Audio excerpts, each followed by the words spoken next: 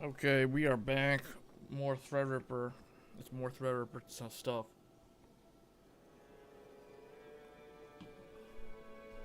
Good evening, everybody.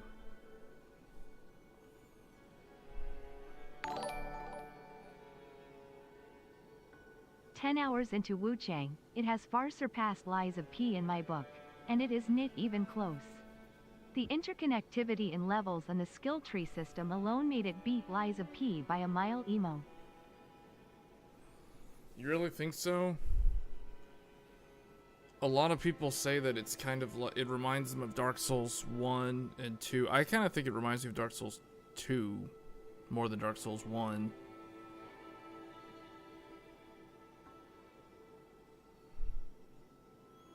You played 10 hours? I don't even remember how many hours did I spend on that game. Yeah, I played about 10.3 hours of that game.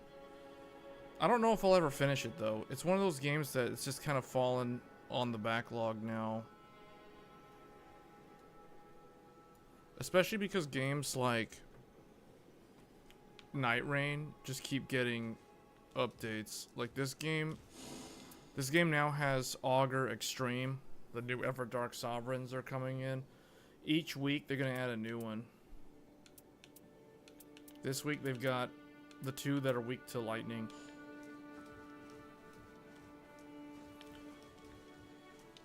Yeah, I think it's a cool game, Wuchang. I don't know. I feel like with the limited time that I have to be more strict in choosing what games to play now these days. And I just realized, I was thinking about yesterday. I think yesterday's stream was actually one of the better ones in terms of the gaming focused streams. Especially that part where we're testing like up to like 3 games simultaneously. I thought that was pretty interesting. Hey, Mark. So where do you place Wuchang out of the games that you played this year? Oh, this guy wants to play as Guardian. I really want to play as Guardian. I guess I'll play as Raider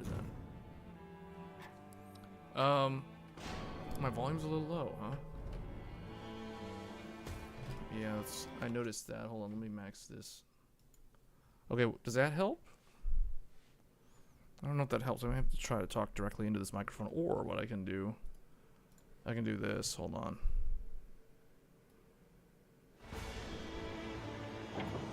Maybe that's, hold on, make this 100%. Oh, I think I know why. Hold on.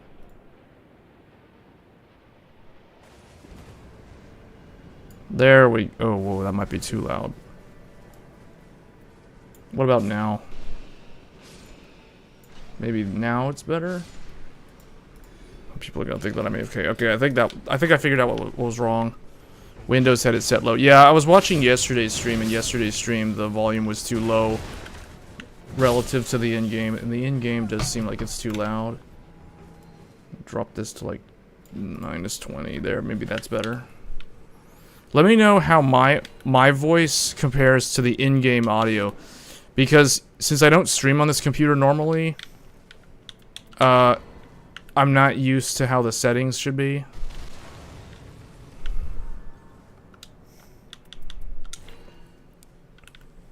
Where did this guy go?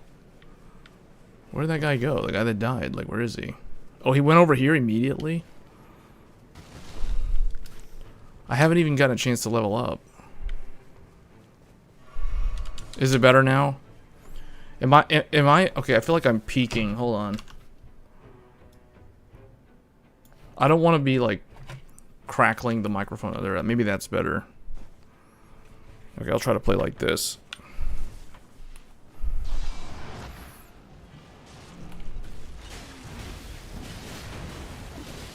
Yeah, because I'm trying to get the audio to match how I have it on my other computer. That was the one thing I didn't like about yesterday's stream when I went back and I reviewed some of the footage. My audio was too low relative to the stream. Like, the game audio was too loud, and my audio was too low, or too quiet.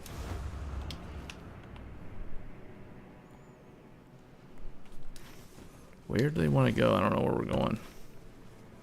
But they want to go up or they want to go over here. Are we going in here?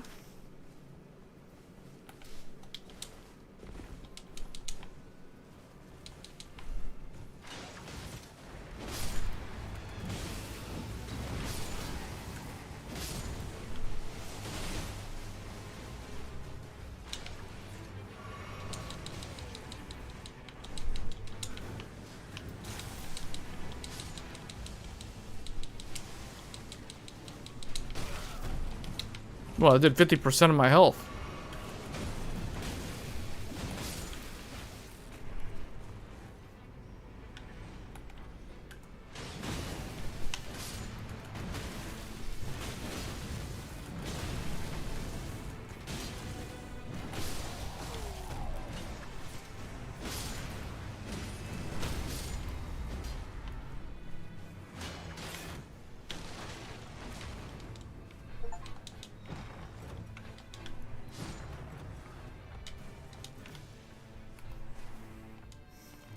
I might actually need that.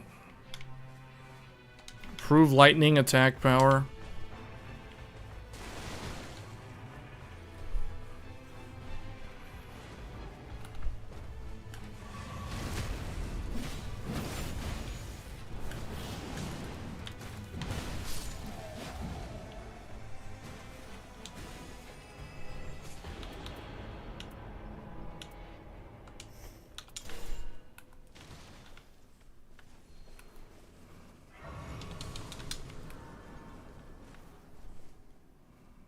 Attack up when wielding 2 armlets. What's this? Successful guarding ups poise. Taking damage boosts negation. It's a lot of stuff for guardian right there. Less likely to be targeted. Okay. Okay, let's go. I don't know where to go.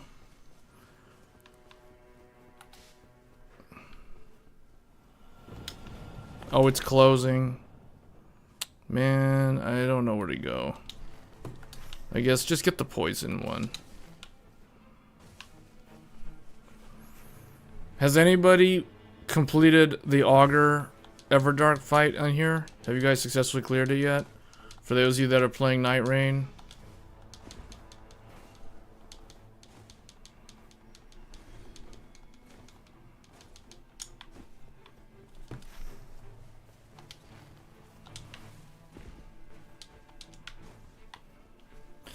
I think this game right now, this game and Monster Hunter Wild,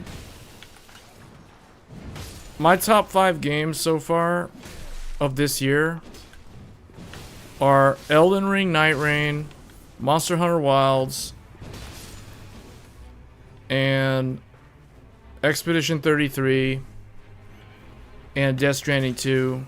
Is that 4 games? Oh, and I guess Donkey Kong Bonanza would be the 5th one.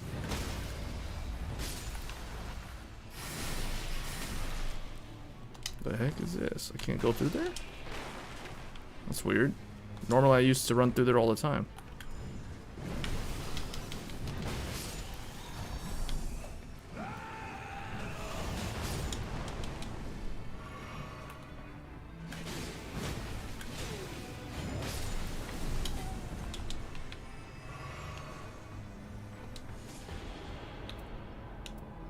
Claw, curved sword.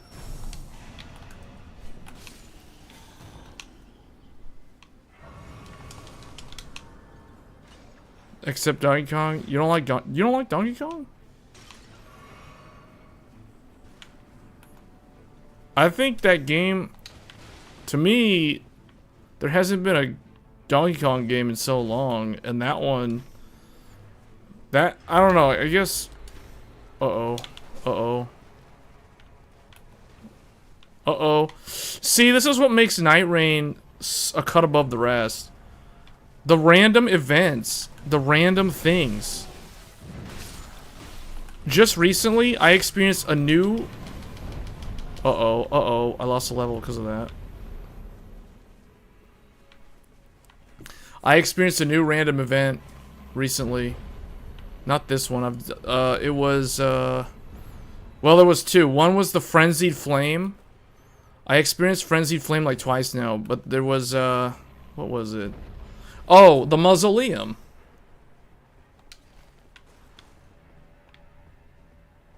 Oh, where are they going? Where are they flying? Where are they flying? It's going over here. It's converging on this point. There it is.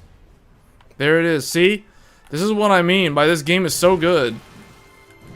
Leave it to them to innovate like no one else can. Oh, I keep getting down leveled. Oh well.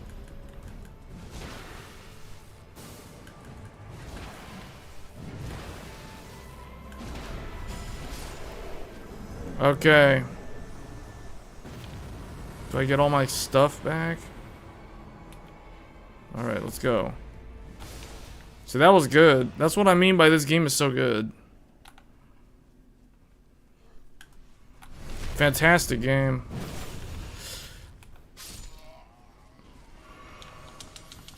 If I had to rank them in order, I would probably say this is probably number 1 for me right now.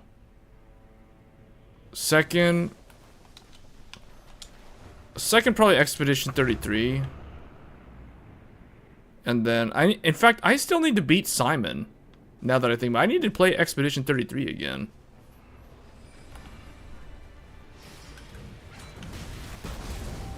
I haven't done that much post-game stuff. I've done like half of it.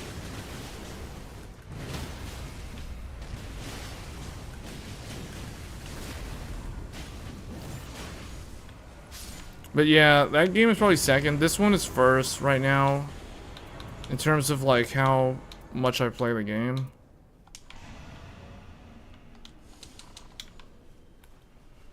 Where are we gonna go? Are they gonna do the jail?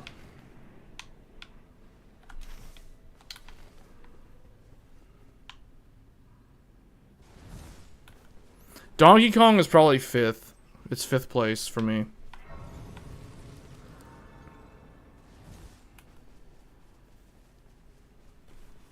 So it would probably be like in the 5th place, Donkey Kong. 4th place would probably be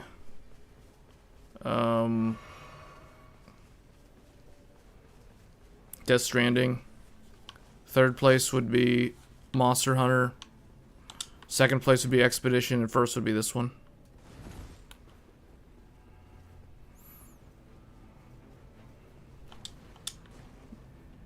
It won't really. So you think there's, well, what would be your top 10 list then? Do you already have a list of 10 games?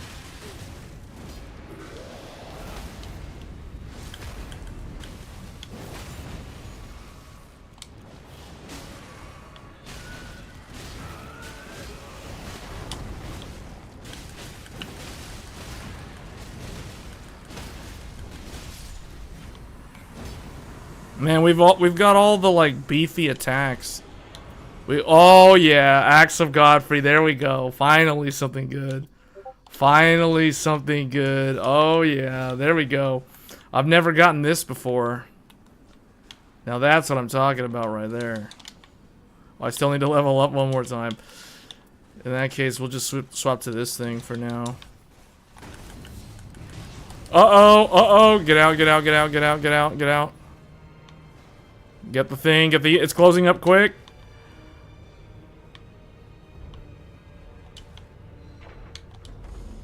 Boost physical damage negation. We gotta move. Wrong way. We didn't get a single one of the churches.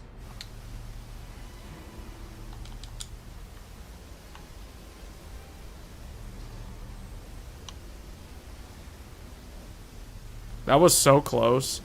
I literally have 1 HP.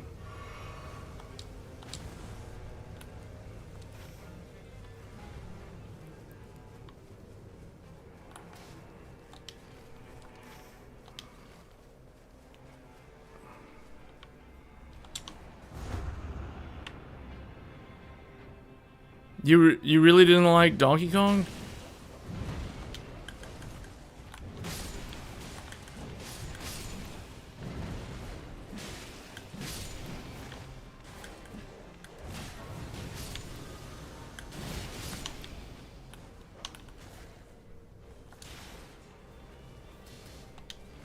What is this guy saying?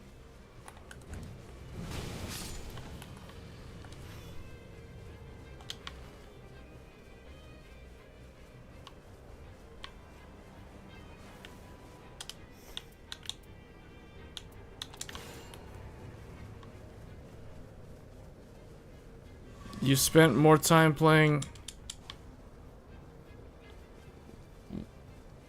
You mean Monster Hunter World? Yeah, but remember, Monster Hunter World has, like, had a whole expansion and everything. There's, like, way more content because it's a much older game.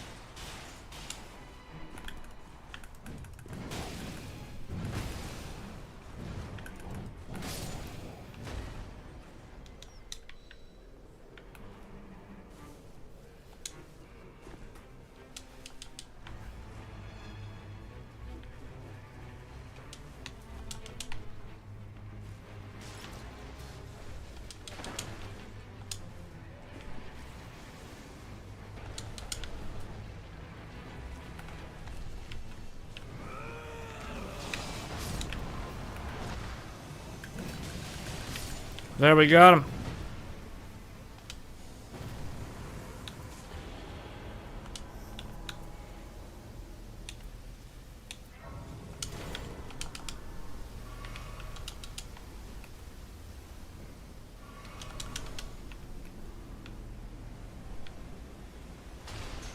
What is this? Oh, Mario Kart.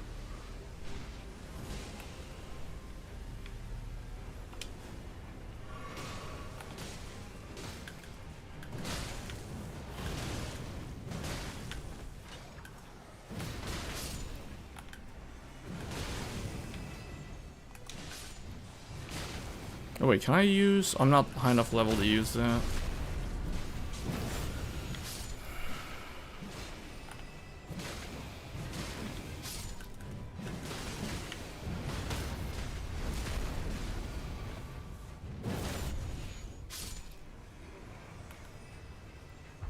Yeah, I think Astrobot, it might be better than Donkey Kong. I'll agree with you there.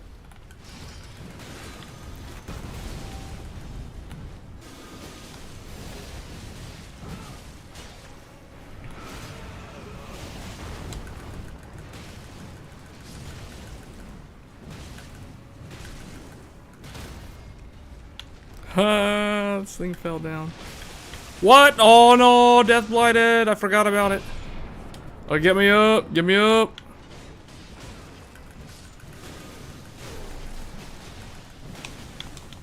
Hold on, hold on.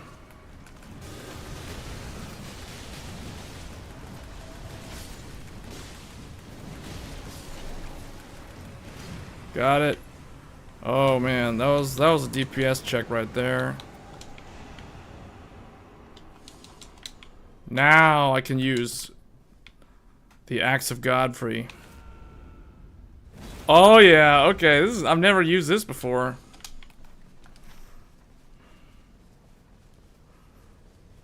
We need to get the churches. We have like none of them.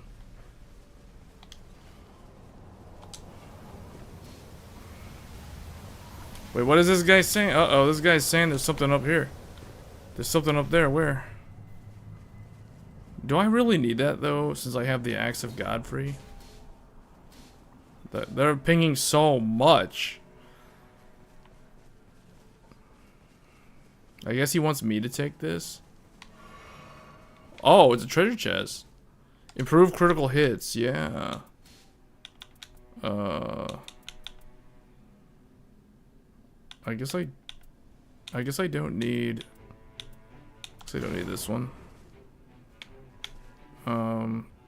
Improve guard counters. I don't use those. Improve skill attack power. Wielding 2. I guess I'll take that. Okay. You have the hero with the flashing orange yellow light in a white solid. It runs normal. Should I be concerned? What do you mean a flashing light?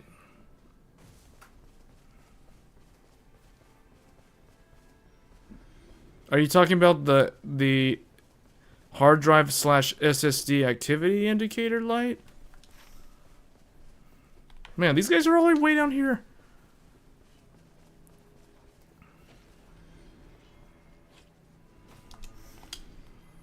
I need to upgrade my thing.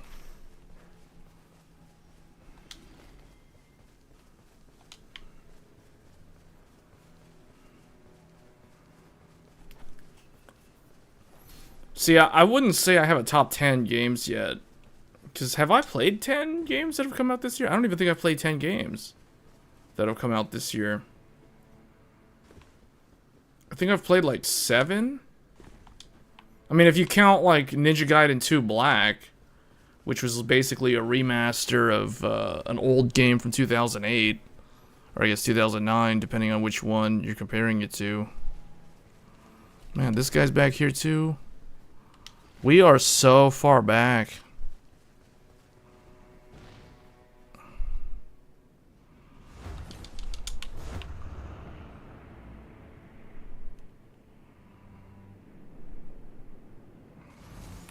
For the games you played, Donkey Kong is at the... Really? You really didn't like it at all? Wow. For me, it's like number 5.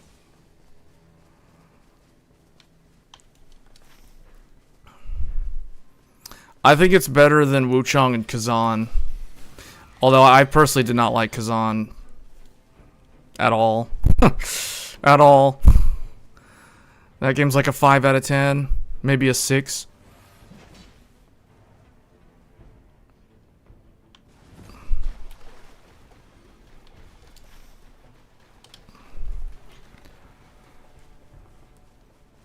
Wuchang might end up in that, like, games that I start never finish list. I don't know. I just don't feel like playing it.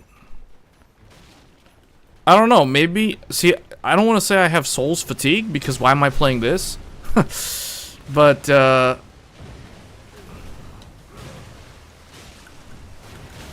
would just rather play this than Wuchang. This to me is more fun. Because at the end of the day, it's about what do you find fun.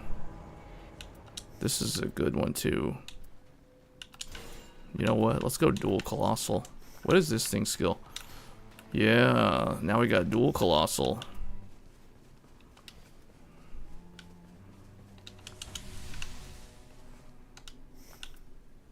I need to start stocking these things.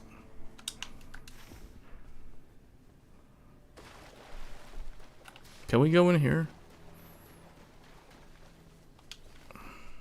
Oh.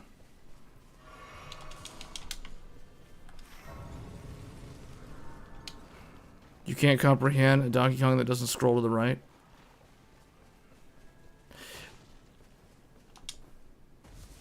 There are some parts of that game where it does turn into a side scroller though. Like the bonus levels. Where are those guys?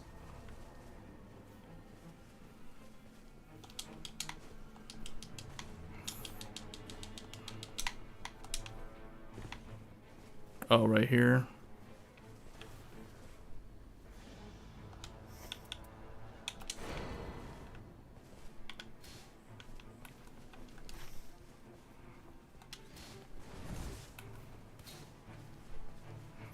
Well, I guess I'll be using the Godfrey thing. I guess I don't need the lightning on my colossal. Oh wait, does it have to be colossal weapon?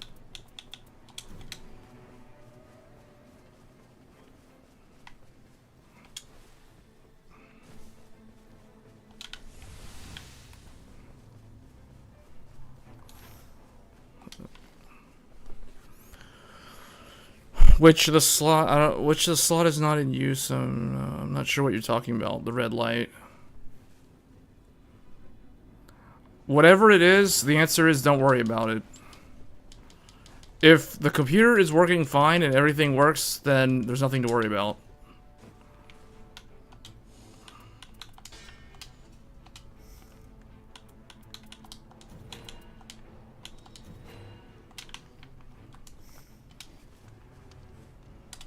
Oh, I actually do need this thing too.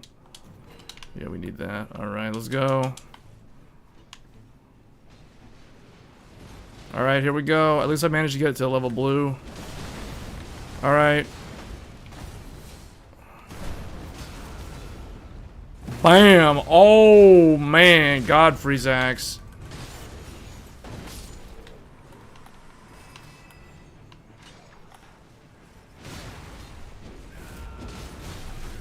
Oh, that's so perfect for Raider.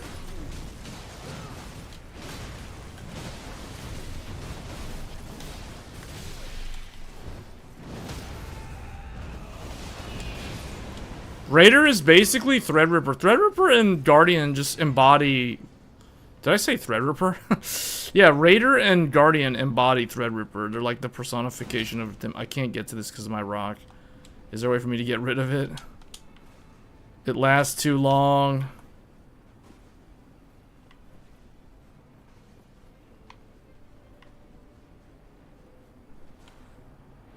Taking damage boosts negation. Raises poise. Let's go.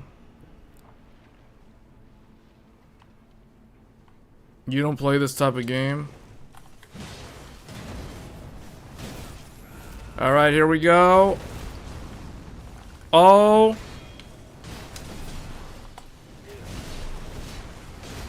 Oh.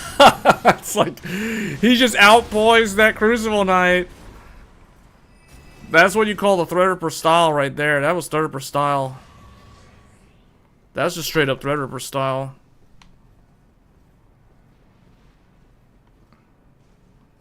Alright, here we go. Wait, we already beat the thing in here. Why are we going in here? Huh? Why are we in here? Oh, to level up. Oh yeah, there's one Crucible Knight in here. That's right. You always wanted to try that game Cities? You mean Cities Skyline?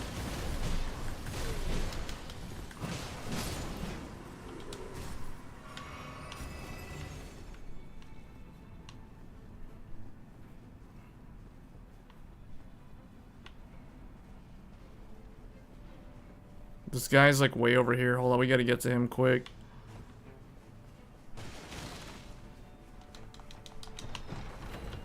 This game is so good though.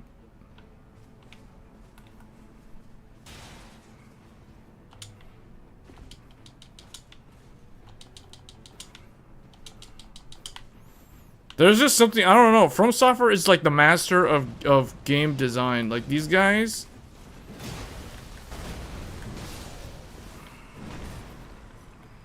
These guys know exactly how to make the game good.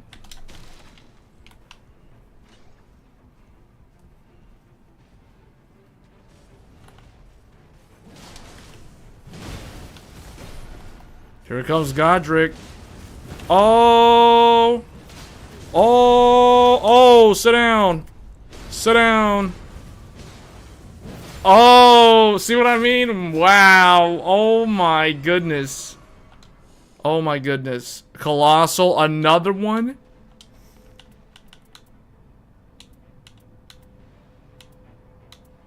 Improve attack. Wow. I don't really need this though. Oh yeah. Oh yeah. Here we go. Let's go help Guardian out. I'm coming in. I'm gonna knock this guy down. Sit down, pal. Oh, I said sit down. There we go. I said sit down. He sits down. Very good. Alright, here we go. Let's get this one.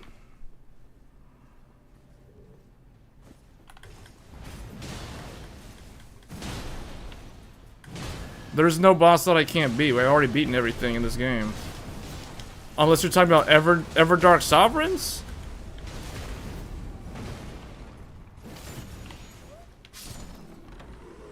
Oh man, this is so good. This is so good. Oh, I need this one. I kind of want this one though. Yeah, wait, what's this? Oh, here it goes. PUBG's inbound. PUBG inbound. PUBG inbound.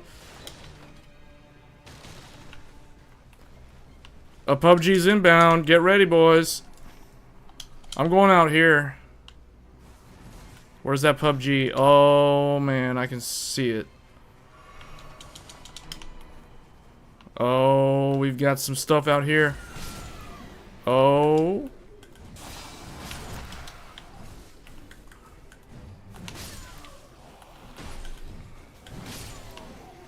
We got a PUBG inbound. Alright, here we go. Wait, what's this stuff? Wait, what is it? Oh, he's saying get the rooftop. He's saying get the rooftop. Alright, I'm going to the roof. He's signaling to the roof. I'm running. I'm going to do the speedrunner way. Alright, we're going the speedrunner way. Alright, here we go. Oh, what? Okay. Lava. That lava oh, what?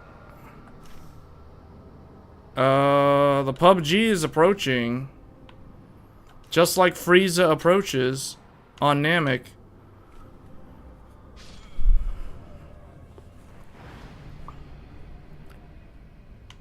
Man. I de-leveled. That guy's already... Who's up there? Someone said to go up there and there was no one there.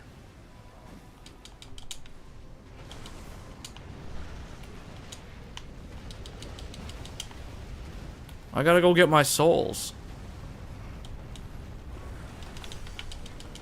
Alright, I'm coming up. I don't think we have enough time for this thing.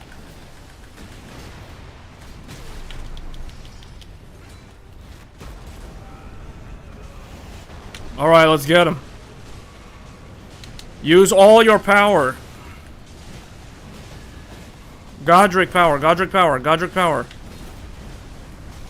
What? Oh, the PUBG! We're gonna have to get out. I don't think we can do it. He has too much HP.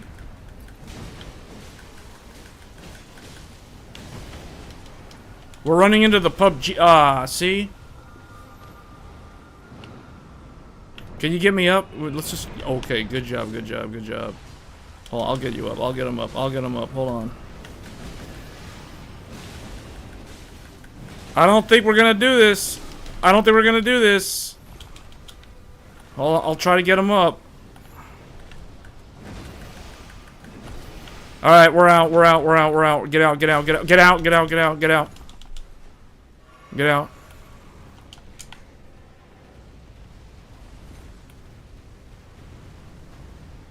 That was too much PUBG. Get out.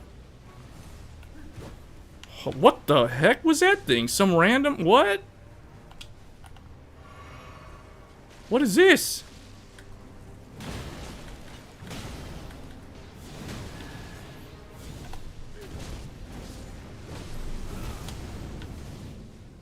Hold up.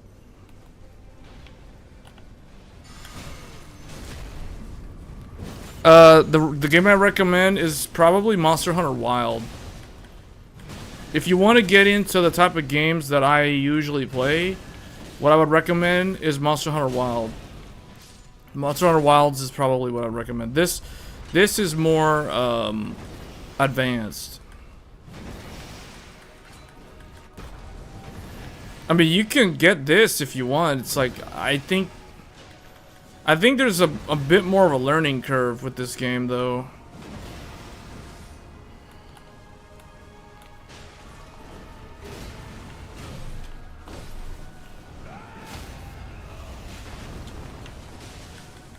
Oh.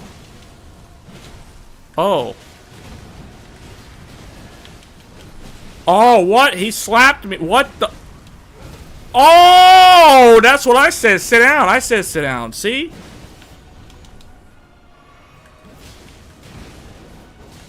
Oh, this game is so good.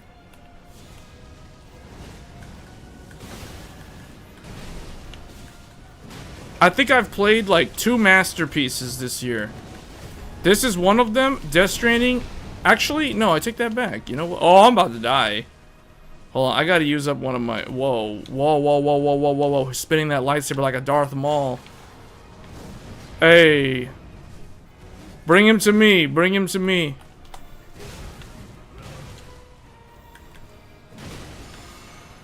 Good job. Good job. Heal us up like a paladin. World of Warcraft paladin. Oh!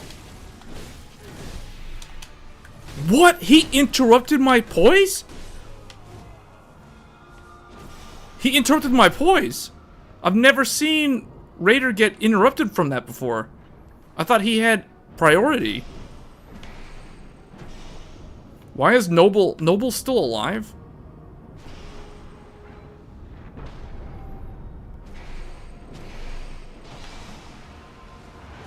All right. Oh, whoa, hold on. Gotta make Noble sit down.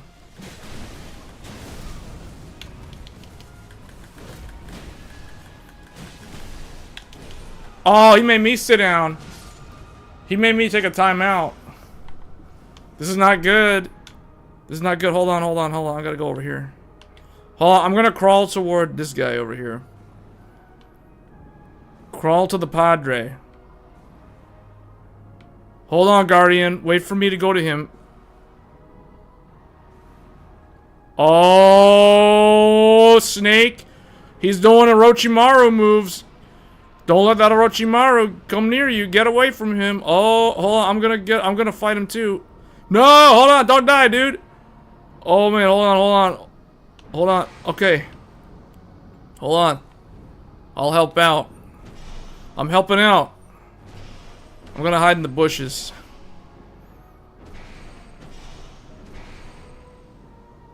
Give me up, give me up. Give me up. Come on, Artorias. Yeah, alright, here we go. Dende. He pulled a Dende. Dende's healing. Oh, oh, big rocks. Oh, oh, big combo, big combo. Oh. Yeah. Got him. Oh man, that was a good fight. That was close though. That was way closer than it normally goes. That was Godskin duo, Nappa and Vegeta, man. That was insane. All right, let's go with boost negation. All right. All right, time to go teleport to out of the hyperbolic time chamber. Let's go to Kame's lookout and restock. All right, where's that Mr. Popo? Let's go. Oh, max level. Max level. Buy 2 more of these. Buy the steadily restore my health. Enhances dodging but increases damage taken. I don't really want that. And yeah, I guess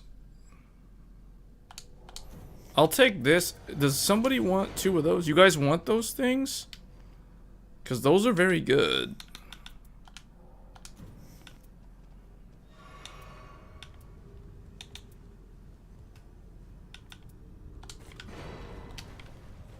Although, hold up. I'll probably take this one back. Continuously healing is very good. We'll need some continuously healing. Are you guys ready? What's this? He's indicating the special.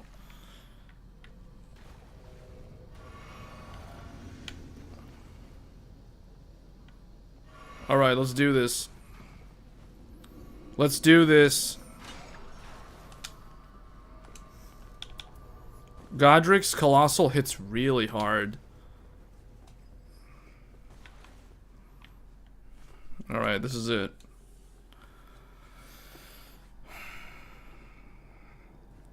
Yeah, this game is definitely gonna be nominated for Game of the Year. This is we're literally playing a Game of the Year contender right now. This is so Game of the Year contender.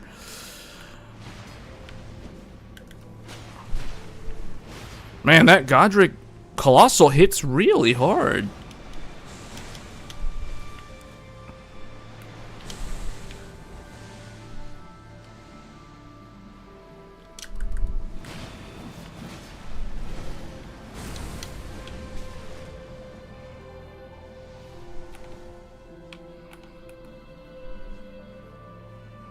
This is it. Final boss.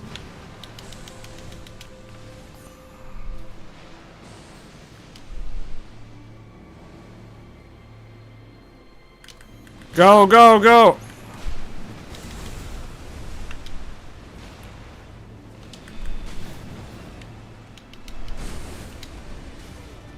Watch out, Guardian.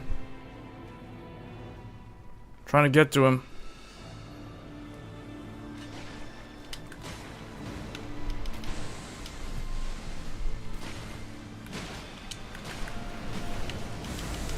Okay, I'm gonna have to heal.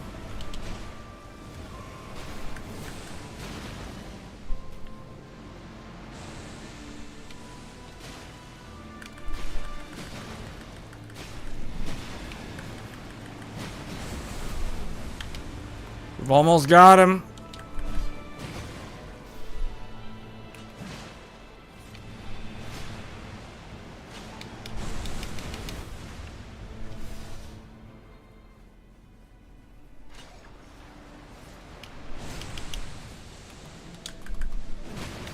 Almost. Almost. Got him. Oh, man. All right. Get ready. This is it. The legendary is here. This is it.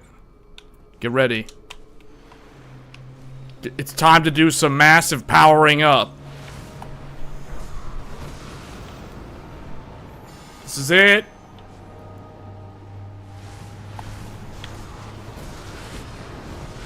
Oh.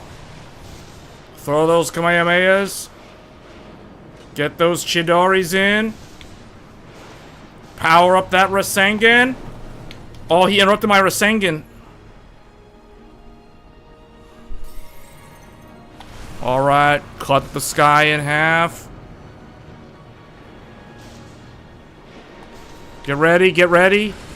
Repel them like it's lightsaber training. Remember your Jedi training. Remember your Jedi training.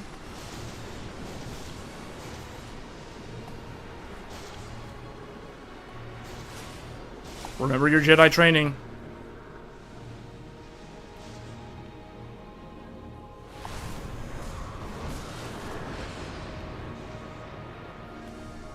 Watch out, watch out, watch out, watch out. Repel them, repel them.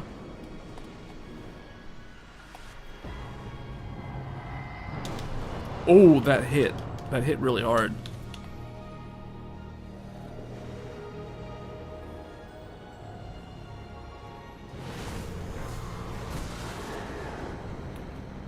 Get him.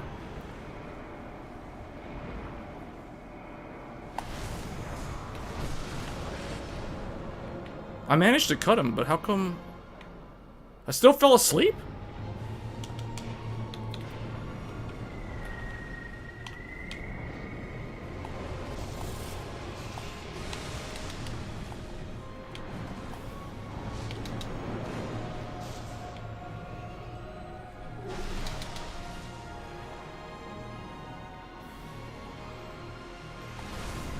I could tell that the people who made this fight played Final Fantasy XIV. There is so much Final Fantasy XIV in here. And the other thing is, there was that one game that came out last year in January called, what was it called? Grand Blue Fantasy Relink. That game was so heavily influenced by Final Fantasy XIV. But man, it's like all the developers on this team, like I can tell they all play Final Fantasy XIV. Because watch, there's the part in this fight that is basically like Hydaelyn EX. Hydaelyn EX is in this fight. Oh, he's powering up the nuke. There it is, there it is, there it is. That's the thing. That's the thing, that's the thing, the wave, the wave. The tsunami is so much taken from Final Fantasy XIV Endwalker. From the Hydaelyn fight. Oh yeah, oh yeah.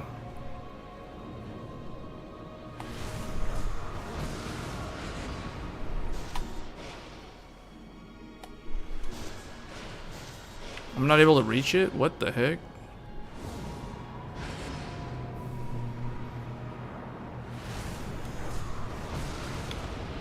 Yeah, this wave.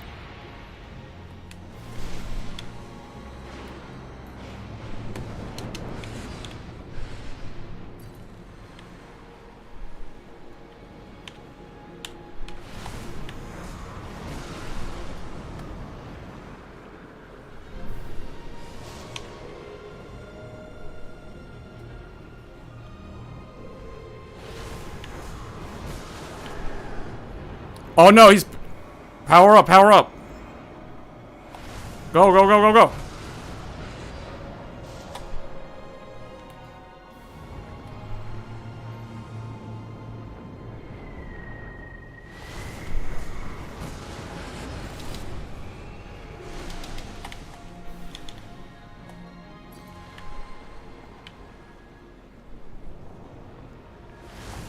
Okay, this is it.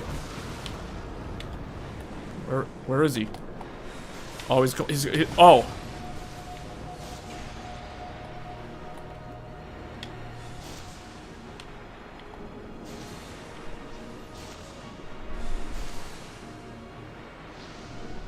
This is probably my favorite of all the Everdark Sovereign fights because of the throwback to Demon Souls.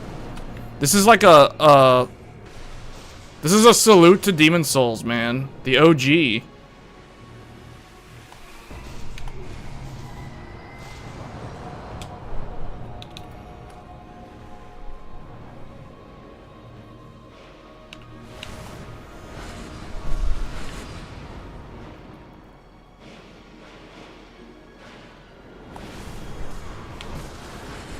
Almost.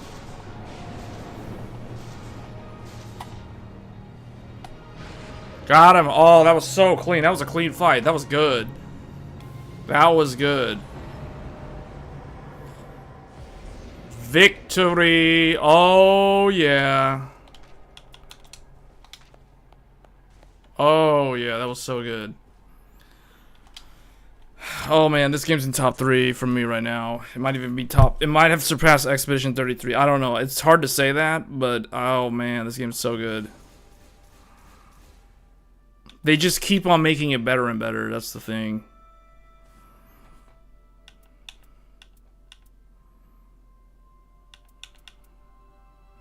Well, it's 148 on this now.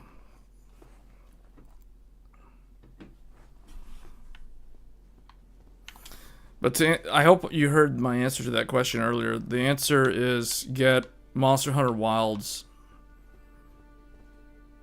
You could get this game. I just don't know if you would like this game. That's the thing. This game is for the people who like really punishing, challenging stuff.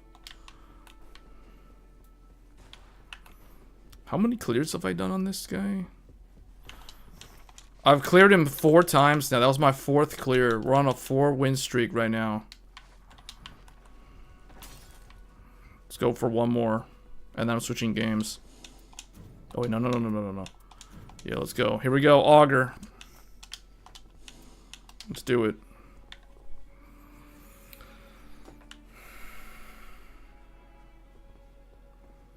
This next clear will get me the final Darkness costume. And then I can take it easy from Elden Ring for a while.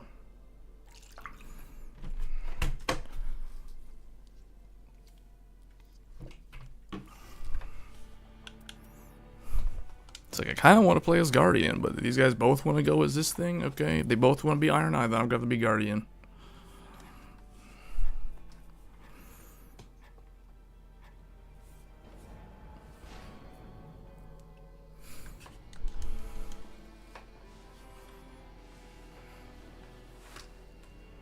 Two Iron Eyes.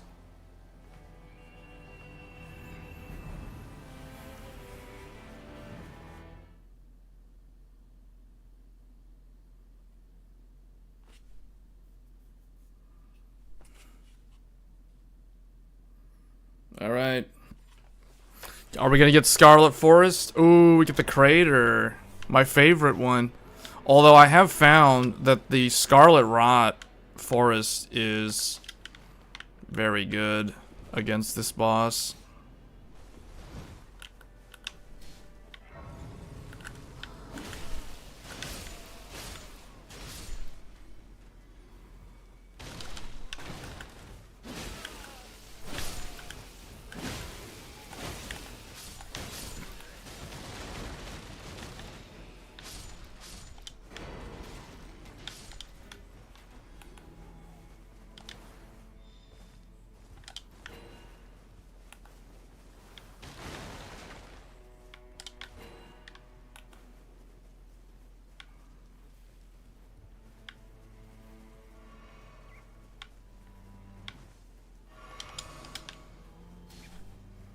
What he's saying, go in here?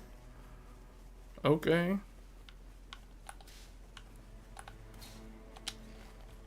Get this first.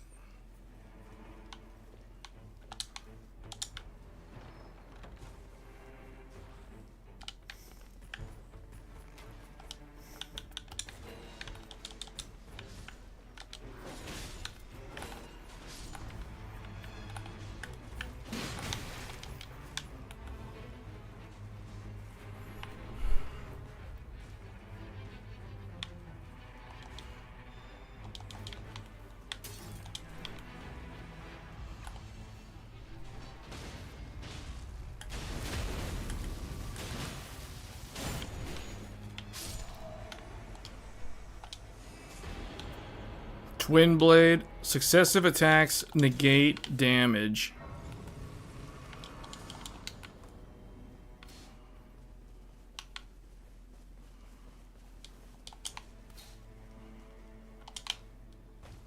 Wait, where is it? We should get... Okay, we're gonna get this and then we're gonna get this.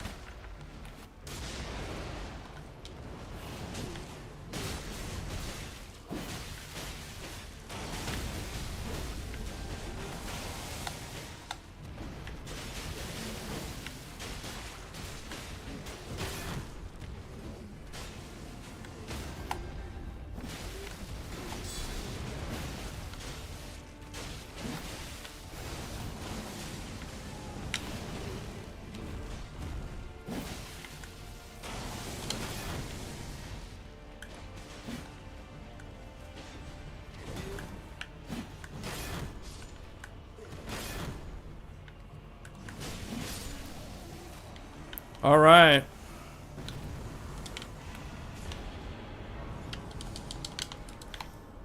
Let's get the church.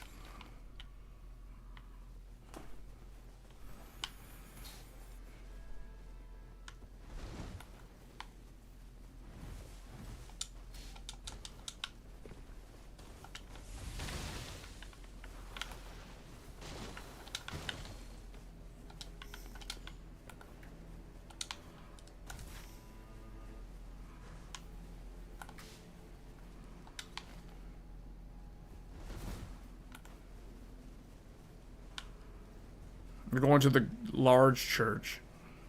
Is that what that is?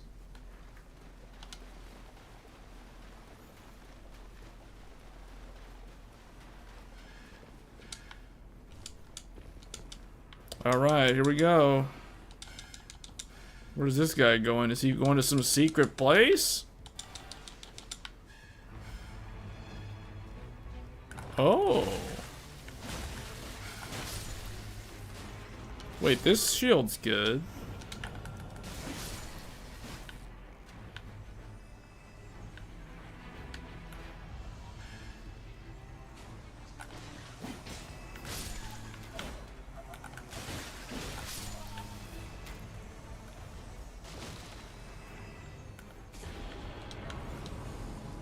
Ooh, a new halberd.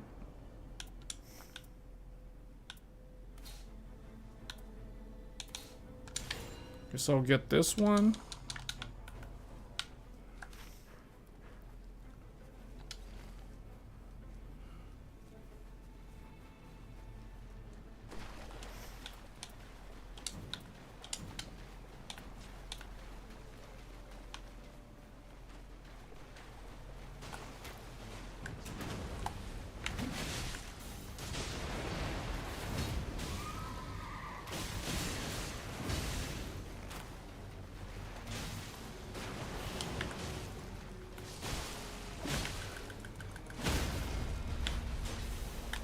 Got him.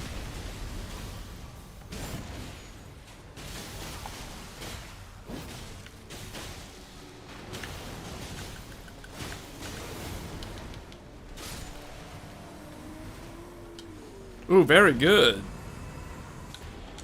Lowers FP consumption. Let's see what's in the town. What does he got? Does he have the good stuff? He's got the good stuff.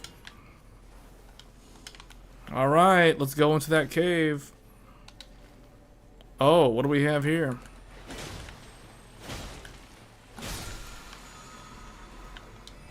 Okay.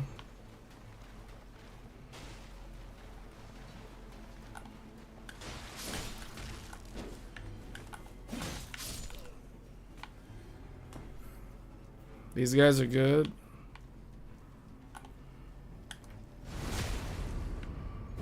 Well, I mean, it's two people playing as the same character.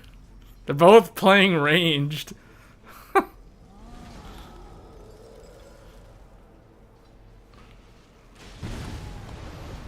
Alright, here we go. Yeah, one guy's got a poison build, which is really good. Oh no, it's closing up. Okay, we got him just in time. Alright, I'm taking this. I need to find the lower tier one though. Hopefully there's one in here.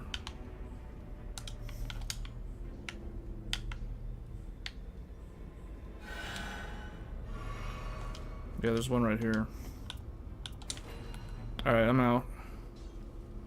Yeah, I need this to level up my halberd all the way to +2.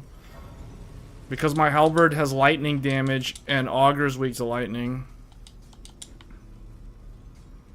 That's why.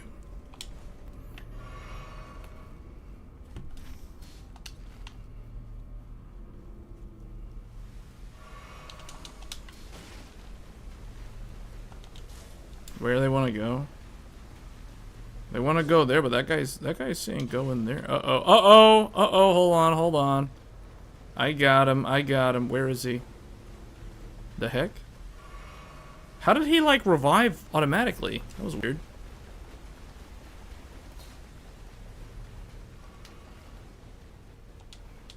You're thinking about giving one of the recent versions of Linux to try? Which distro?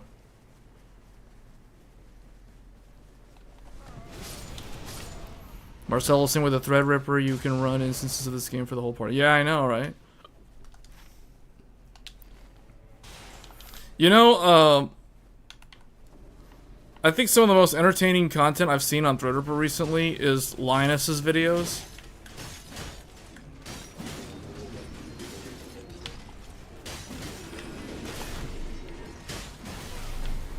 Oh my goodness.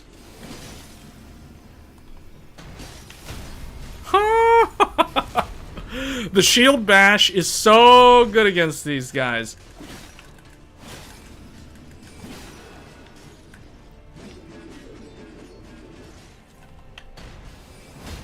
Look at that.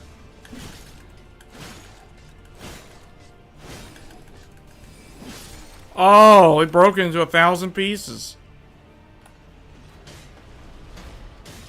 Oh. Oh, yeah. Look at that. Hold on, I'm coming over. Hold on, it's up to me. Oh, yeah. There. Raises my attack of fire, magic, lighting, all that good stuff. Okay, where are we going now? Let's get this.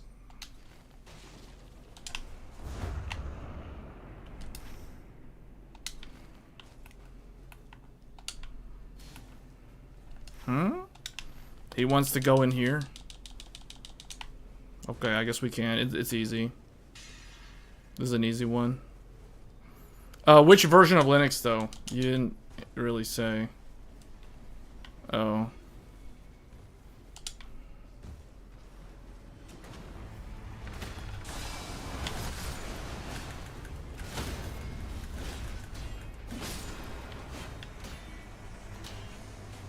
Taking damage restores FP. Improve guarding ability.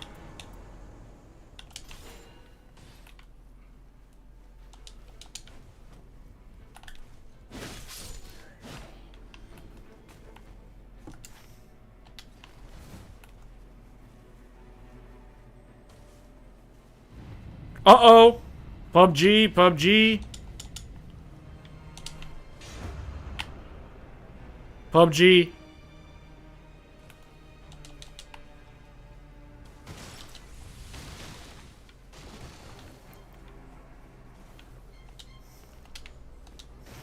Man, I feel like I'm carrying all this luggage. Because I need to upgrade my weapon.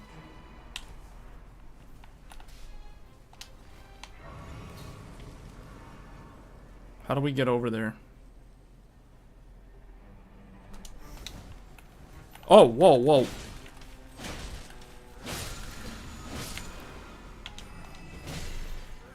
Did I get it?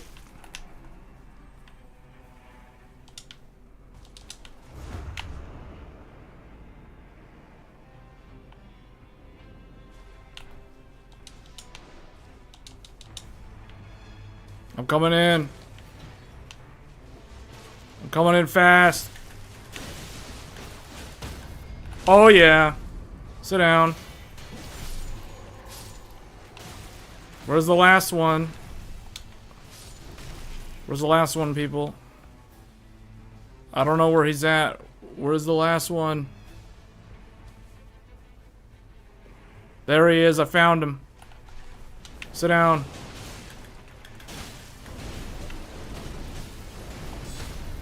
I said sit down. Yeah, sit down. Ooh. Ooh, what?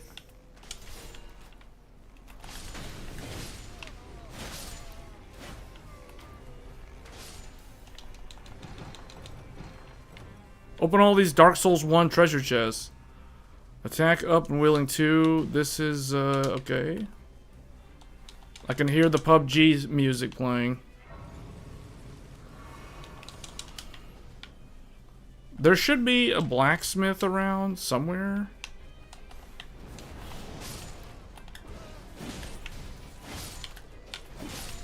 There he is. Okay. There, I can make it. Get another one of these. Alright, I hear the PUBG. It's time to get out. They need to get the anti-cheat engines ported. Yeah, see, this is on Threadripper, and Threadripper, because it's all P cores, and it's, even though it's like so many different CCDs, there's no problem with anti-cheat on Threadripper. It works fine. There was a problem with Intel's Core Ultra when it launched last year with anti-cheat, but they did fix it at some point. They had to work with the developers of the anti-cheat. Like anti-cheat engine, this game uses anti-cheat engine specifically. And I know Intel Core Ultra had some problems with this game during the open network test. Like when the game came out, there was no problem because they had fixed it after the network test. But there was a problem. Oh, on no, not Linux. I'm not talking about Linux. I'm talking about Windows.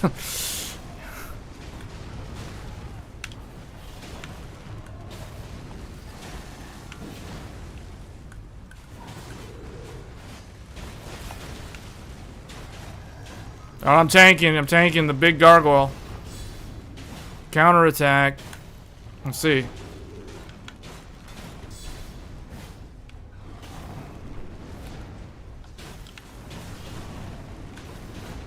You know what? What am I doing? I've got the special one. Is this the one that has...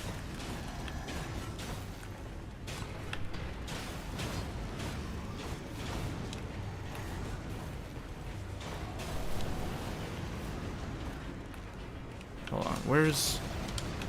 Put this one here. Let's use my strong one that I leveled up.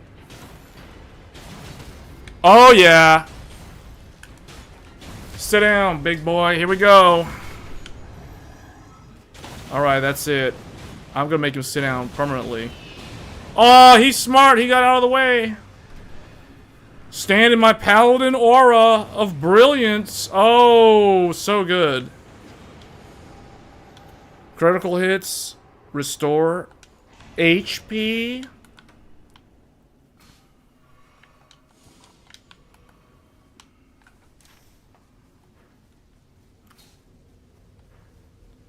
There's no immediate easy way to get to this one. I want to get that one and then go inside. I guess we're not going to go to that one, actually, now that I think about it. There isn't really any time.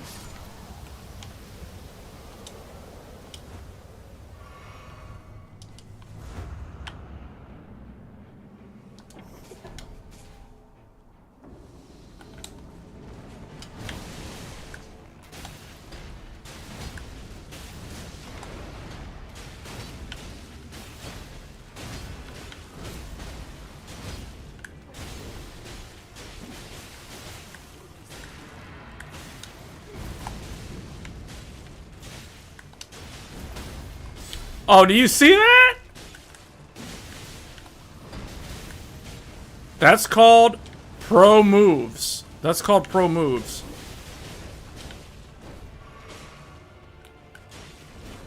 Alright, check this out. Run him over. Run him over like the Red Knight from Demon Souls. Oh yeah, okay. Give me 20,000 runes. What are we gonna do? Let's go over here. Let's just get in here. Let's get in here, people. Wait, what the heck? This guy's saying, what, do that one? Let's go in. Let's go in. Everyone just go in. Time to go to the volcano.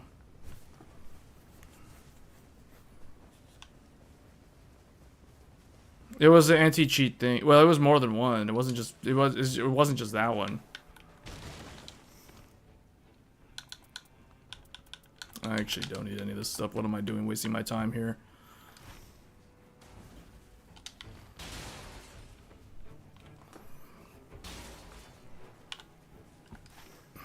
We're going into my favorite area, the volcano. It's basically... Hey, this big red dog is just literally running up to me. Too bad I don't... I'll deal with him at the end. I'll deal with him at the end. He has not seen the last of me. I shall return.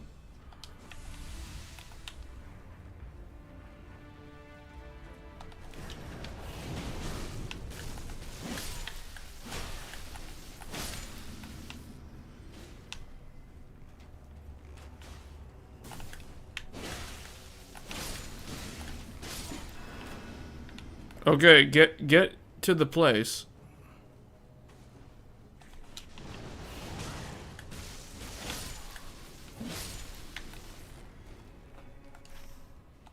Is this guy? No. Why do they want to fight this gargoyle? It's a waste of time. Bruh. Bruh, this is a waste of time.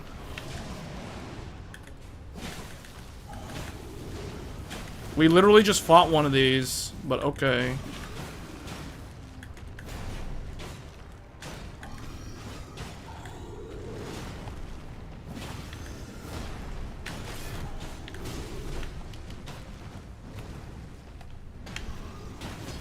Where's the other guy?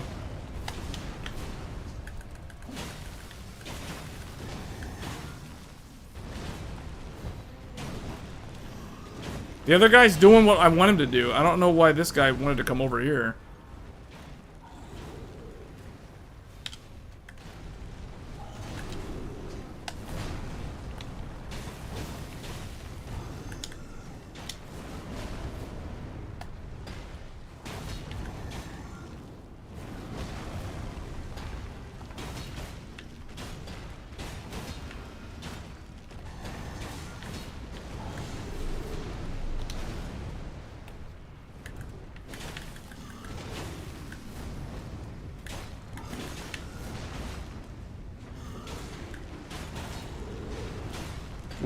We are wasting so much time.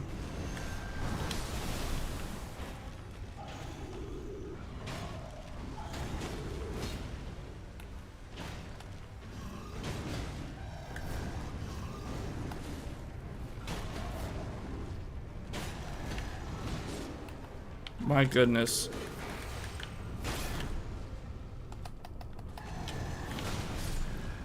There, I killed him.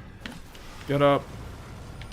We wasted so much time fighting that stupid gargoyle. It wasted the entire morning. I'm going to get, I guess, this halberd?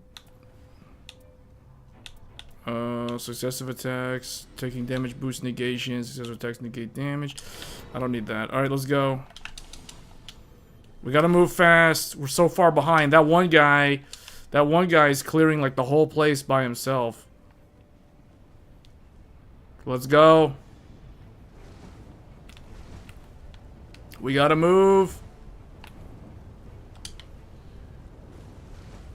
He's cleared out everything. Alright, legendary. Ooh, okay, well. Yeah, that's pretty good. I don't need improved guard ability, actually. Because against Augur, it's not gonna do anything.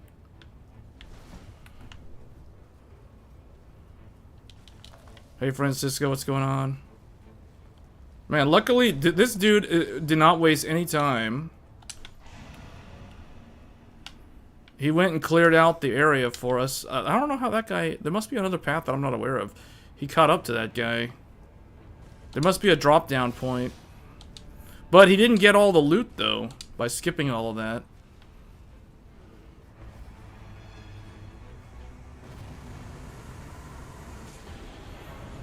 I arrive like Goku at the very end. Raises physical attack.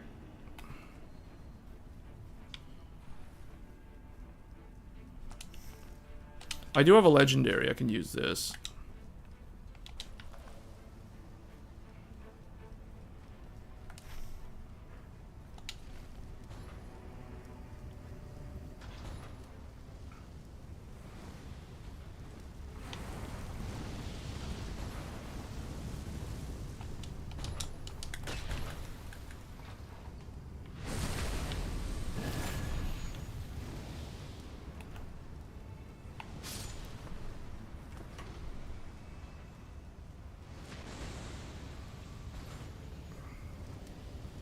This is still Threadripper.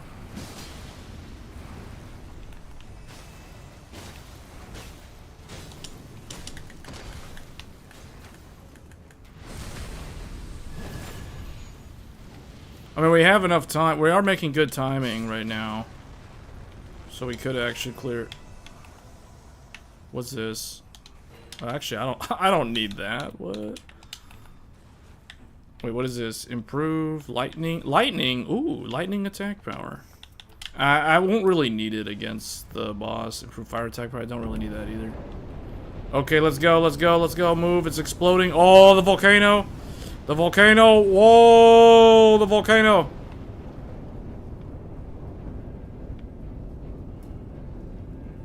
It makes you want to build a top tier desktop now? It's very expensive.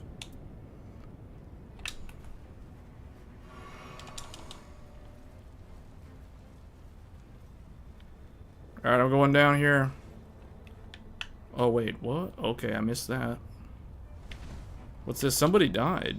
Oh, wait, no, they didn't. What the heck? Oh, this is a good colossal. Whoa. Alright, let's go. There it is, the secret optional boss.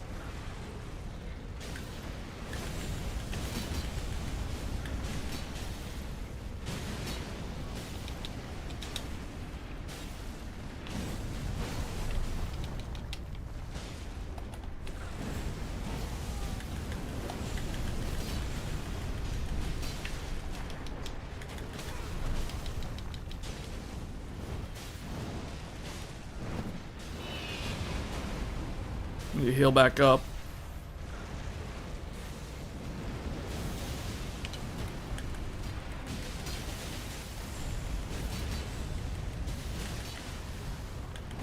Well, the funny thing is, you know how everyone's like, oh, you can't game on it. Well, you shouldn't game on it. Well, the thing is, you can game on it. As we're showing right now. And most people that have Threadripper are on 4K monitors. So it's like you're GPU bound regardless at 4K. Oh yeah, that was a good one. Okay, here we go. I like this. This weapon's good, even though it's not really his best in slot.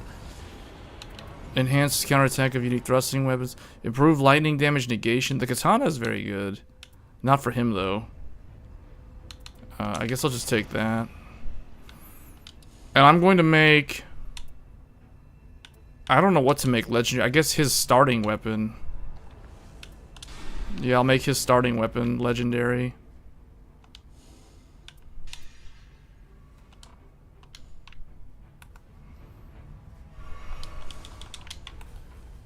We cleared that pretty early, actually.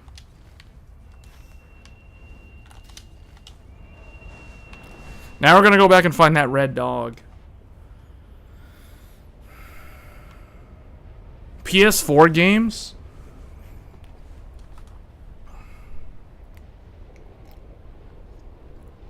I haven't played a PlayStation 4 game in so long.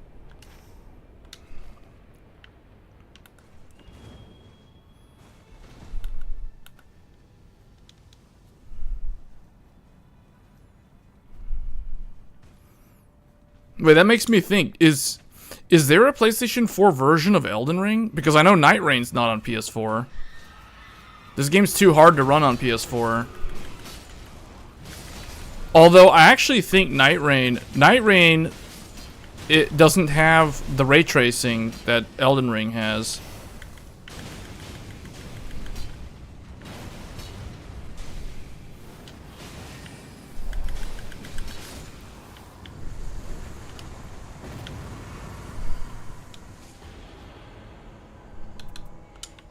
Take more physical attack.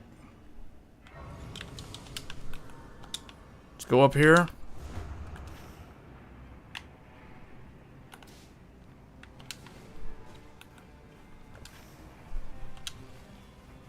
Yeah, there's that red dog that I saw earlier.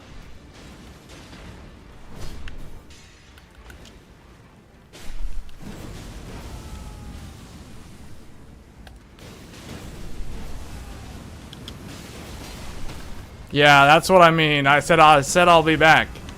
I said I'll be back for the red dog. I guess this one. I don't really need any of these weapons.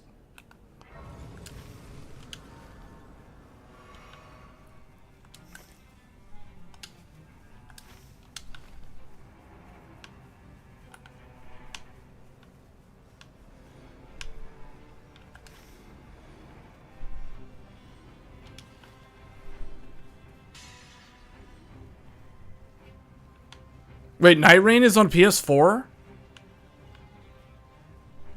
For real? I know. Wait, is Elden Ring? Elden Ring, I think, is on PS4. Yeah, Elden Ring, I'm pretty sure, is on PS4. But I don't know if this... Is this game really on PS4?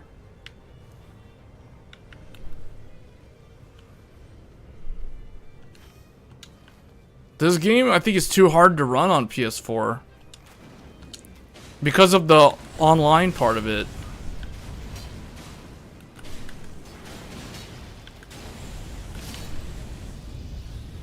Wow, Elden Night Rain is on PS4. I did not know that.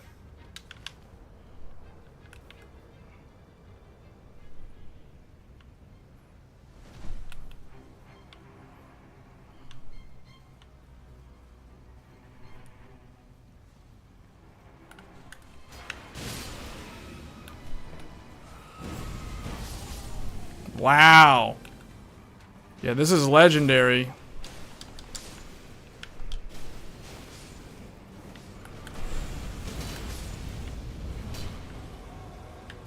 Do I even need... Hold on, 70? Oh, that's a small shield.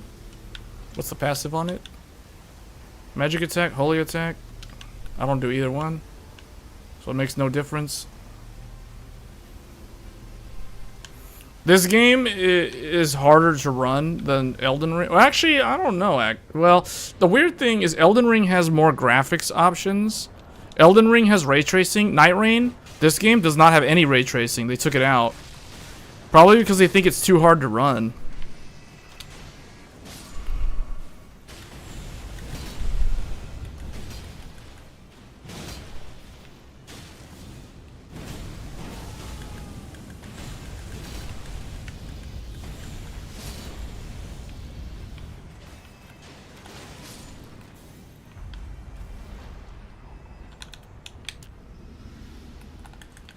Oh, it's Godskin Noble?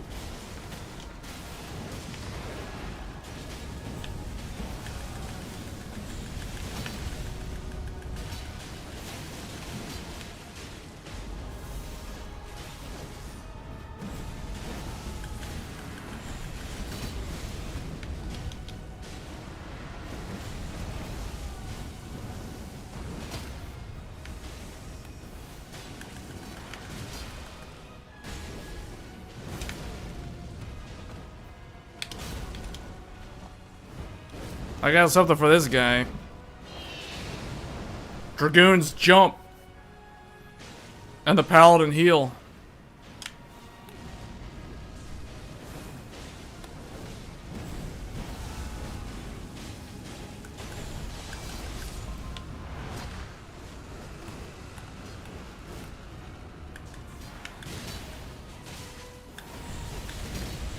Man.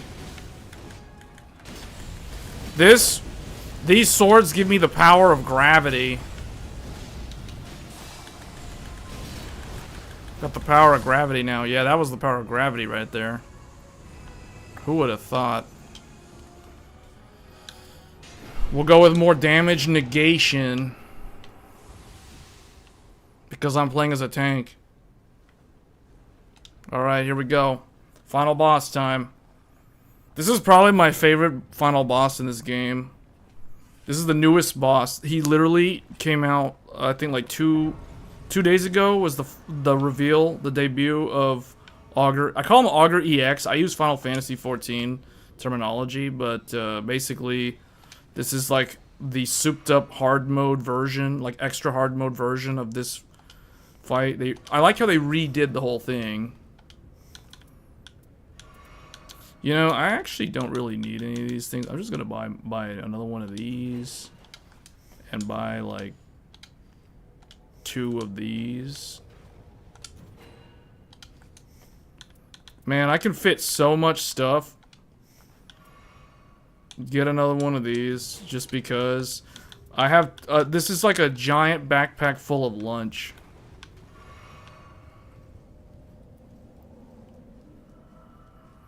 This is it. Let's see what these 2 iron eyes can do.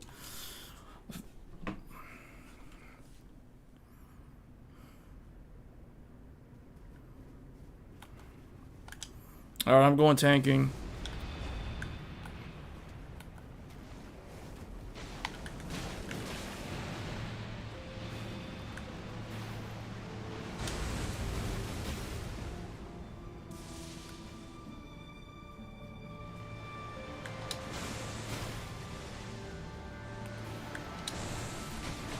Man, I'm tanking so good.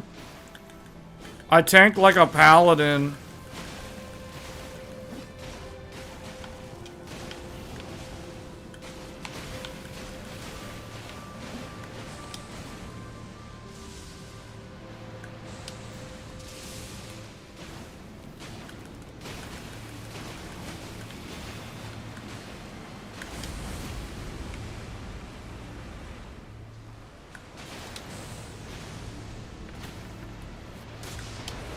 Oh yeah. That was phase 1. Alright, here we go. The legendary has arrived. I guess I'll drop my legendary for another legendary.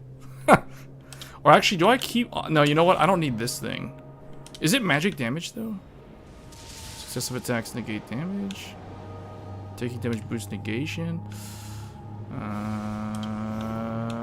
I don't think I need my legendary. We're gonna take the real legendary. Alright, here we go. This is it. Demon Souls 2008. Oh. Whoa, that hit really hard.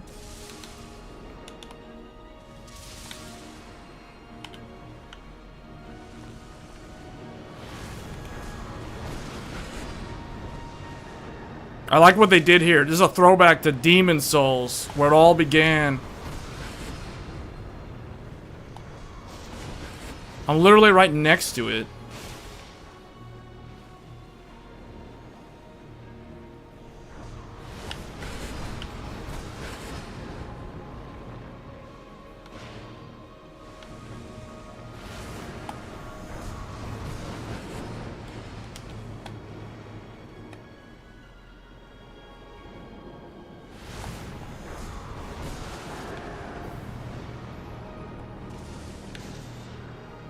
This is the part where you have to play like you're a Jedi from Star Wars.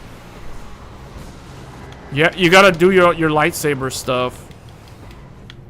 Oh, he's doing that Cyclops beam from X-Men.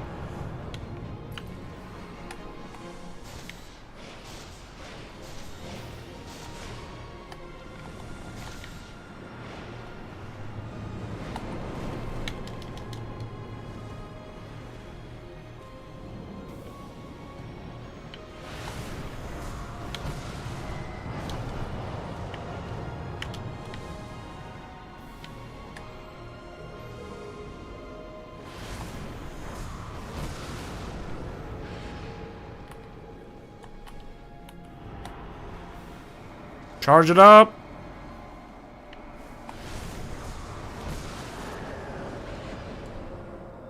Oh. That didn't work. Guys, we gotta...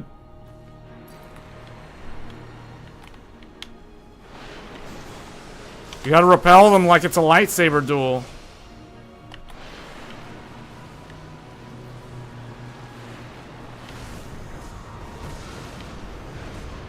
Oh, this is the Endwalker part. This is the Heidelin part.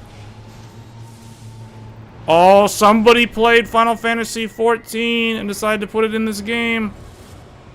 Oh, whoa, repel it.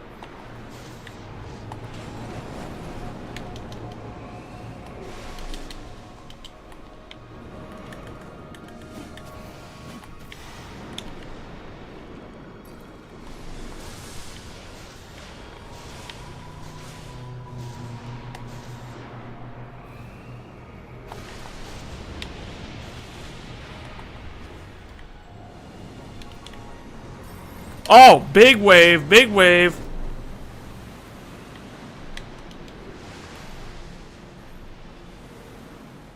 I guess if you don't recognize it from Final Fantasy XIV, you would recognize it from the movie Interstellar. If you ever watched the movie Interstellar, this is going to feel like Interstellar. Particularly Miller's planet, aka the water planet. When he said...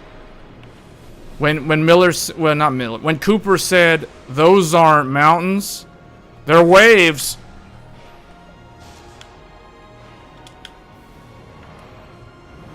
Oh.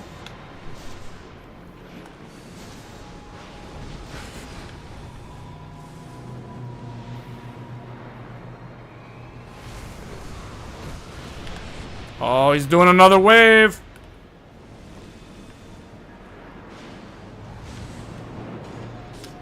Uh-oh, it's chasing me. I'm trying to get to him.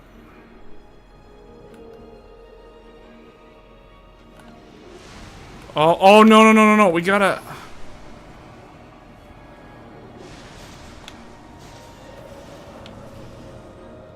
Okay, hold on. We'll wake up, we'll get him up. Hold on. Oh my goodness. Alright. I'll get both of them up. Because I'm MVP.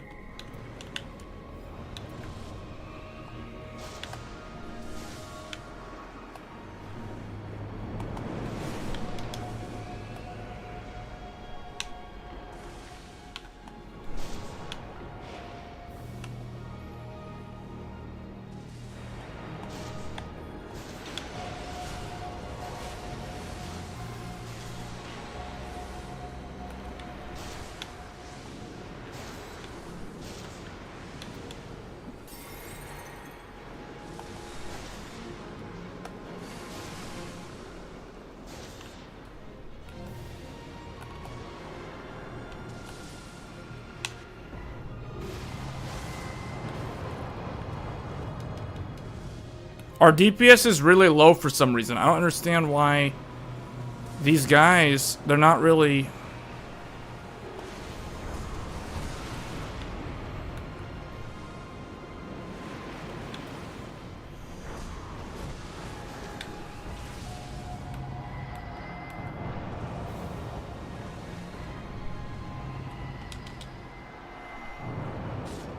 See, these guys keep dying.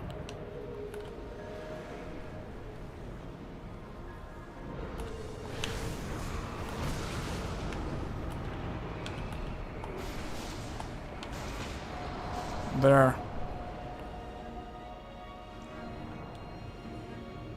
I'll let the other guy get that guy up. I need to deal with more damage.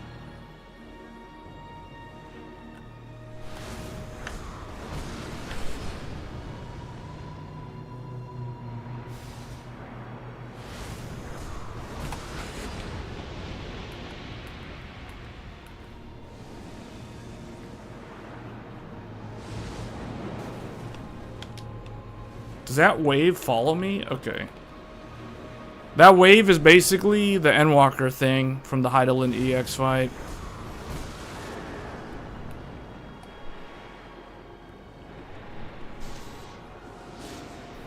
Man, those guys need to quit dying. For real. Like, Zerg has died like 4 times. The other guy died twice already.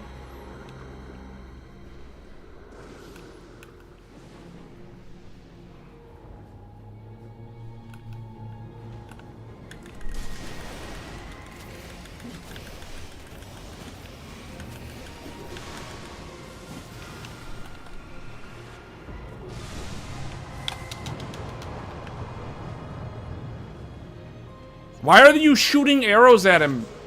Use your... That's why our DPS is so low. That guy's shooting arrows instead of using the sword.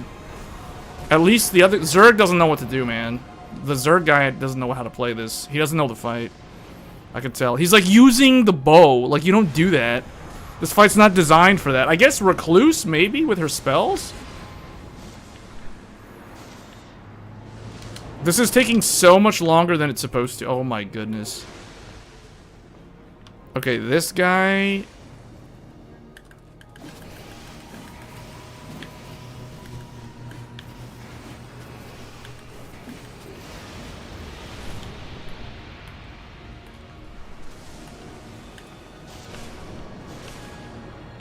The wave's coming toward me.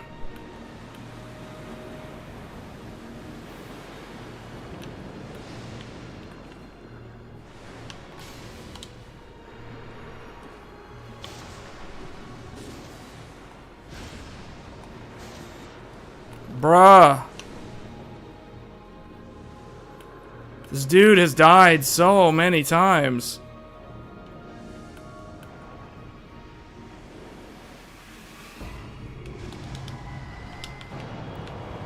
Alright, you get him up. You get him up.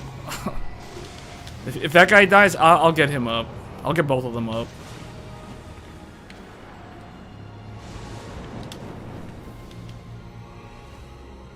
Okay, I need to get him up.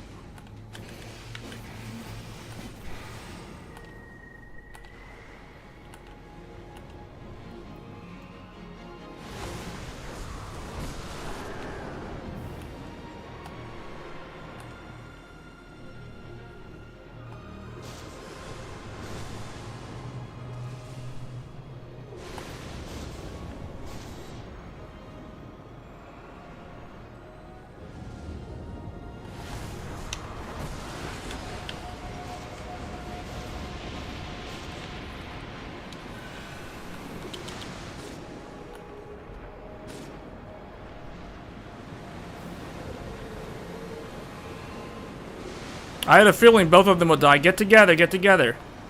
Alright, you're both coming up right now.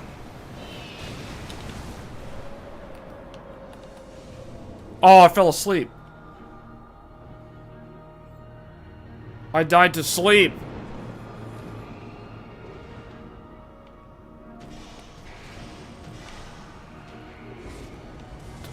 Oh my goodness.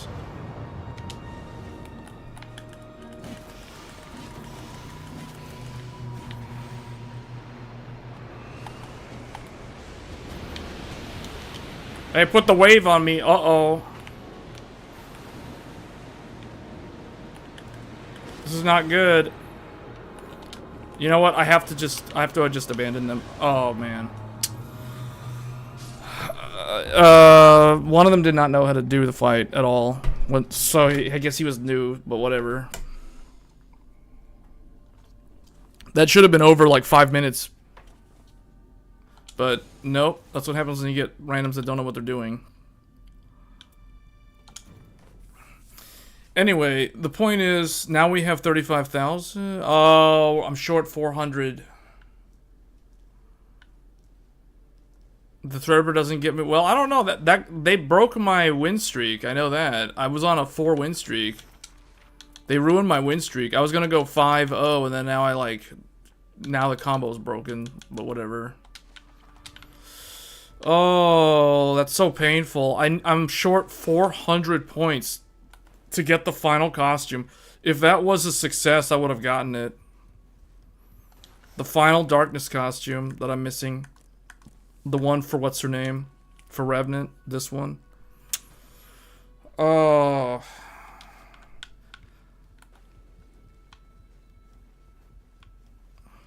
You know what's funny?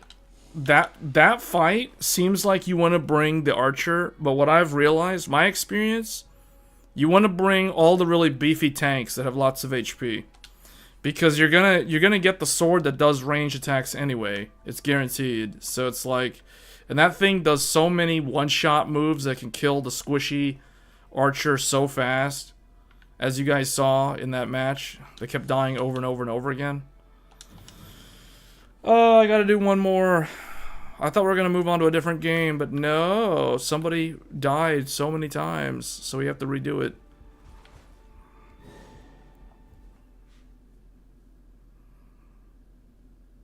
I'm at 34,544. I need 35,000.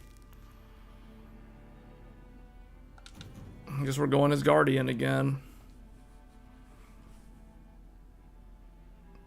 Every time I see a Wilder, I'm like, okay, well that's good. I don't have to worry. Because Wilder is the most, like, noob-friendly character in the entire game. Hey! All 3 of us are wearing the Darkness outfits. Finally, a team of 3 that actually has matching armor.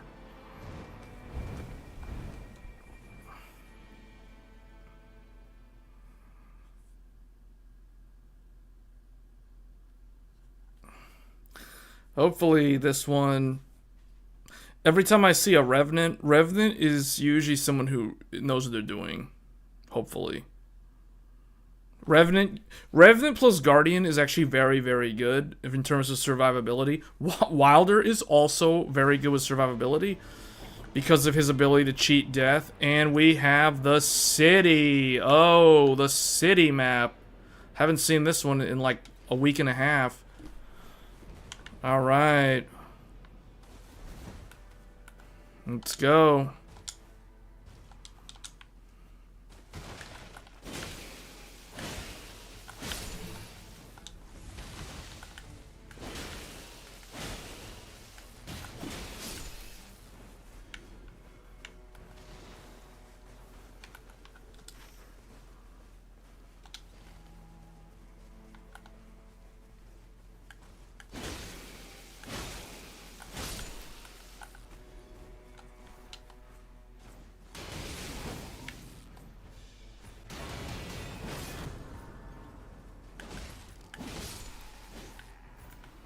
Can I level up now? Still can't level up.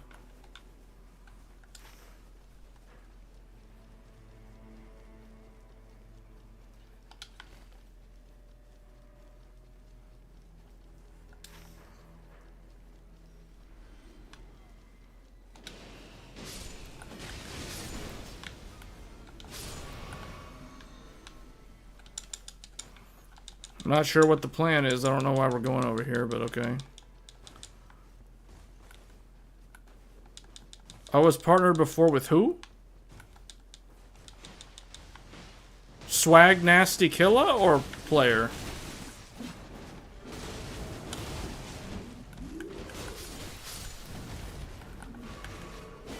Oh, was that the one where we succeeded?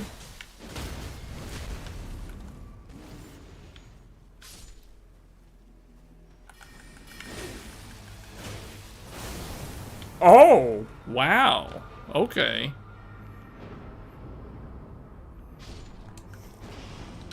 We are all level 1.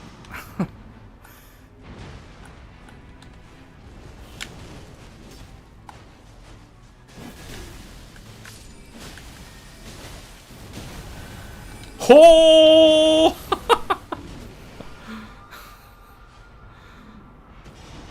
The magic hammer. Watch out. Oh, no.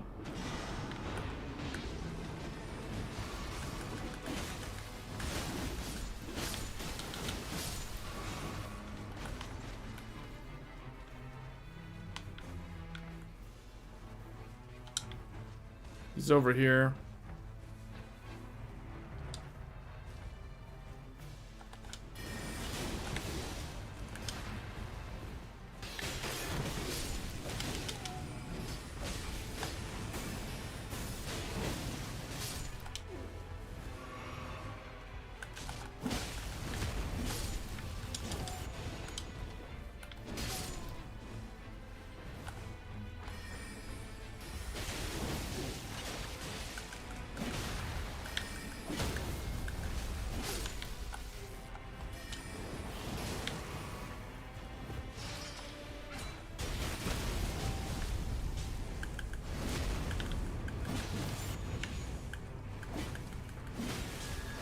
Oh, player? Well, it could... Okay, I mean, maybe. Could be someone who has the same name, though.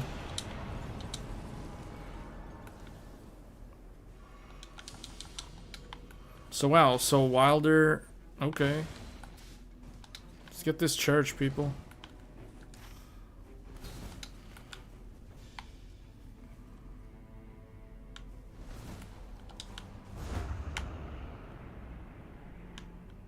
There's a tornado on top of that building.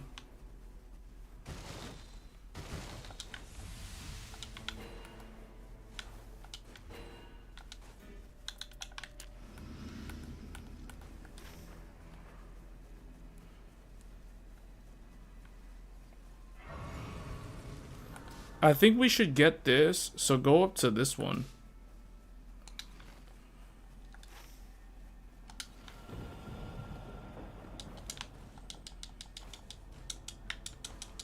Wow. Wow. Okay.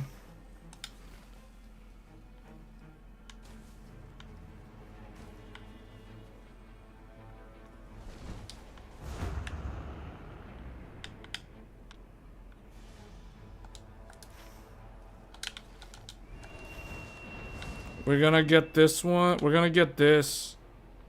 This. Actually, I am wrong because the blue PUBG is closing in. So just get this one, I guess.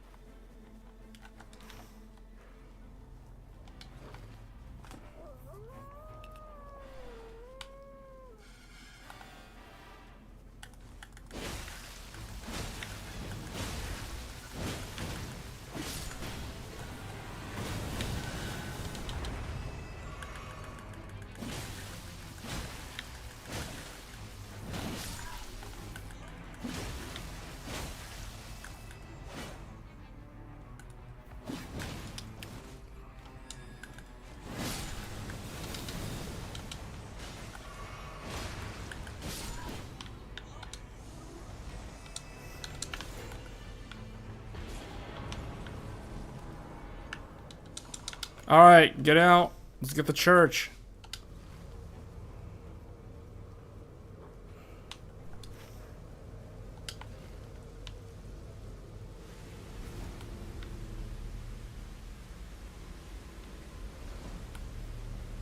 Because we're gonna spend day 2 in the city. So it's like, might as well do all of this stuff now.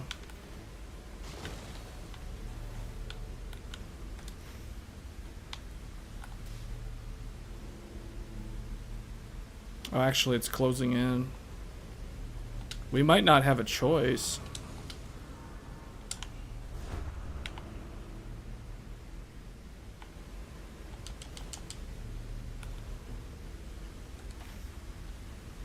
Yeah, I don't think we have enough time. It's closing. It's gonna close in over this place.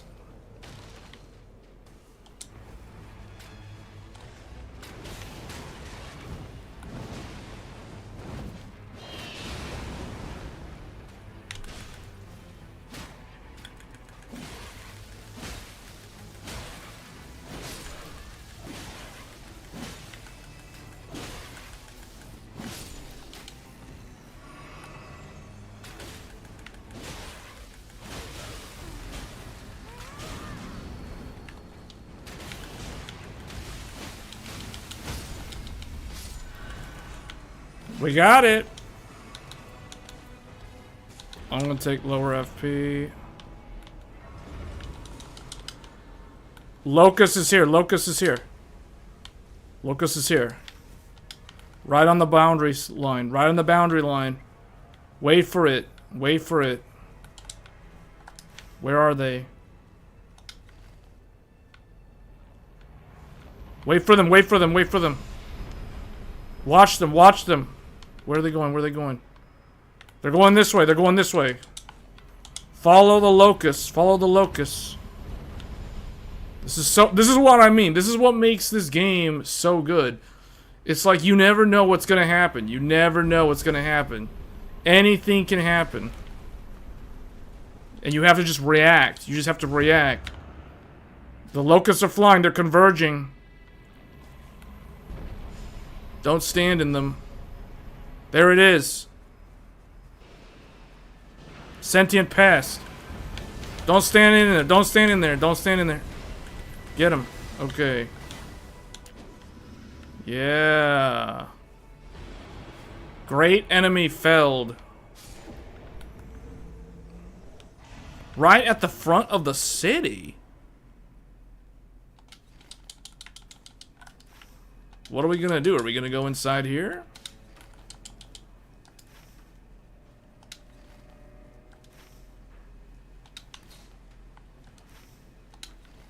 Let's go in and look. We're gonna come back in here. We can't spend too much time in here, I think. What is that guy saying? Does this guy have the good stuff? Oh, he's got this one. He's got some other stuff. You know what? I'm gonna buy this. I'm gonna level up my halberd.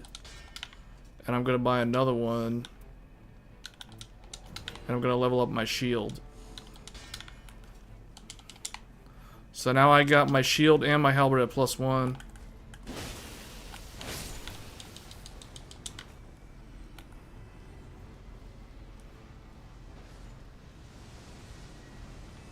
This place has the potential for lots of treasure.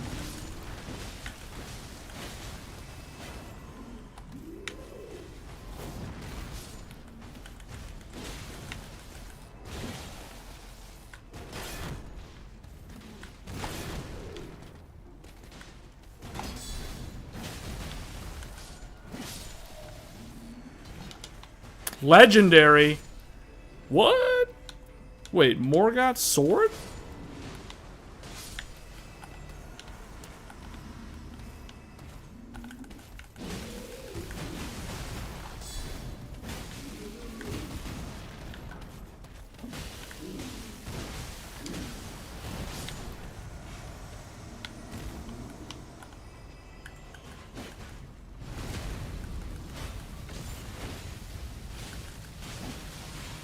Time is up.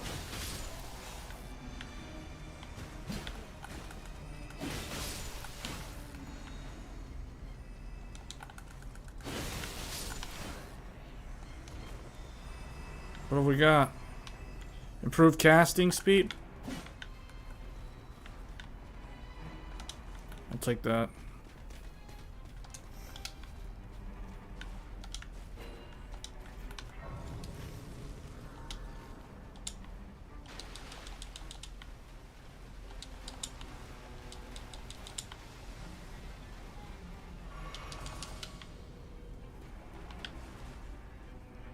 Where'd they go?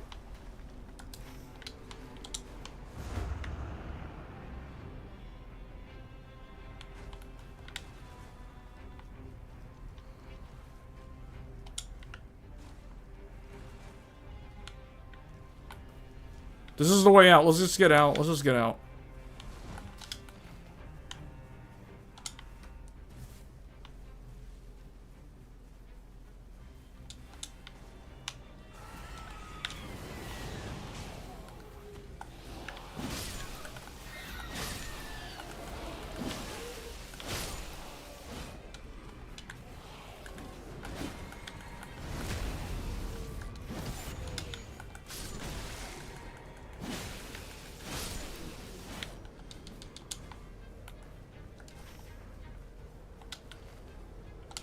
I can hear the circle.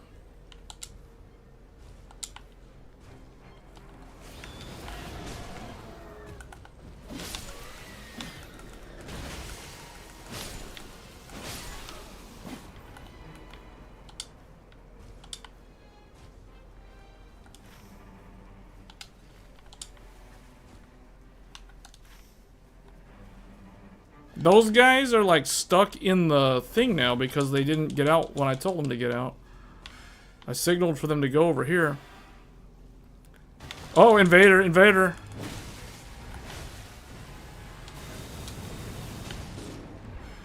The heck?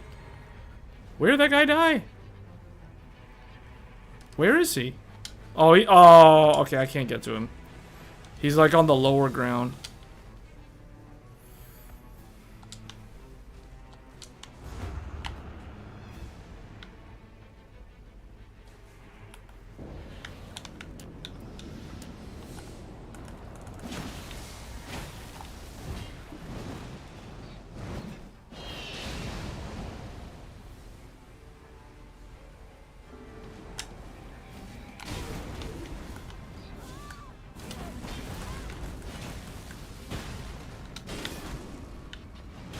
That guy died again.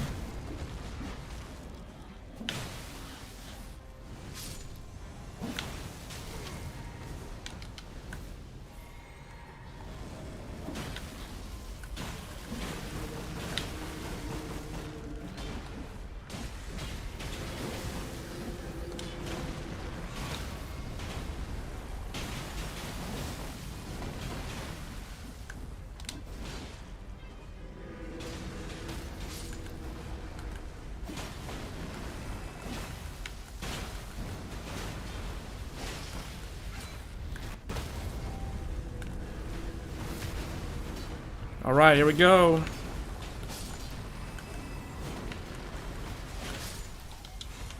Summon the skulls. Oh yeah, here we go. It's Smelter Demon.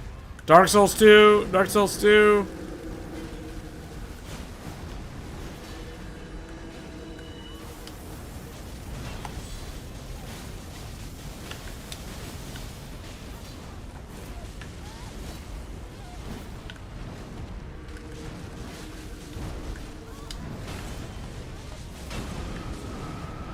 Uh-oh, she died. Hold on. Hold on. Where's that smelter? Here we go.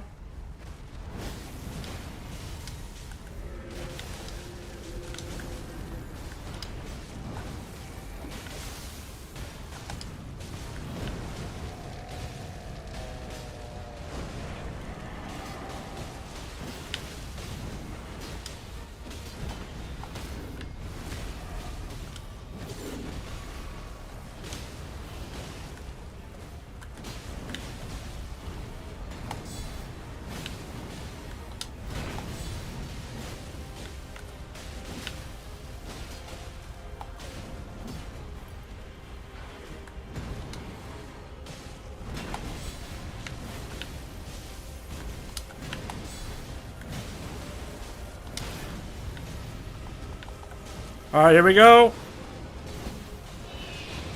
Healing all the way up.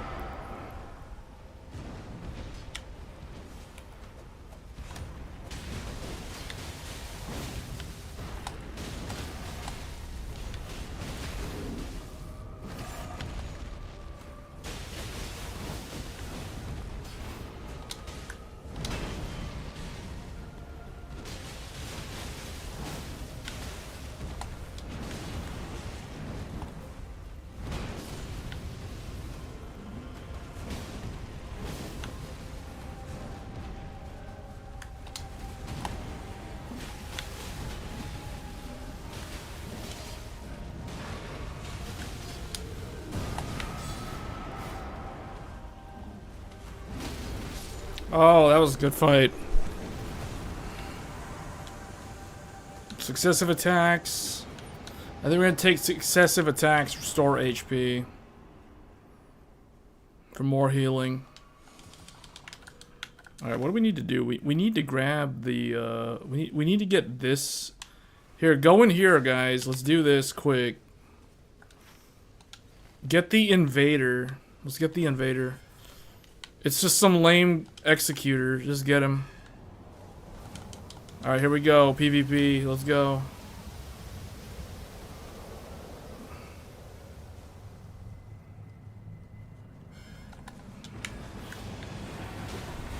Whoa! They do a lot of damage. They do a lot of damage. My goodness.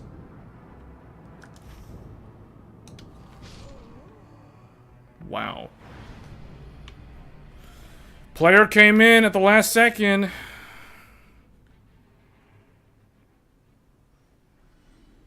All right, here we go.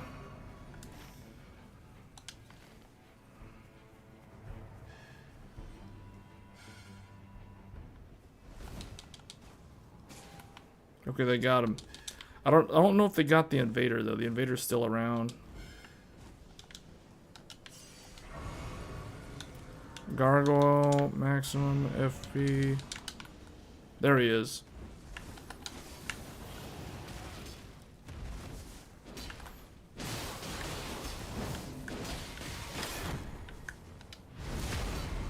Oh. Wow.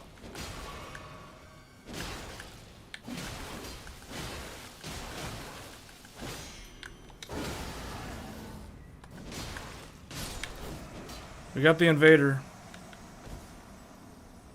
I think there's another one. Improved attack power when two-handing.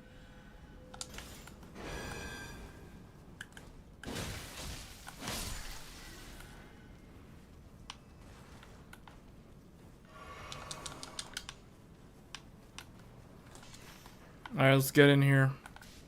Actually, hold on. Get this guy. Whoops, hold on. Get on this thing.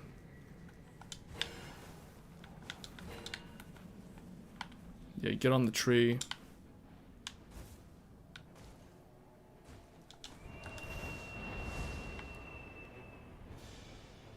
Yeah, get that and get this guy.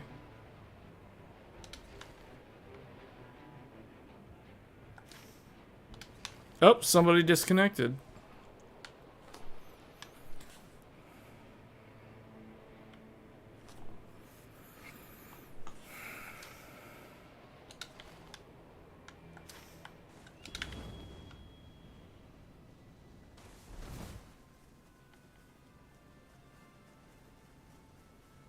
It's just me and player now. The other person left for whatever reason. Either they disconnected, which is the most common reason. They rage quit, but I don't know why they'd rage quit. There was no reason to. And the third option is their computer crashed or their game crashed due to some unstable overclock or something.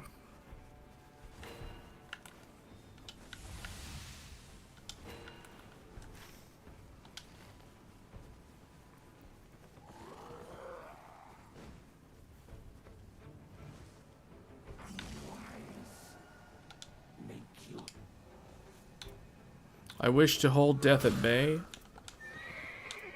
Sacrifice levels payment. Okay. It gave me this really good weapon.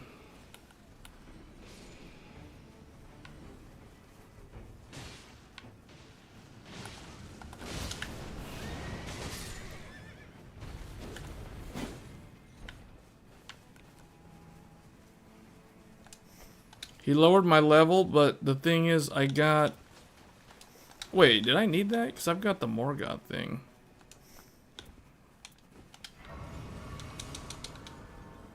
I'll always be like -1 level.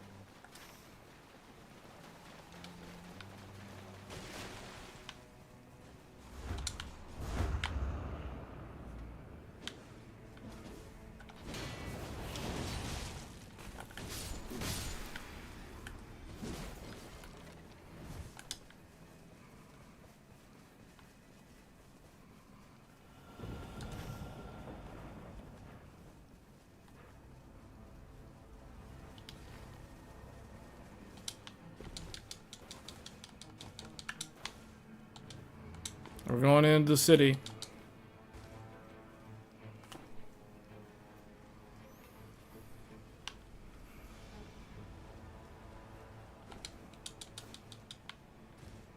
I do need to play through Final Fantasy XIV story mode. I'm so far behind.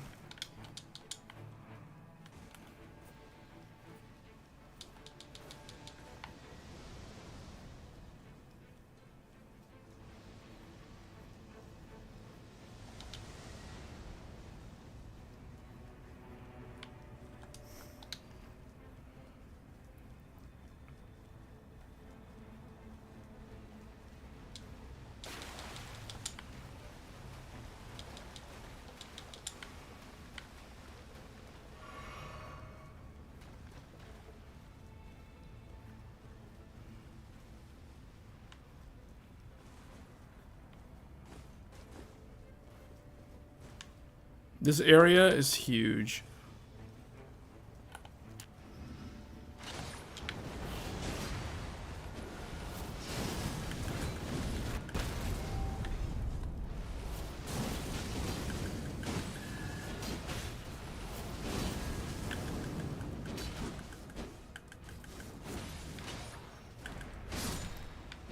Alright, we got this one.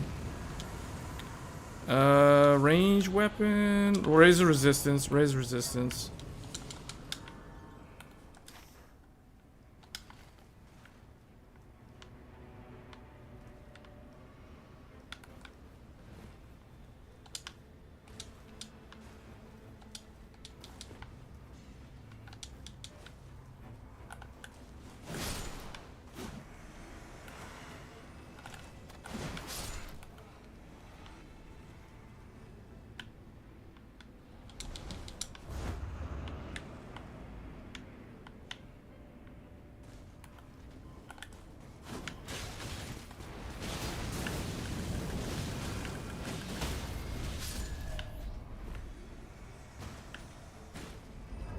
Legendary. Another Morgoth's cursed sword? I mean, I guess I could take that.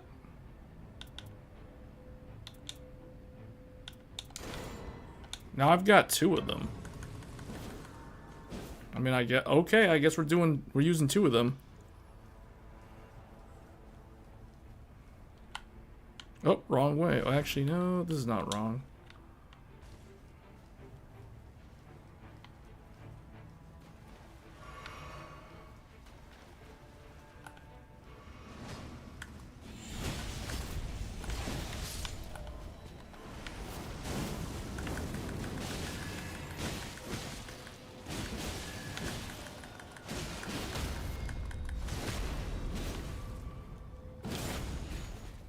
Boost resistance to all ailments.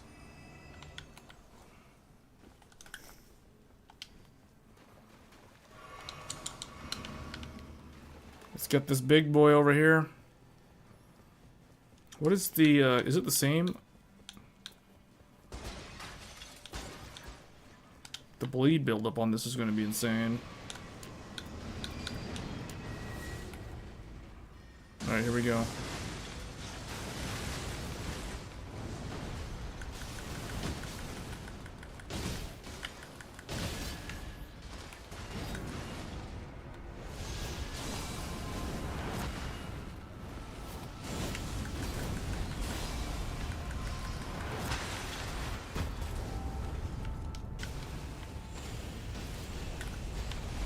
Alright, here we go.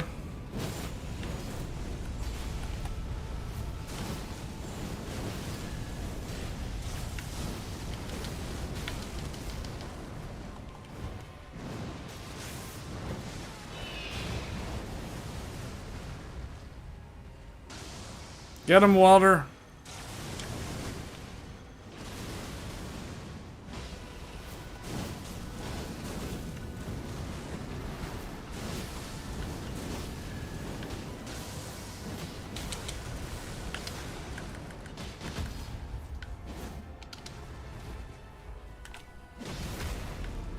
Got him. Oh no, he got him. Very good.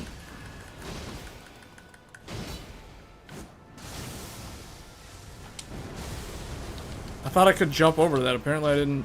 You can't, or I didn't time it correctly. I did it correctly that time.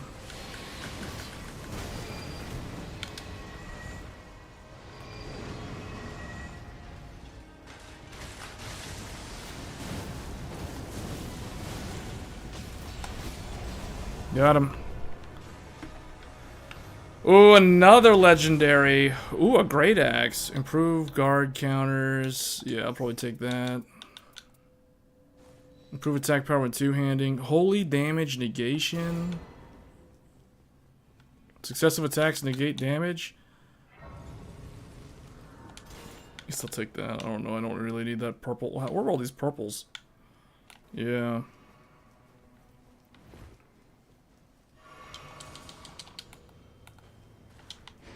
Alright, with the power, now we stand a chance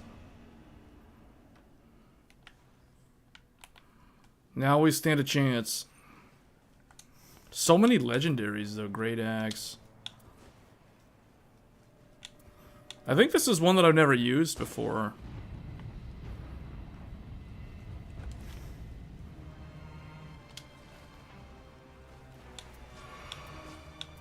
Alright, let's see if we can get this guy down quick.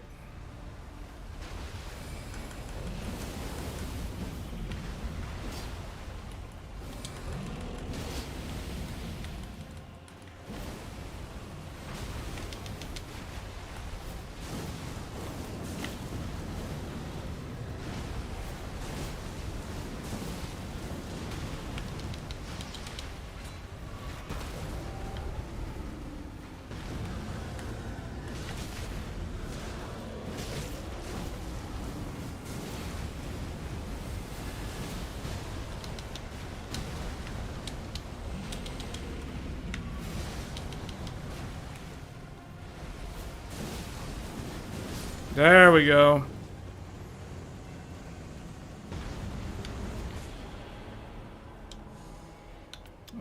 Reduced FP. I guess. You know, I'm really not gonna need my shield. I realized that. It's really not gonna be needed against the final boss.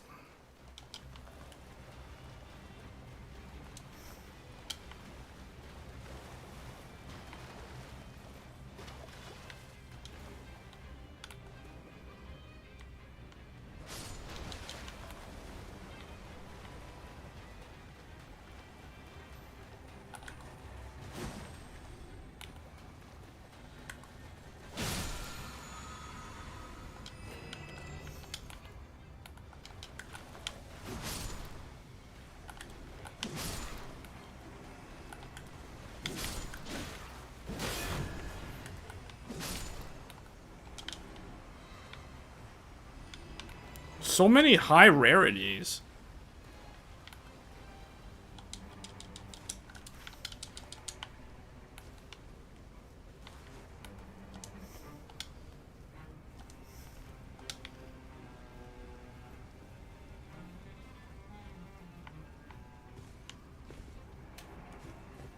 Wait, what does this do? Soul, what is this?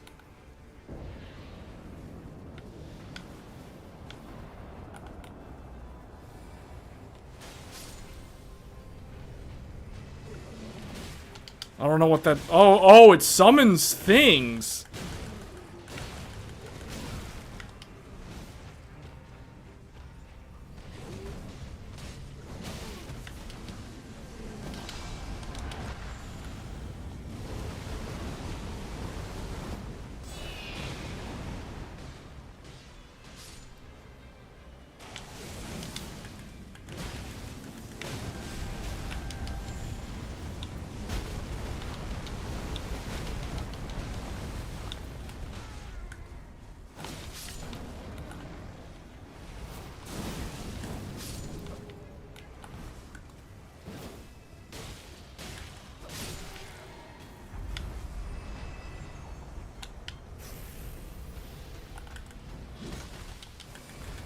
We gotten this thing like 3 times in a row.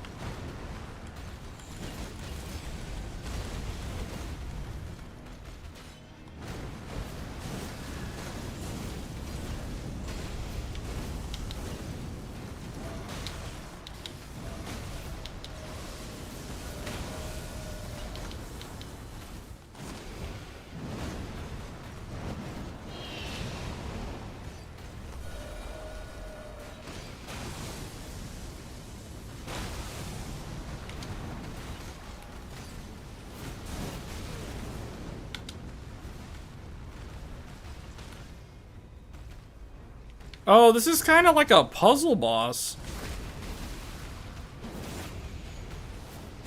Yeah, this is kind of a puzzle boss. You want to line him up so he hits those things and gets staggered.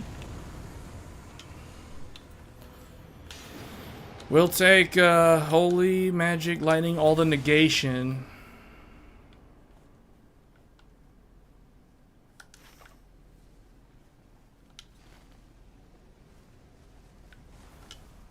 I think we have a chance at winning, but I don't know. I haven't seen anyone beat Augur with just 2 people.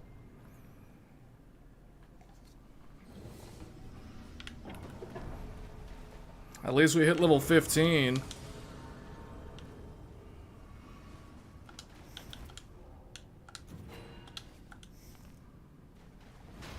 What does this do?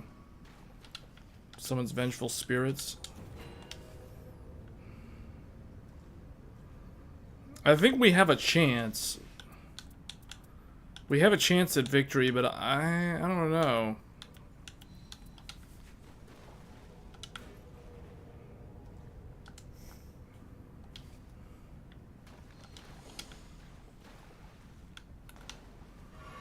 All right, here we go.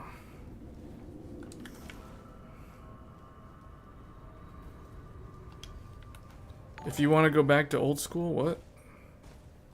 If I want to go back to some old school Monster Hunters, should I play Sunbreak or Generations Ultimate? I finished Rise main game but never played Sunbreak or Generation on. I heard Generation Ultimate is the one that everyone recommends. I haven't played either of those though, so I'm the wrong person to ask, unfortunately. But I've heard Monster Hunter 4 Unite or Ultimate, I think, is the one that everybody always talks about.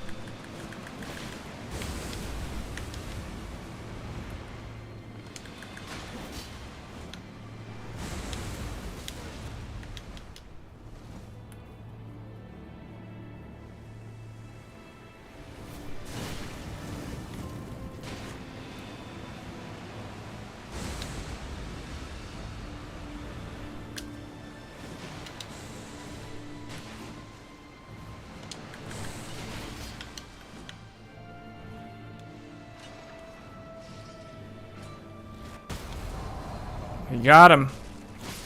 Good deal. All right. This is it. The moment of truth.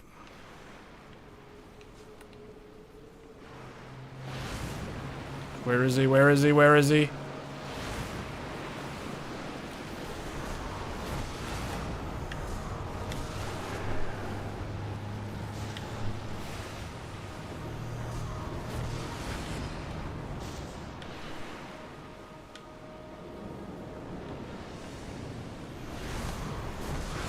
Oh, man.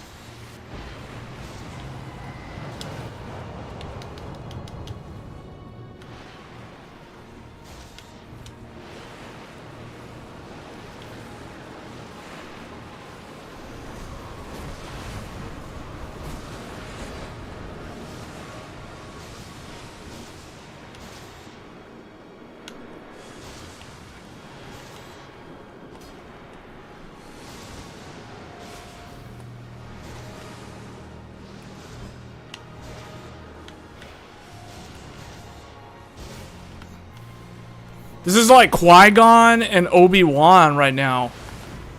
It's like the 2 Jedis on some weird planet fighting some weird alien. Oh, man.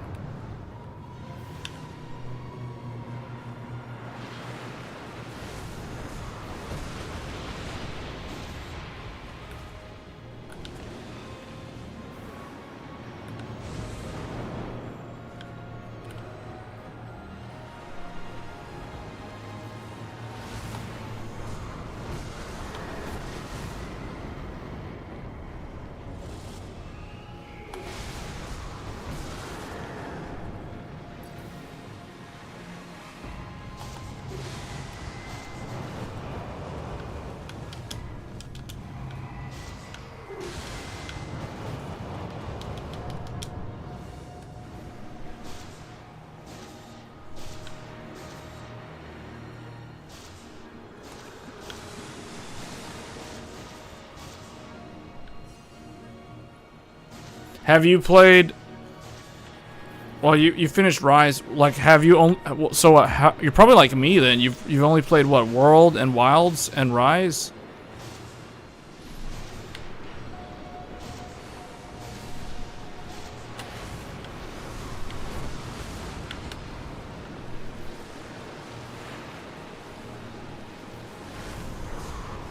Oh, we both cut at the same time. Yeah.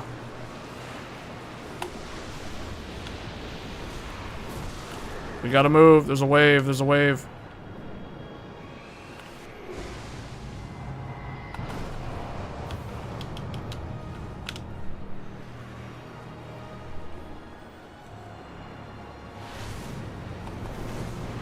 Oh.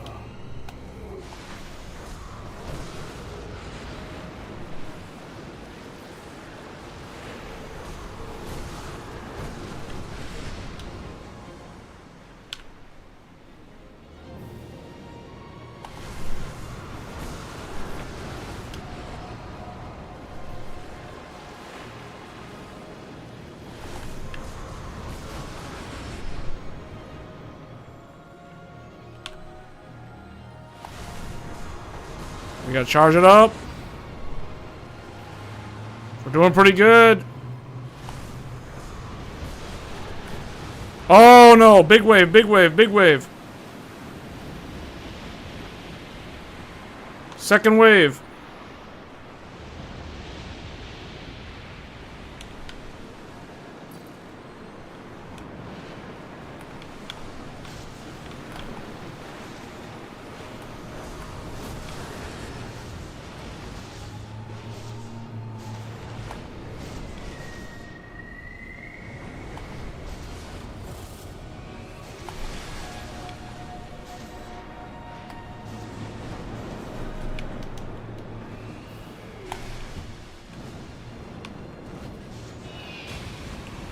I'm gonna heal myself all the way up.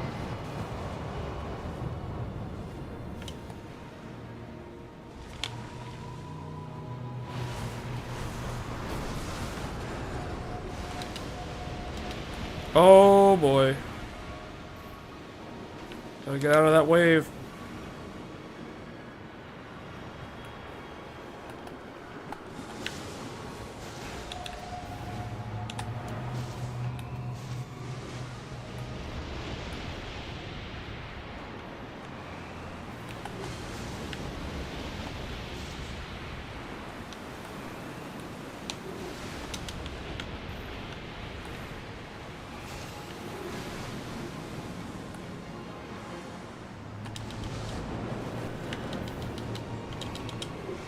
Oh no.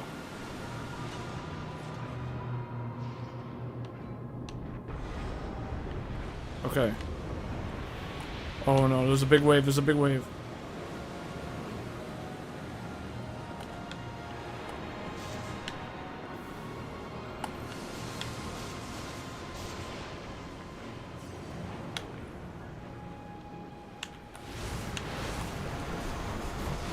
We almost got him.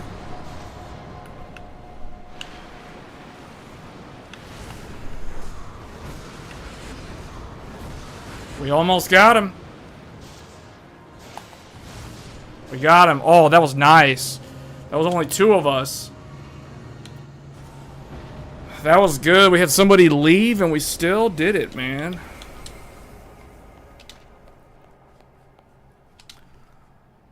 Nicely done. Yeah. Alright, well that made up for that terrible run that we had previously. Wow.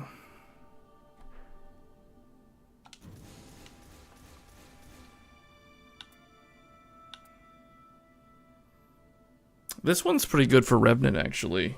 But I don't know, crystallian sorcery, I don't know. Blood loss. Alright. The final darkness outfit. Finally can claim it. Here we go. Oh, actually, hold on. Well, yeah, okay. Hold on. We gotta swap over to what's her name? Where is she?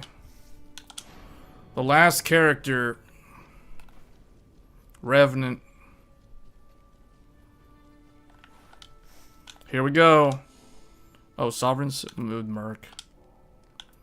30. Oh, they added this. Okay, that's cool. They did update the game, so this is one of the things that they did. A lot of like quality of life changes. 35,000 Merc. There we go. And now with that, I have all the darkness outfits. Every single one. These are the hardest ones to get because of 35,000 Merc. It's funny because it's like, I thought I would get all the darkness outfits before I would finish everybody's Remembrance questline, but nope, that's not true. I finished the Remembrance questlines like a long time ago. Alright, there we go. Finally, Revenant, the final character. Oh man, I fulfilled my goal in Night Rain was to get all the darkness outfits. So now, the thing to get are the other costumes, which are easy to get, because these only are like 14k. I can actually get all of these literally right now. Every single one of the Dawn outfits, because they're 10 Sovereign. I have 153 Sovereign Sigils, so it would cost 80 out of 153 to get every single one of those. And then I would need, what, 5, 10, 15, 20, 25, 30, 35 more. 35 more to get all of those. But I would probably just use Merc to farm the final ones. But yeah, this game, there is a lot of replay value in this game. There's just so much stuff. Just like Monster Hunter Wilds. That's why I feel like Elden Ring, Night Rain, and Monster Hunter Wilds are structured in very similar ways. In terms of obviously not the gameplay system, but the unlockables. Like in Monster Hunter Wilds, you're constantly farming the monster parts to craft weapons and armor. In this game, you're basically clearing expeditions so you can unlock the costumes and you can get more of the relics. It's very similar feedback loop. Both games are quite similar in that regard.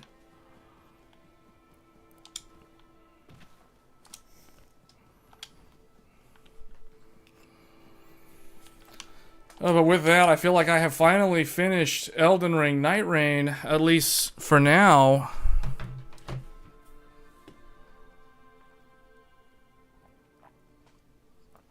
Was not expecting to finish it with using the Threadripper PC, though. That was kind of unexpected.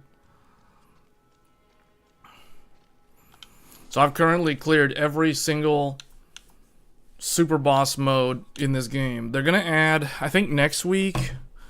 Augur, I think, is until, what, Thursday? Let me see.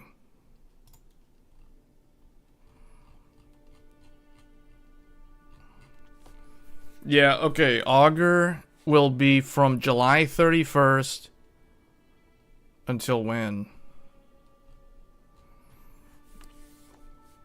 He awakens on July 31st. I think it's like 1 week, so that means he will be available until the 7th of August, at which point they will swap to a new one. They'll add a new one, which not Sentient. So who have they not shown yet? So the first one was Gaping Jaw, then Sentient Pest, then Dark Drift Night. Those were the first three. Now recently, Augur. That's the fourth one. So the next two, there's two more. There's Tricephalos and the dreaded Equilibrious Beast, which that's the one that I'm very concerned about having to deal with. Because this guy, to this day, this guy on normal can still clear parties of 3 by himself. He can literally solo all 3 by himself very easily. Yeah, I even died to him recently trying to do normal mode to prepare. So I have no idea what they're going to do because... let me see. Equilibrious Beast. Yeah. I have all these clears on Sentient Pest, hard mode, and then died to Equilibrious Beast on normal difficulty. So it's like, I'm not looking forward to that one. That one is going to be interesting. So, meaning this coming Thursday, it's either going to be Equilibrious Beast transformed or it'll be Tricephalos, the easiest boss in the game. But I don't know. They're probably gonna make this guy into like one of the hardest bosses in the game. But yeah, those are the two new ones, which means after this, the only two enemies, Night Lords, that will not have a hard mode will be Caligo, Fissure in the Fog, and the final boss. So they'll probably make super modes of those two at some point. That'll be like the next one. So that'll probably be sometime in September, or either like late September, early October, somewhere around there. They've got to cycle. I know they'll cycle Sentient Pest and Gaping Jaw in before they reveal these two. So after that, there really will be no more content for Night Rain for a while.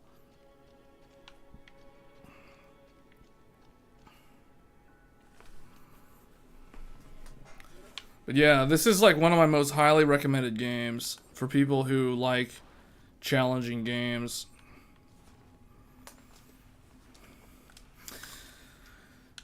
But okay, that takes care of that. So we'll exit out of that game.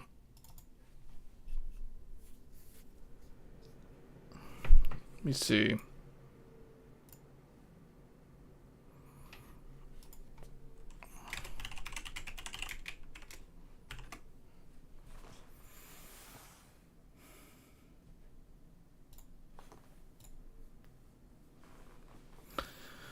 Final Fantasy XIV is getting a patch soon. The 7.3. I haven't even done 7.1, so maybe I'll do that now.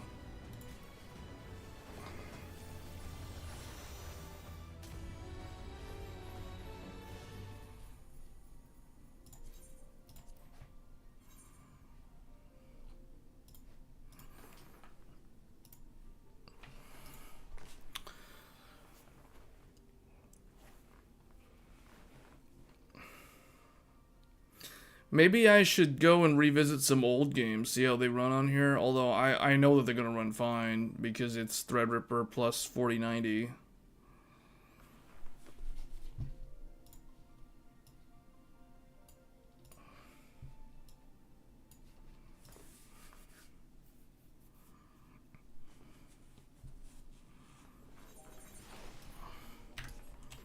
I haven't played this in a while.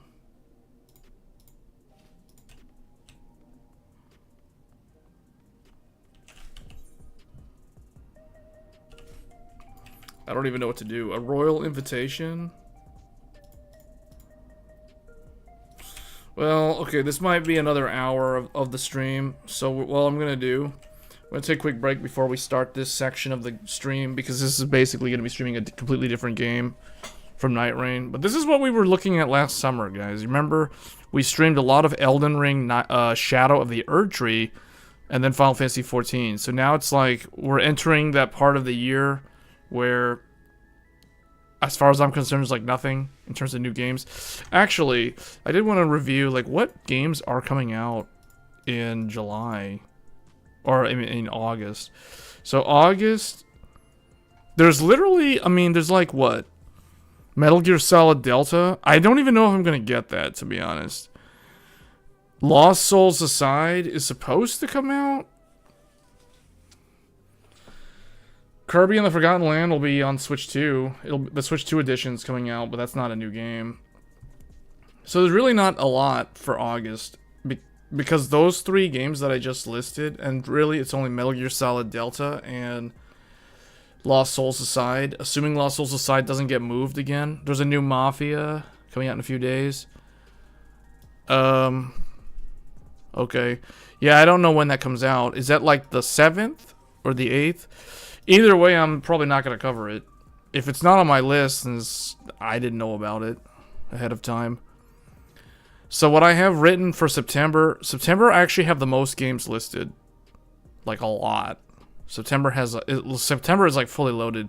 September has Hell Is Us, Borderlands 4, a mystery game, Silent Hill F, and Final Fantasy Tactics, the Ivalice Chronicles, and Ghost of Yote. Oh, no, actually, no, I take that back. Ghost of Yote is October 2nd, so it's actually October.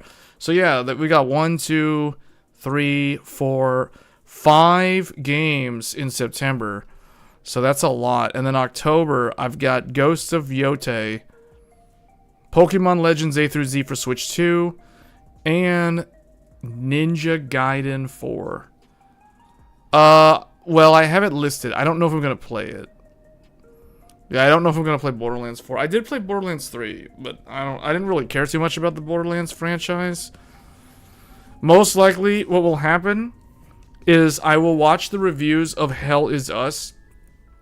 And if I end up playing Hell Is Us, that means for sure I will not be playing Borderlands 4. If I don't like Hell Is Us, I might play Borderlands 4, but it's not guaranteed.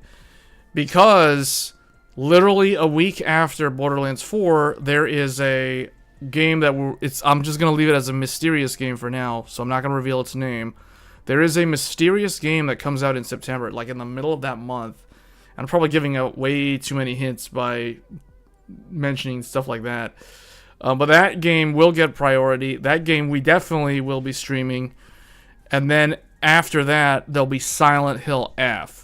And I will most likely, I will be covering Silent Hill F. Genshin Impact 2. You wish. Genshin Impact 2? Really? Genshin Impact 2. So Silent Hill F comes out September 25th. The game reviewers recently got to preview Silent Hill F. So there's a lot of videos on YouTube with people giving their opinions on their experience with Silent Hill F. If you're someone who liked obviously the Silent Hill franchise, but also the Fatal Frame franchise, you're probably going to like Silent Hill F. If you're someone who did not like Fatal Frame, if you think Fatal Frame is too scary or like causes you to have like heart problems or whatever because it's too scary and too anxiety inducing, then you probably shouldn't play Silent Hill F. And then Final Fantasy Tactics, the Ivalice Chronicles, that is an SRPG, strategy-based, turn-based RPG. That is an old game that I think is getting remastered, I believe. I don't think that's a brand new game. I think it's like a remaster. So kind of like Final Fantasy VII Rebirth in that regard.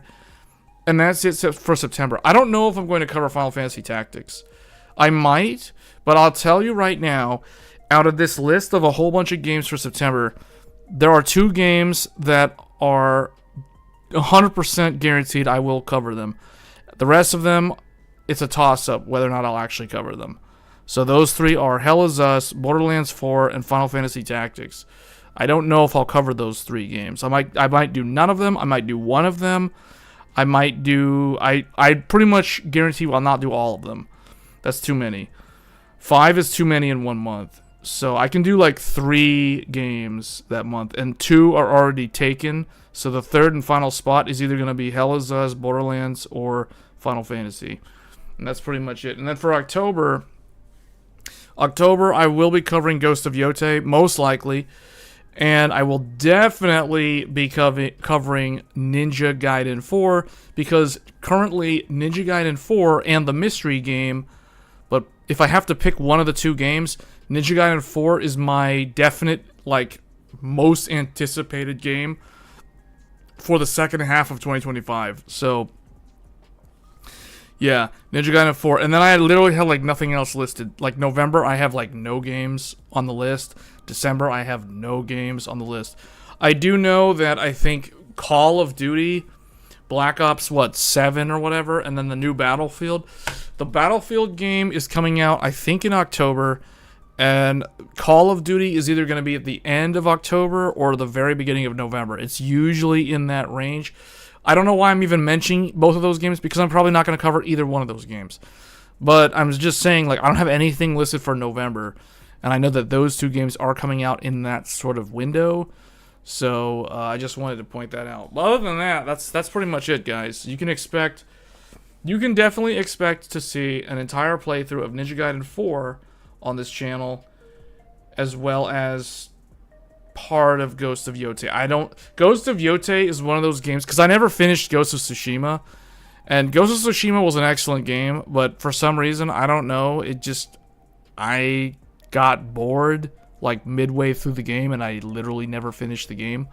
So I'm expecting the same thing to happen with Ghost of Yotei, but I don't know. Maybe I'll like it more. But as it looks right now, Ghost of Yotei, Wuchang, Fallen Feathers, and the first Berserker Kazan. Those games are games that I don't even think I'll ever finish. You could go back to your unfinished games in the end of the year and finish one of them like you did with... That's a good suggestion. You mean a game from last year? Does it have to be a game from last year? Well, one of them that comes to mind is Rise of the Ronin. Rise of the Ronin is a game that came out last year I never finished. The other one is the Like a Dragon, Infinite Wealth. I never finished that. In fact, I never finished the Hawaii game either. And that game came out this year. There's also the Legend of Heroes Trails Through Daybreak 1 and Trails Through Daybreak 2. I've never finished either one of them, even though I like both of those games. So, those are examples of ones that I could go back and finish. There are still games from 2021 that I haven't finished. One in particular is a game called Scarlet Nexus. I was thinking of finishing that, actually. So maybe I'll finish Scarlet Nexus in December. Pirate Yakuza and Why is the shortest one? Okay. That's good to know. Yeah, I'm... Okay. Because I know Infinite Wealth is very long.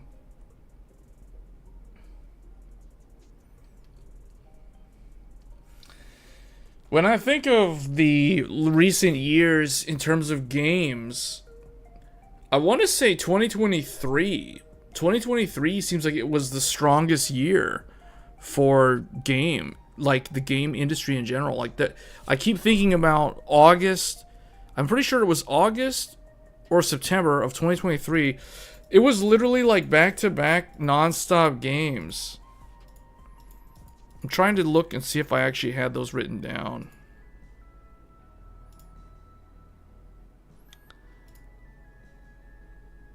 Yeah, August 2023 had Baldur's Gate 3's official release, as well as Armored Core 6 Fires of Rubicon. That's a game I need to finish. Fires of Rubicon is a game I need to finish. I'm literally at the end of that game. So that'll be an easy one to finish. Starfield was September. Lies of P was also September. Forza Motorsport was October 2023. Lords of the Fallen, one of my favorite games of 2023. That was October. Marvel's Spider-Man 2. Super Mario Bros. Wonder. Alan Wake 2. Star Ocean, the second story R. Tales of Arise. Oh, that's a DLC. Tales of Arise Beyond. I was like, yeah, Tales of Arise was like 2021. Speaking of Tales of, we're like kind of long overdue for a Tales game from Namco Bandai. I just realized that Tales of Arise was 2021. It's been like 4 years since the Tales game. And I think it was Tales of Berseria was 2017 or 18. Tales of Arise was... So yeah, like typically like 4 years, man. 3 to 4 years, it should be a Tales game. We're definitely due for a Tales of game, and we haven't gotten one in a while. They're busy just remastering. Yeah, I know, it's kind of lame. They did Tales of Graces for like the second or third time in a row. Because that game was on the Wii. Then they remastered it or re-released it for the PS3. Then they did like another remastered version for some of the newer consoles. And then they recently just did it again. So I don't know what's going on there. They did the same thing with Vesperia. Vesperia and Graces have gotten so many like re-releases. You know what Tales game is still stuck on like one console? Exilia. Tales of Exilia was so good that it actually got a sequel, and it's to this day Tales of Exilia 1 and 2 are literally PS3 exclusive games. They have another remaster. Is it Exilia? I hope it's Exilia. Exilia was actually a really good game. Tales of Exilia was like the first Tales game that I actually finished. I actually finished Tales of Exilia. I did not finish Tales of Exilia 2. I did not like the silent protagonist. I thought it was kind of boring. I just kept falling asleep while playing that game, so I never finished it. Tales of Graces, I got really, really far on the PS3 version of it. Like, I was like somewhere like 70% through the game and then just never finished it. So there's like a bunch that I never finished. Never finished Vesperia. Never finished Symphonia. They didn't announce what game, but you would bet on it being Tales of the Abyss. I never played Tales of the Abyss. I mean, if it's a game I haven't played at all, I don't mind them redoing it just because I never played it. So, as long as it feels like it's been forever since we had a Tales game.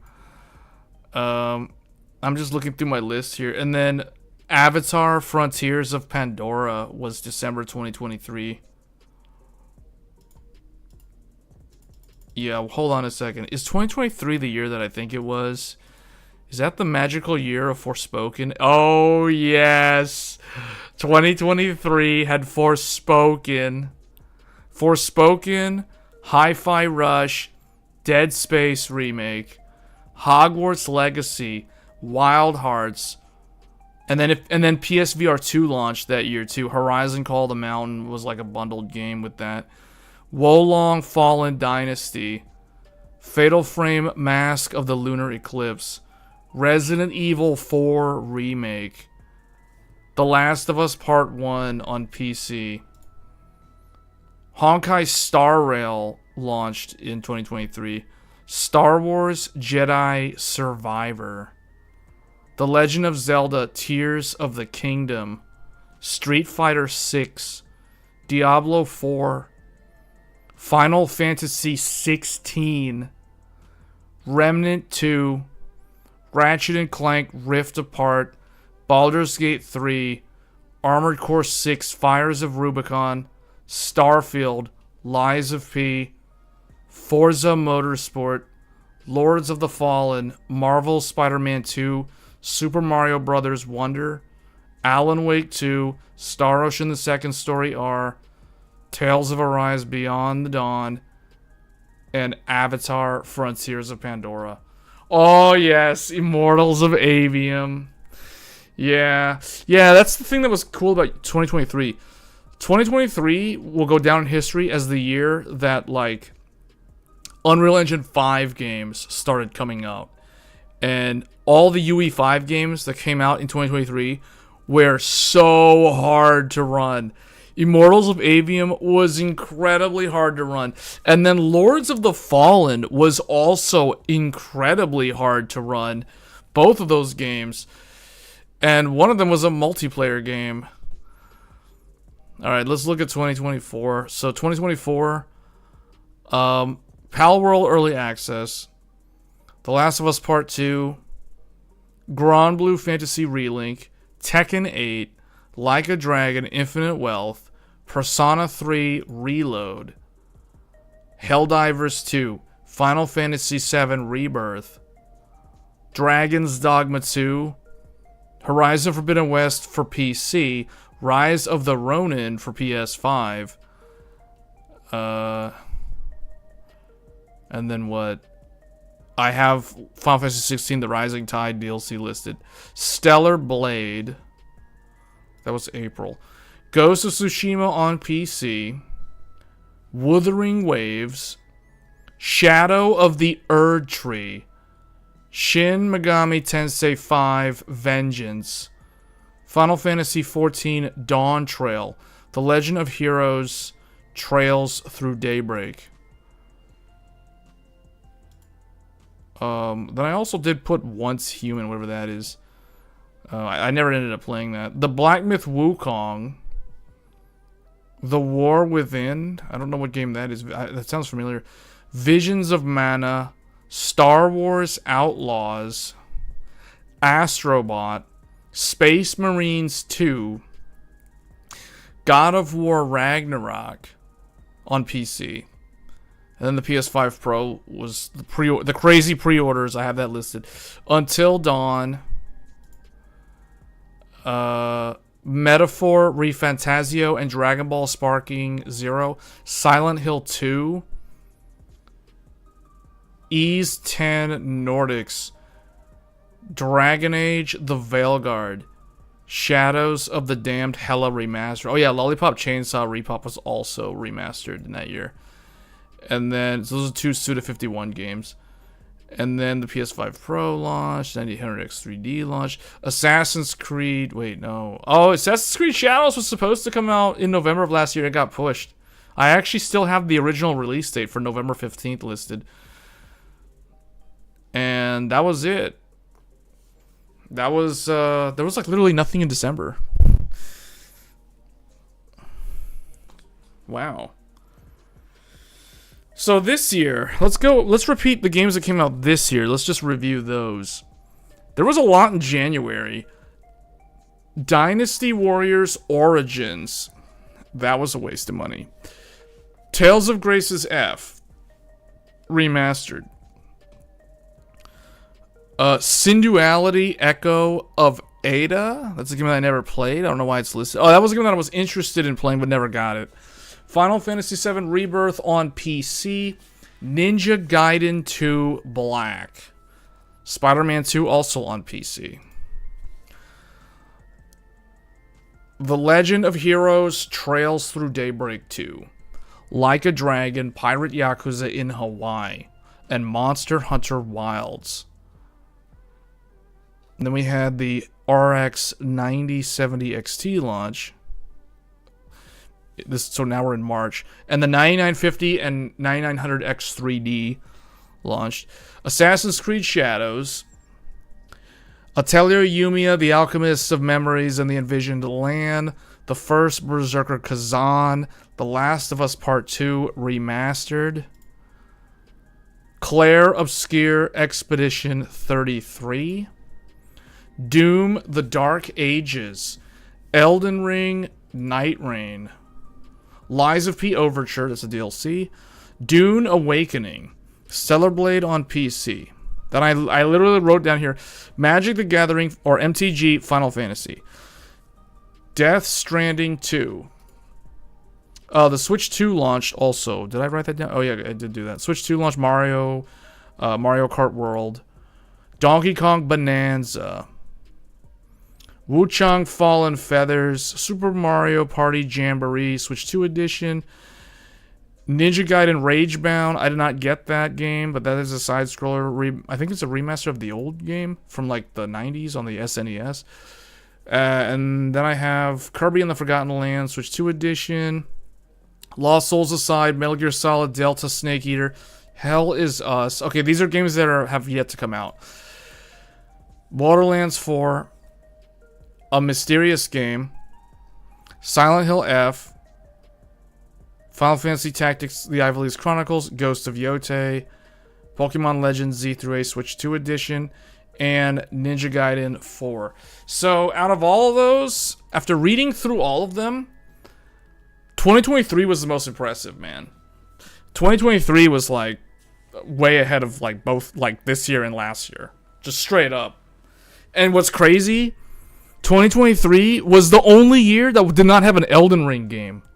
Because 2022 had Elden Ring. 2024 had Shadow of the Erd Tree. And 2025 has Night Rain. So 2023 seems to be the most impressive because there was no... I mean, okay, there was Armored Core 6. But Armored Core 6, let's be real, that's like nothing like Elden Ring. Like no one, even though it's from Software, no one cares because it's like nothing. It's a completely different genre. But yeah. Well, we gotta make some content. It's gotta be the secret. It's the secret game.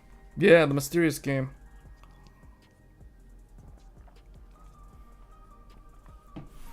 I mean, it's not too long to wait, right?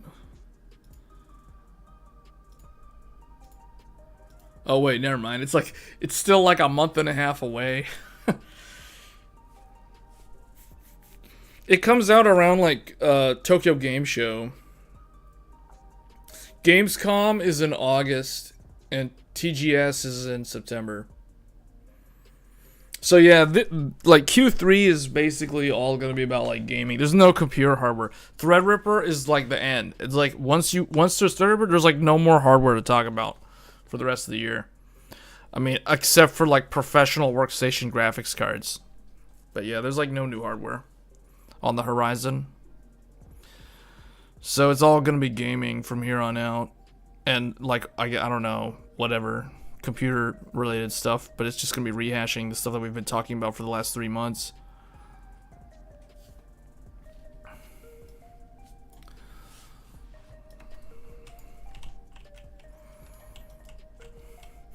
All right, before we do this, I'll probably play like, I don't know, like 20 minutes of this or so.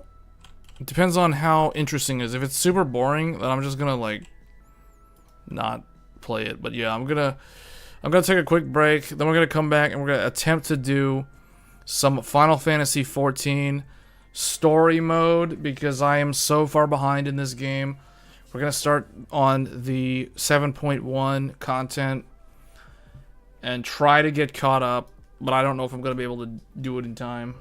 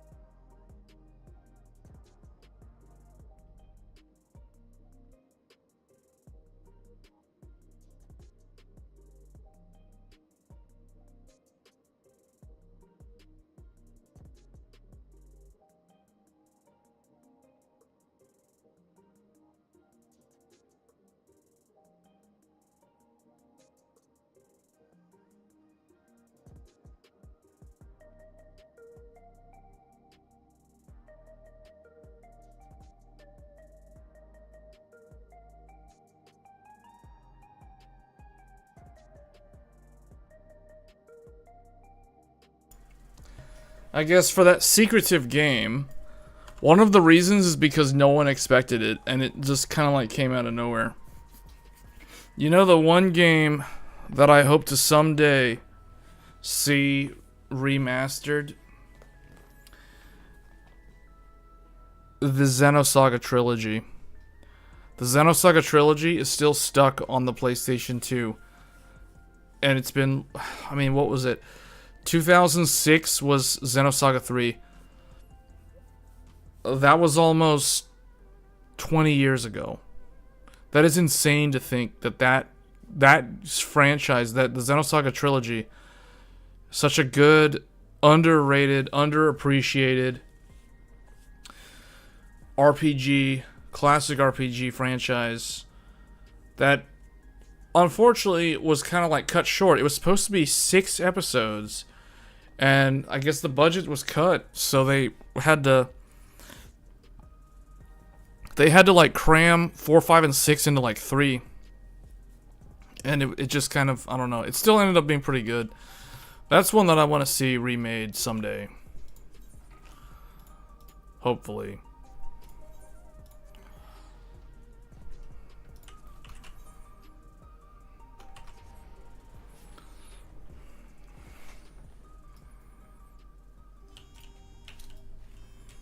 Alright, let's go start this.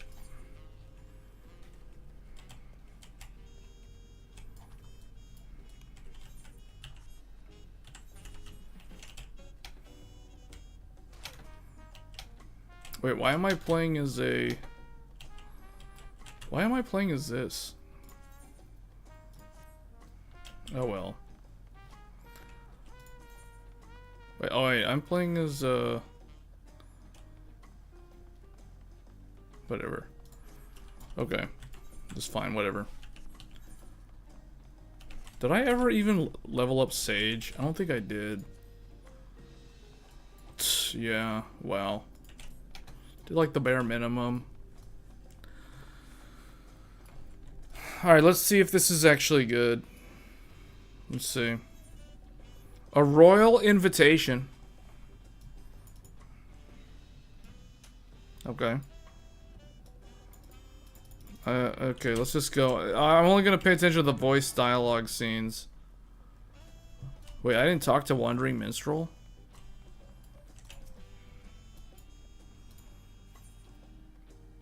Wait, the Cloud of Darkness Chaotic Alliance raids pit up to 24 adventures against a fearsome foe who has been made even more powerful than before. He's gonna have to sing his song. Oh wait, maybe he doesn't sing his song.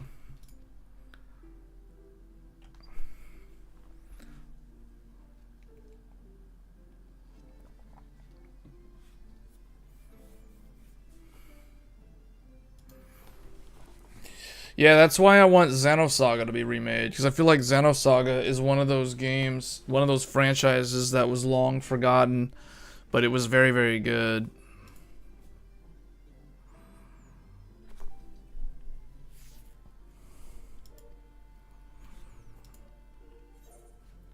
Let me see. It was thrilling. It was a thrilling adventure.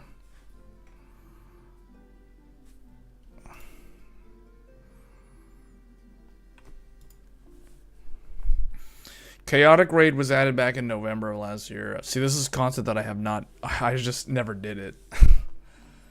and it sounded like a really good idea. I don't know. If anybody plays Final Fantasy XIV and is watching this, like, did you guys enjoy Chaotic Raid if you did it? Because I need to update the stream to match the game that I'm actually streaming. Final Fantasy XIV, A Realm Reborn.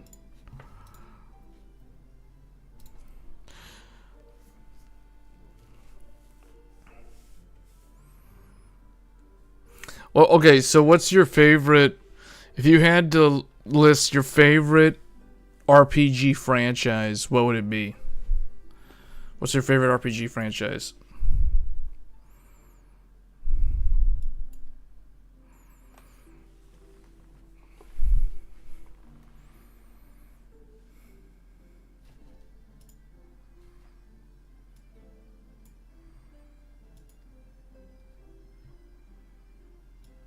The true Cloud of Darkness. Is he gonna play? Oh, this is not the minstrel. Oh yeah, he is the minstrel. When light and dark as one become, into their hands entrusted be the hopes of all mankind. Upon the wind eternal born. The time is come, so go you forth unto the battlefield. The final confrontation looms to test your blade and shield.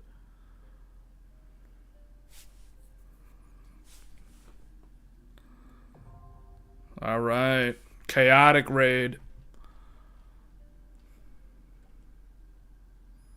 So how does that... How do you queue up for that? I wonder... So... Is that like an alternative? Does that show up as chaotic? You have to have an average item level of 710.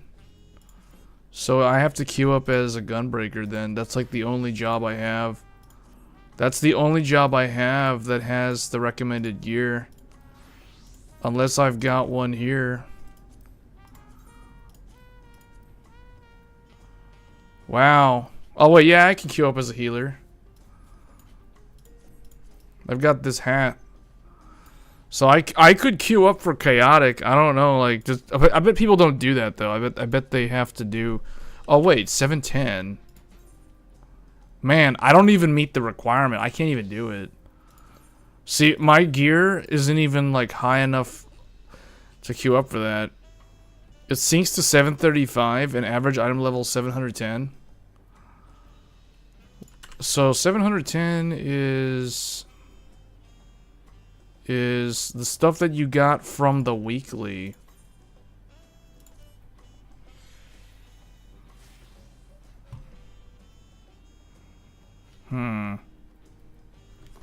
Can't even do chaotic raid. This is the thing about like MMOs though. Like you don't play them for so long, you fall so far behind. Wow. Your favorite RPG franchise is Ys? Oh, you like Souls-based games? You're not a huge fan of turn-based? I really like the turn-based games. Although in the past 10 years, I like the action-based style games. I've always liked action games though. Like Devil May Cry and Ninja Gaiden are franchises that I have played long before there was such a thing as Souls as a genre. I don't consider Ninja Gaiden a Souls game or Devil May Cry. Those are true action games. But I know what you mean though. It's hard for me to consider those, like, when I think of RPG, I don't think of, like, Dark Souls, even though I know it's an RPG. Like, I don't know why. I think of turn-based games, or I think of games kind of like Fallout.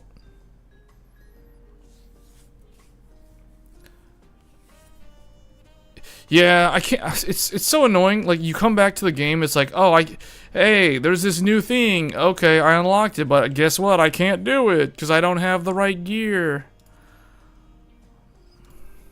Apparently there's an Unreal.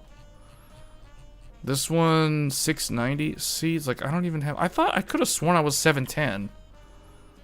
How do I not have 710 gear? I have a bunch of 710 right here. Oh, wait, that's not 710. Man. Alright, whatever.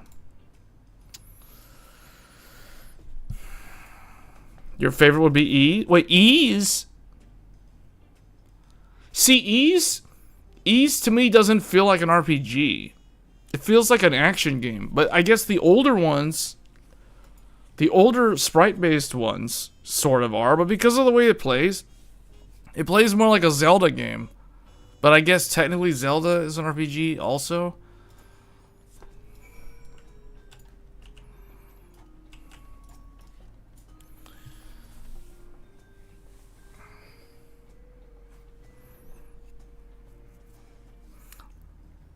Tacos.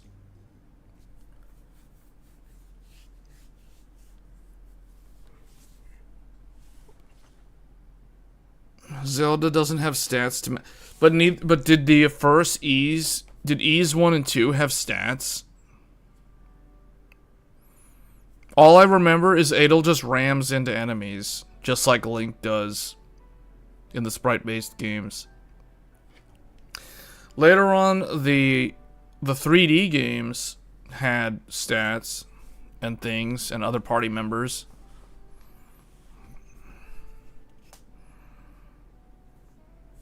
So you like the Ys series games? It's interesting because I have a bunch of them that I never finished.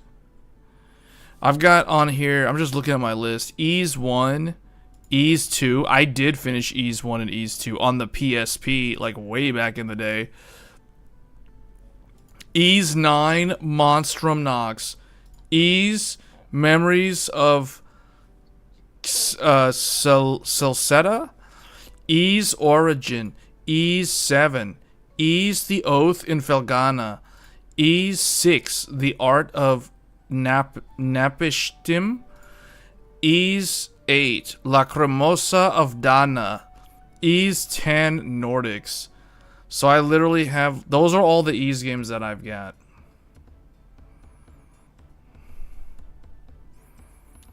So those are the Ys. And then I've got... for the Trails games, because that's Falcom's other one. Let's see what I got here. The Legend of Heroes Trails from Zero. The Legend of Heroes Trails in the Sky. The Legend of Heroes Trails in the Sky SC. The Legend of Heroes, Trails in the Sky the Third. The Legend of Heroes, Trails into Reverie. The Legend of Heroes, Trails of Cold Steel. Trails of Cold Steel 2. Trails of Cold Steel 3. Trails of Cold Steel 4. Trails through Daybreak. Trails through Daybreak 2. Trails to Azure. So I've got like all of those games too on here. There's so many of these games I never finished. Man, so many games.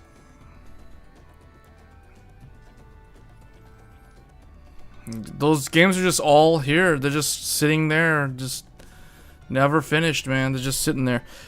I'm just thinking like next year. Next year we should finally be caught up as far as the Trails series with Japan.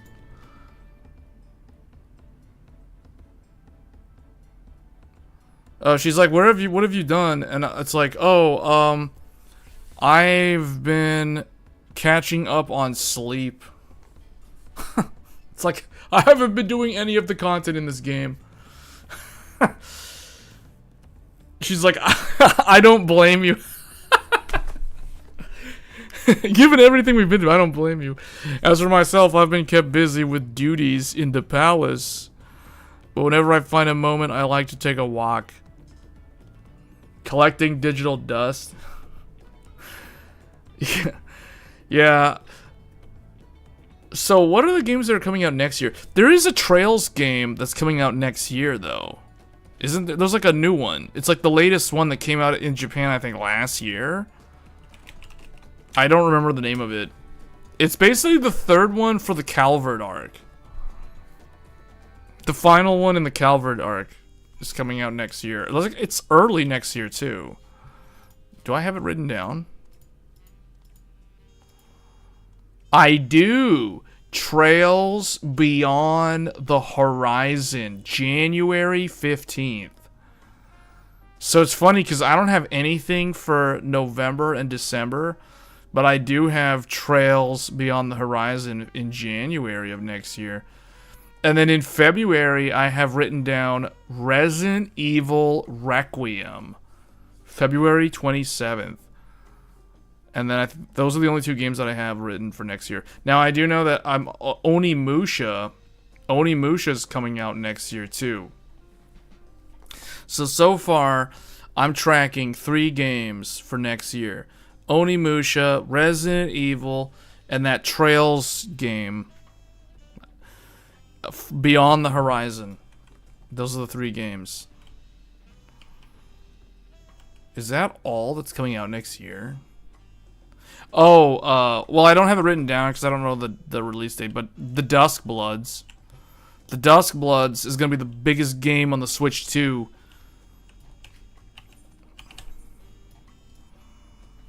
It might be Game of the Year. Who knows? Wait, that's not where I'm supposed to go. Where am I supposed to go? I'm supposed to go all the way up there.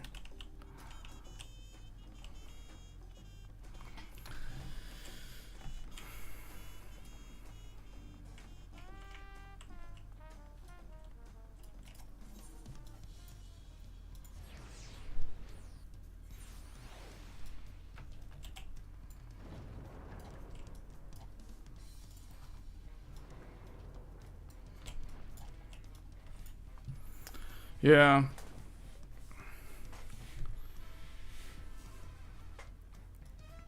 I know there's a bunch of other games. I just can't think of them right now.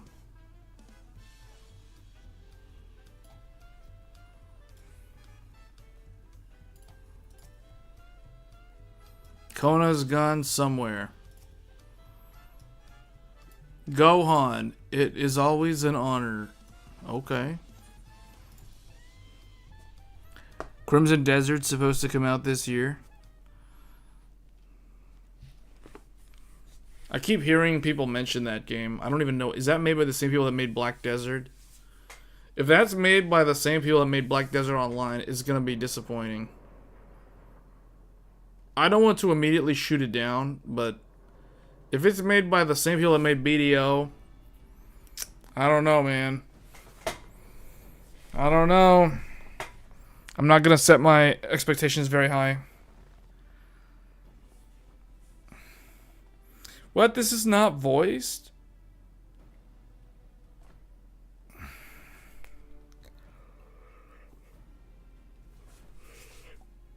Oh man, he asks us to share our knowledge of the Hunnish culture. Kryle and I were likewise summoned, otherwise we've been carrying on with our work, compiling information on the Golden City. My grandfather embarked on his investigation 20 years ago with our report. It's the same devs, then I don't know, man. See, those games always look so cool and so flashy in the trailer. What is the phrase that they say? It's all style and no substance. That's BDO. That's literally BDO in a nutshell. All style and no substance. I tried to like those games. I really did, but I don't know. You get in there and you can do all these cool OP looking moves, but then it's like, then what? Then there's like nothing. There's literally nothing. There's nothing to do. It's like, what do you do in that game? But yeah, Blast Unleashed, Blast, and all those other games, it's the same thing. Like, there's like nothing to do. It's just like you do all these OP moves and you have all this cool style, and it looks so cool for like 5 minutes, and then it's like, why am I even here? There's like there's nothing here. This is so boring. Kind of like this, because this is not voiced. They're already losing my attention. At least they let you skip the cutscenes, unlike Genshin Impact.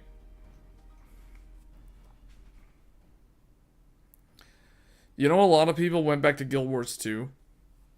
I heard that a bunch of people left Final Fantasy XIV to go play Guild Wars 2. Why? I have no idea. I don't know, man. Has anybody here played Guild Wars 2 recently? You don't like MMOs, so you think the same of all MMOs?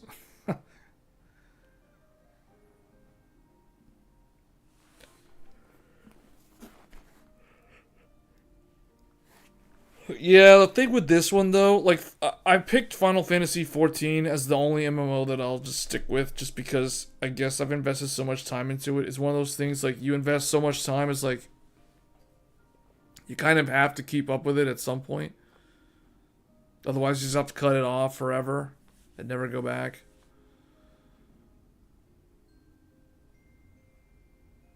The one game that I did quit and never really went back was World of Warcraft. I've been out of the loop on WoW for so long. I have no idea. Like, if I were to go back into WoW now, I don't know what I would do. Like, I don't know where to start. It's that World of Warcraft stuff. I played World of Warcraft, Burning Crusade, and then that was the end. If the game didn't have Final Fantasy attached to it, that's a good question. That is a very good question. I would have tried it. I would have tried it if this game was some other game, like if it had a different name.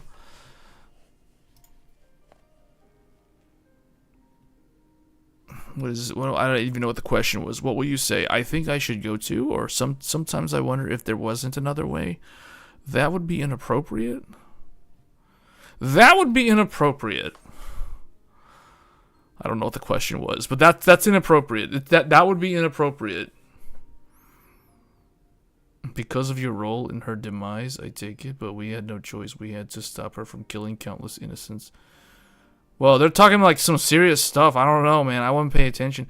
I won't force you to the funeral if it makes you feel uncomfortable. Oh, hold up. It's a funeral? I'll go. Wait, why would it be inappropriate?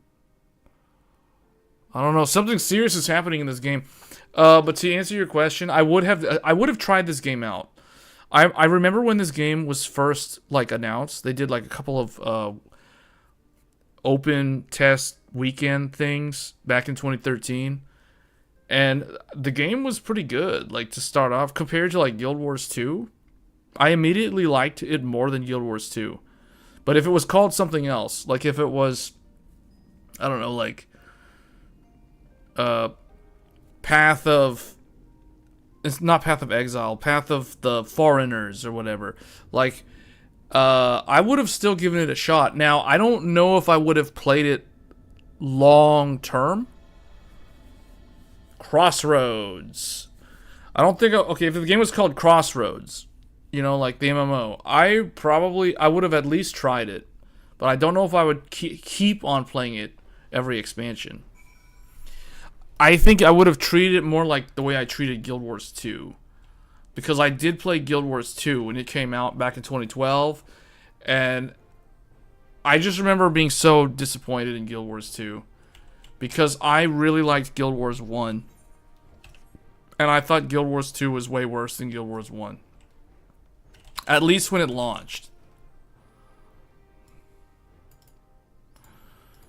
Okay, so they're doing the funeral. Oh, it's the funeral for the father? It's for their father, but how come they mentioned some woman? Like, what? Countless... Oh, I think I know who they're talking about. It's been like a year, but I think I remember the story of this game. Where am I supposed to go?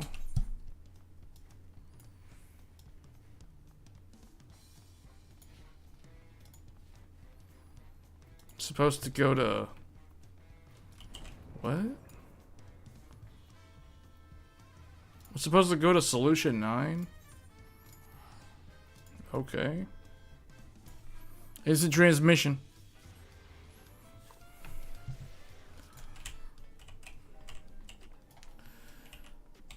Yeah, I probably still would have played this, although I don't know, like... The Final Fantasy name is a very strong name. I just can't see this game, if it was not Final Fantasy based, I don't see how it would have been able to draw on all the inspiration and have been as... Like, I don't think it would have kept going. It would have run out of things. It could be wrong, but I don't see how... Because here's the thing. Like, every expansion, literally all they do is they take inspiration from one of the old numbered games. Oh, this is the place that plays that really weird lo-fi. Yeah, this has got that lo-fi going in the background. Yeah, it's got the lo-fi.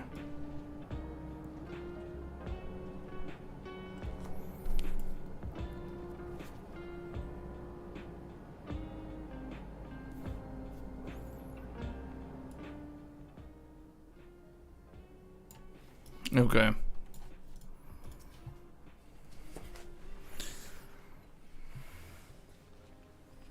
Oh, it's voiced? No, it's not voiced still?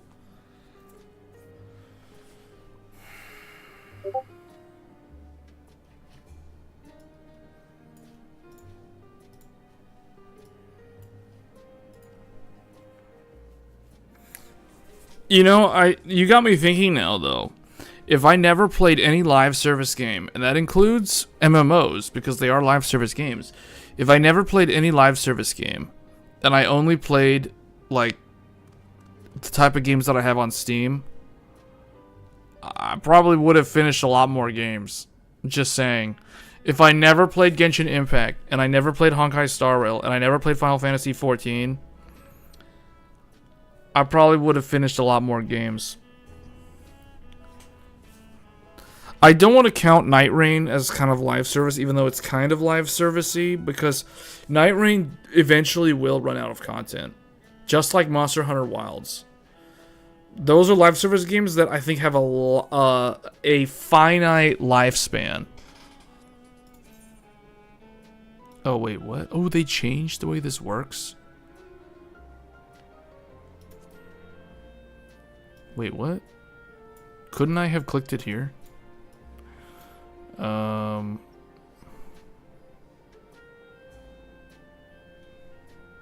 me the direct hit.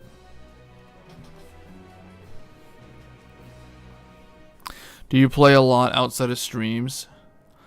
Most of my playtime actually comes from the streams. I actually have started using the live streams as a way to finish the games. That being said, sometimes I do play sometimes offline, but I would tell you, like, the reality is maybe 85% of all of my time playing games is done on stream. I'll give you an example. I have played some of Death Stranding off stream, so that I don't spoil the entire story for people that watch my streams, but at some point they want to play the game. Because I know there's people that don't have Death Stranding 2 because they don't have a PlayStation 5, so they're waiting for the PC version of it, which will probably come out in like December or early next year. So I don't want to like completely spoil the entire story for people that still have yet to play that game. So that's one example of a type of game that I would play off stream. I've played some Night Rain off stream, but Night Rain is the same sort of gameplay regardless of whether I'm streaming it or not streaming it. You guys, it's literally you queue up with 2 other randoms and that's all it is. So, I mean, those are the only 2. Like, I've played a little bit of like Expedition 33 off stream. For the same reason, I didn't want to spoil the entire story for people who have yet to play it. So yeah, but I would say like 85% of all of my time playing games is done on stream. It's a good way for me to like force myself to progress through the game. Or at least attempt to, because sometimes, you know, like Hogwarts Legacy, it took me like almost a year to complete Hogwarts Legacy, because every time I try to play it, or yeah, I would like be streaming, and then we would end up talking about weather patterns and the oceans and computer stuff, semiconductor, you know, like whatever, computer builds, PC part picker, like paint discussions. Like I would never get very far in Hogwarts Legacy, but the thing is, I think I probably only played Hogwarts Legacy off stream like 2 times in that whole year that game was like 2023 basically. But yeah, pretty much almost all of the time playing the game is on stream now. I don't know, this YouTube channel has turned, I don't know, like, do you feel like my channel is more like a live streamer's channel versus an actual like legit like, oh, the channel's focused on videos? Because sometimes I feel like this channel is more like a live stream channel.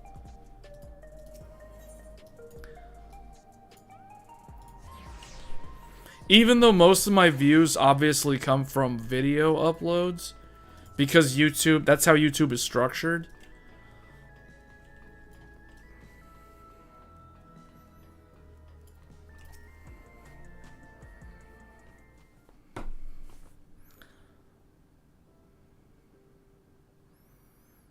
This story's pretty lame. There's like no voiced cutscenes so far.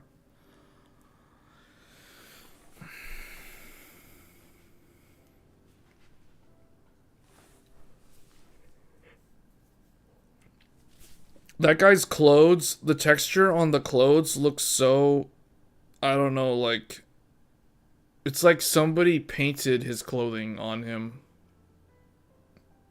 Like it's not actual cloth. They like painted his jacket to look like that.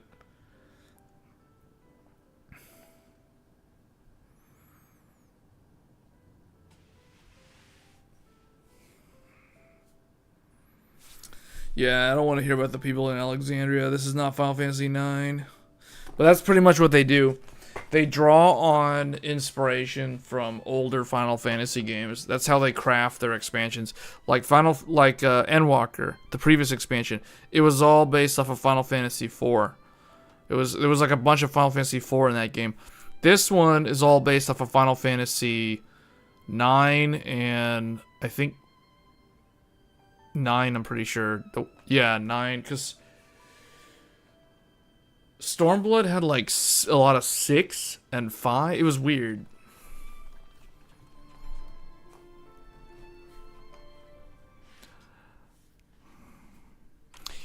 In a given month, you might be right.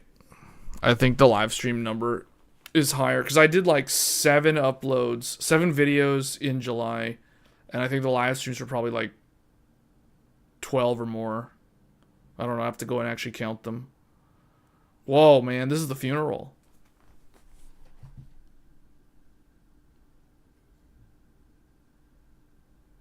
The way they're all like... Whoa. This is the funeral.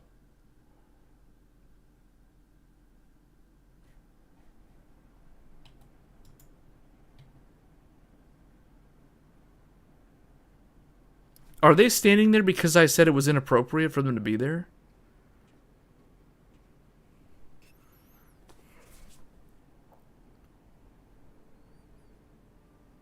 Although we are gathered here for the same reason, we hail from different lands. Some were born and raised in the Alexandria of old, while others came to us from Tuliolal. It was from this union of diverse peoples that a new Alexandria was born. The only home that our younger generation knows. How did we overcome the barriers between us? What moved us to join hands in common purpose beneath crackling skies? You know the answer. We survived. We thrived because Queen Sphene brought us together.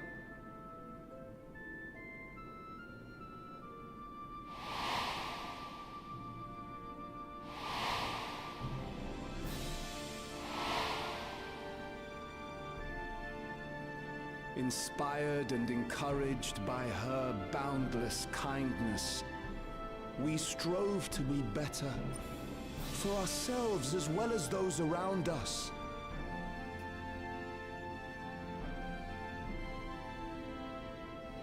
And in Her Majesty's absence, there is a sadness beyond words.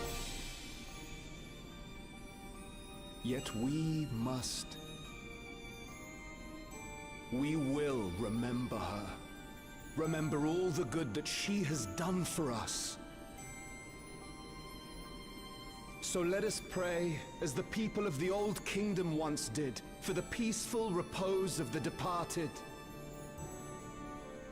And let us keep our beloved Queen forever in our hearts, that her memory might guide us unto the morrow.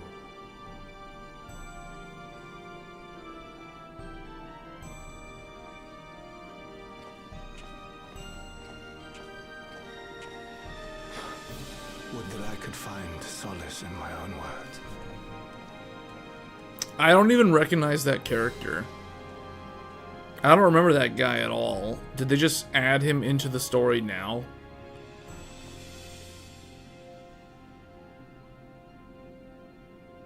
I remember this guy.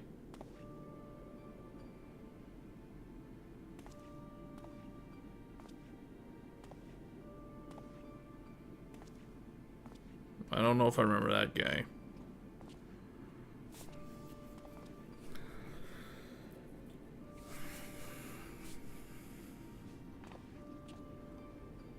Hey, they even put flowers on the crystal. That's cool.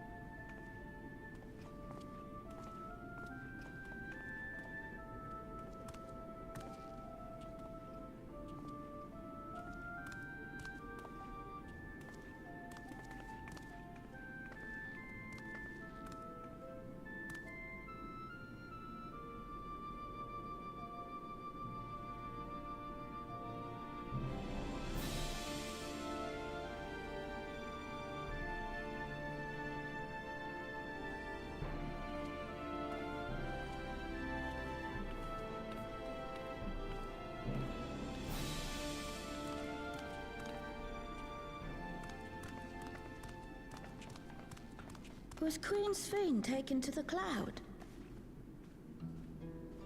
She must have been. To still remember her is strange, isn't it, darling?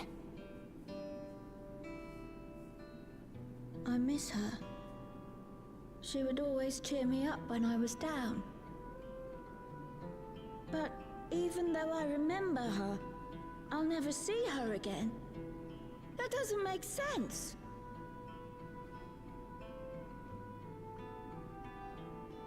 It seems that's what it means to die, I'm afraid. But what will happen to us? Are we just going to be sad forever?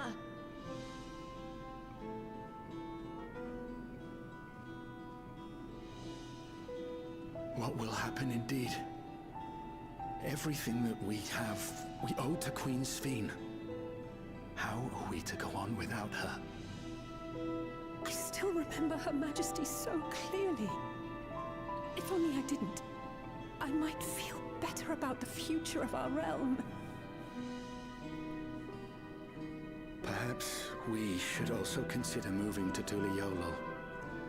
The journey won't be easy, but it'd be better than staying here in uncertainty.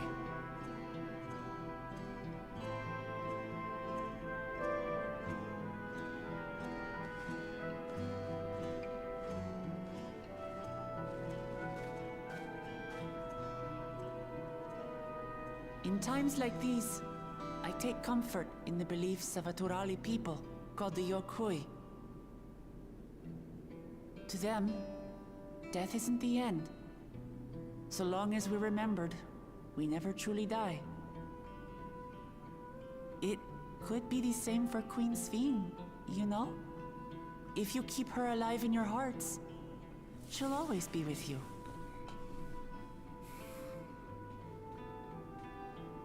But we still won't be able to see her, right? I don't want to think about that. I wish I could just forget instead of having to feel like this.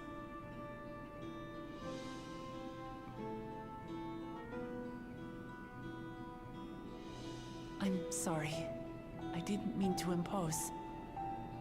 Please, mourn your queen however you see fit.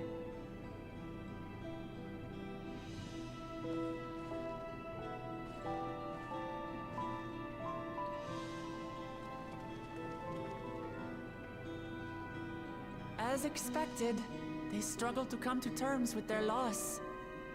I hope they can find a way to move forward. It's not only grief that weighs on them, but worry for the future. Bereft of their queen, how will they proceed? True.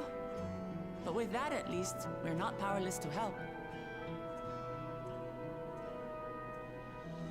What is it, Guloja? I was wondering, is it better to remember or forget someone when they're dead?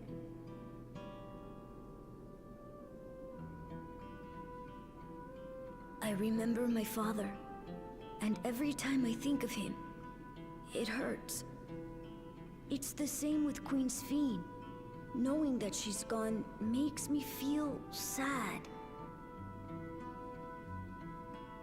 But it's different with my mother.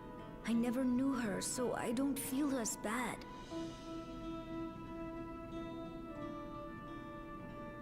I want to remember my father, but maybe I'd be better off forgetting him. Guloja.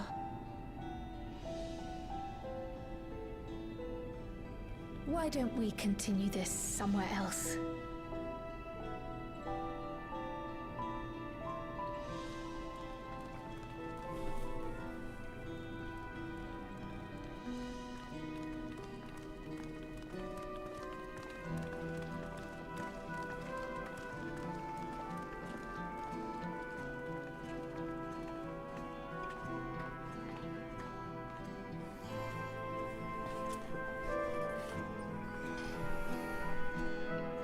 They all still have that device, though, that prevents them from death.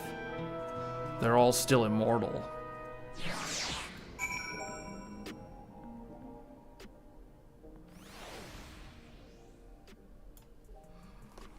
I need to adjust the game audio for me because it's way too low. Actually, it's not that low, actually.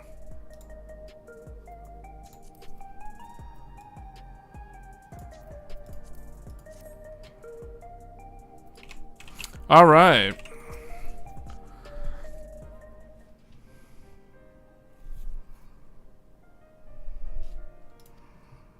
Yeah, I think we're just gonna kind of skip through a lot of this, I guess, until it's a voice dialogue. I guess the voice cutscenes are the ones that actually matter. They're the ones that have the most story exposition. Perhaps we should try looking again. Wait, do you want to know your mother? He never knew his mother.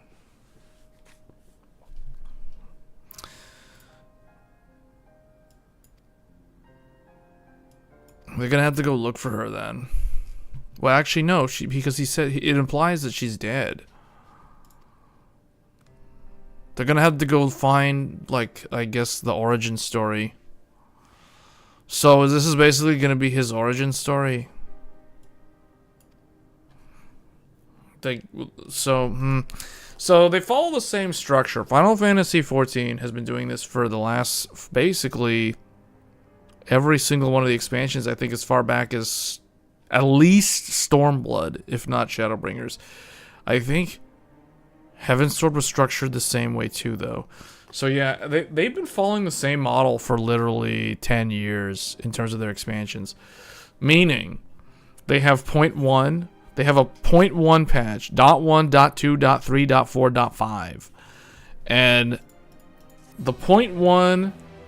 the .1, .2, .3. So this is 7.1 content. 7.1, 7.2, 7.3. Those three together conclude the story of... They fully conclude the story of the existing expansion. And then the .4 and the .5 patch actually begin the new story, which will become the next expansion. So we are about to witness the end of the Dawn Trail story sometime in August this month. The 7.3 patch will be released. See, so Dawn Trail and post Dawn Trail. So Alexandria Morn. So now we're starting the third. And I need to check something real quick. How many? So there's 1, 2, 3, 4, 5, 6, 7. Starting with the Royal Invitation, there's 7 quests. I've completed 2 out of 7. This is the 3rd quest, In Search of the Past. But I'm probably going to need to clean up my inventory first. Because I'm going to run out of space. I've got too much junk in here. How do I access the saddlebag? Oh boy, this is all full too. Let's go to the retainer. The game is in the description of the live stream. Gohan, if you could make inquiries outside in the outskirts, the rest of us will do the same in Solution 9. Da -da -da -da -da -da. Okay, here we go. Let's go. Let's go to the outskirts. We gotta go outside, so I need to figure out where's the easiest way to get out of this place. Actually, I need to go talk to the retainer, because I need to, like... I got too much stuff in here. Way too much. This materia, for one thing, needs to go. Need to sell it on the market board or something. The game I'm playing right now is basically the best MMO.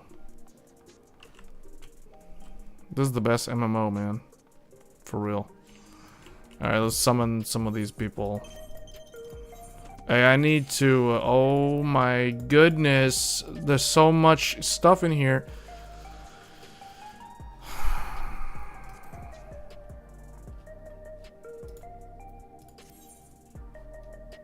I'm going to have to sell some of this stuff. I got too much gear in here. Does she have any space? Why do they all have the... like, it's all full.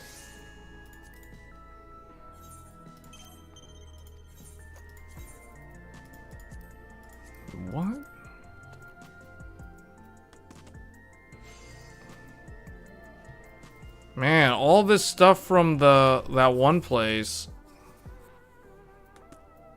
Resilient Totem, Umbral Totem. Tarnish Maiden. I don't need this.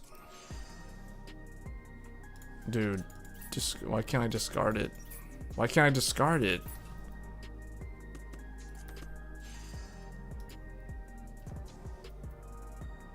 Alexandrian gear. No, okay, just.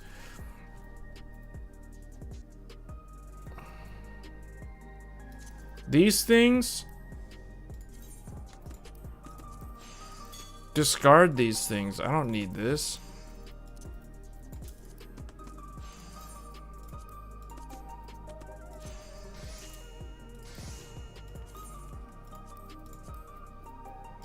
These are all things from the Heavensward raid.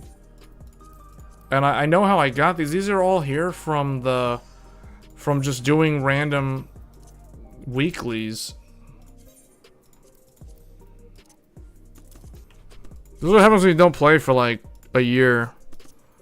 You fall so far behind, and then it's like you got all this. Is this something unsellable? Yeah, unsellable. You end up having to clean up the inventory. All this Alexandrian and Maiden stuff, I don't need any of this.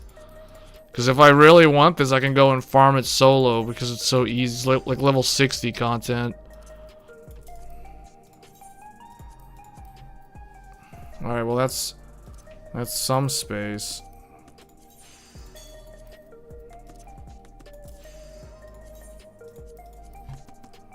Gotta make a bunch of room here.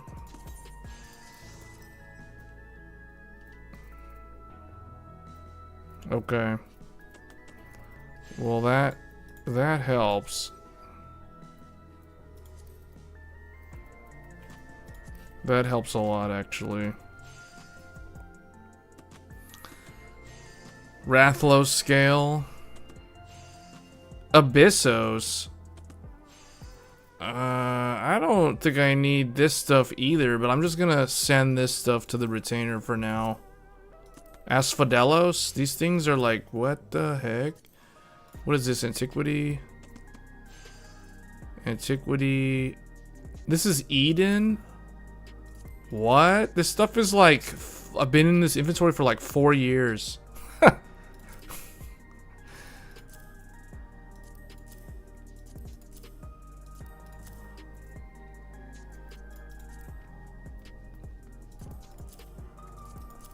Anabaseos, there's so many. That one has a really good soundtrack though. Okay, well that's all of the retainer spots. But this helps. Now I actually have space again. Alright.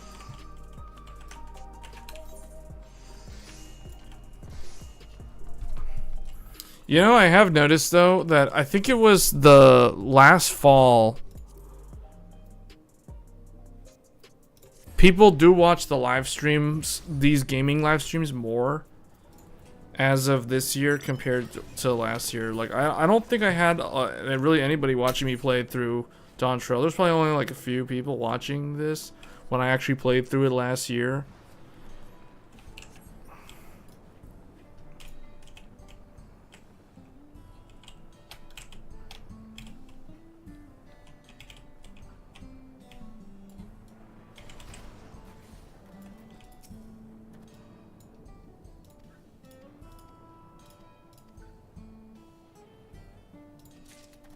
There was a battle. Has taught you about a battle with a Tyrol Vidral.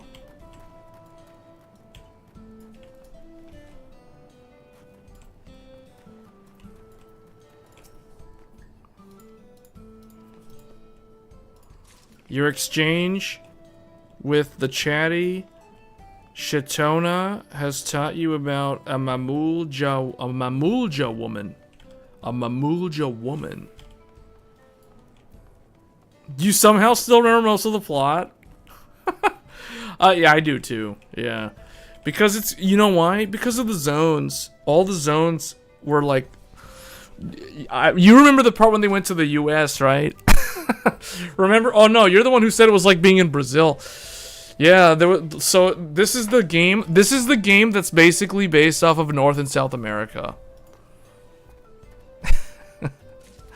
Yeah, so where's the world map? What's funny about this game? Hold up. How do I get out of here? How do I navigate? Okay. Okay, see, look, check this out. Check this out. Make this large. Make this, like, really big. Hold up. The world map of Final Fantasy XIV. Such a good world map. So you have Eorzea, this section in the middle that literally looks like Africa. So basically, the game, it's like if this is supposed to be roughly based off of the world, the base game is based off of the African continent. It's in the middle right there. Eorzea, that's the Africa. Then you've got Europe to the north, which is still mostly a mysterious land. Garlemald, it's got all the clouds. Then you have, I guess, Asia to the east, Orthod, which was covered in the Stormblood expansion. So, but this expansion, they travel to the west. They journey to the west, to the brand new continent in the west, Tuliolal. So they have the south, Yoktural, and they have the north, Zaktral. So that's how it is. And the south has three regions plus the really big city. So it's like, someone was saying it's like, oh, they got like Mexico City as like the main city, and then you've got like these South American regions. You've got the one that, what is it? Kozamauka. Kozamauka is like the jungle. And then you've got the Urcopaka, which is like the mountainous western side of South America. So like the Andes Mountains. So you got like the mountain stuff. And then you've got the, this is very much like the Incan stuff. They've got the whole llamas and everything. And then you go over here, Yaktel, which is basically the place with the weird... That's the one where, what's his name, sings. You have the vocal singing in the background and stuff. It's like, it's mesmerizing, okay? So that's the South America stuff. Then you've got the North America. Zaktaral, which is like these two regions here, plus... Well, then they've got like the special Solution 9, which is basically the Cyberpunk 2077 city that I was just inside of. So then you've got that, and you got these two regions over here. You got Heritage Found, which is where we are right now. And you have the Wild Wild West. This is the place where you were saying it looks like your hometown, but I was like, I think it's supposed to be modeled off of North America, because everyone's got like guns, and it's like cowboy Wild Wild West. Like that's this area. What do they call it in here? It's called Shaloani. Shaloani region. Yeah. This is basically like the Delarn Dome, though, this place. Report your findings. Oh, I gotta go back into Solution 9.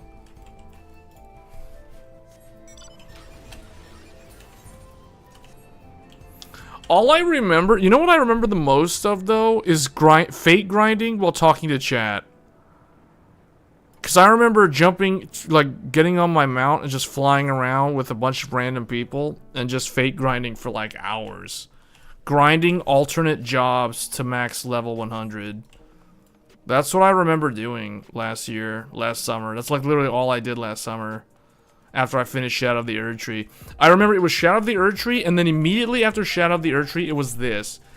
And the thing that I remember the most about Shadow of the Erdtree is the scary Silent Hill / Fatal Frame / Resident Evil place.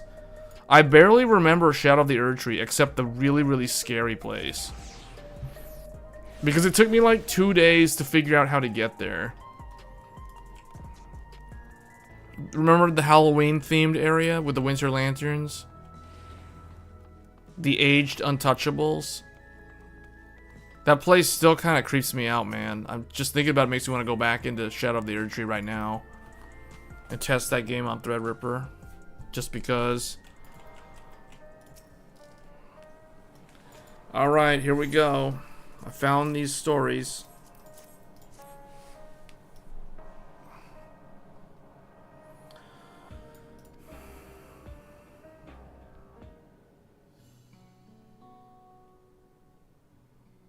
So, Zoralja brought a retinue of something. I have it on auto.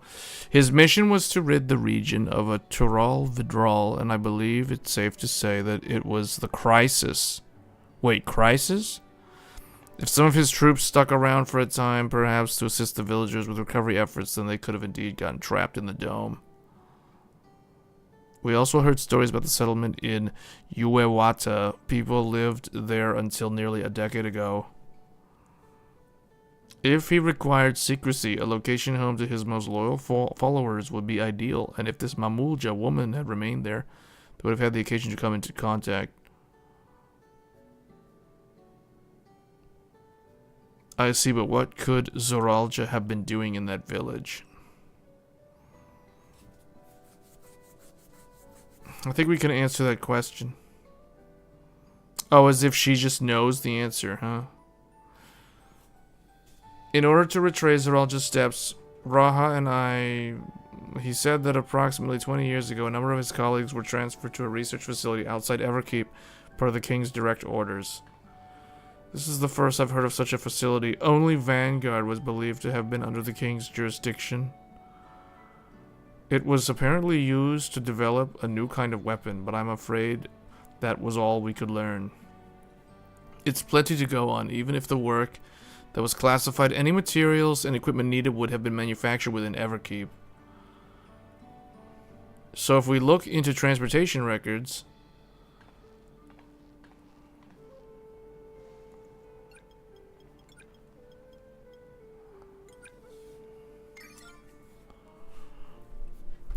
there it is.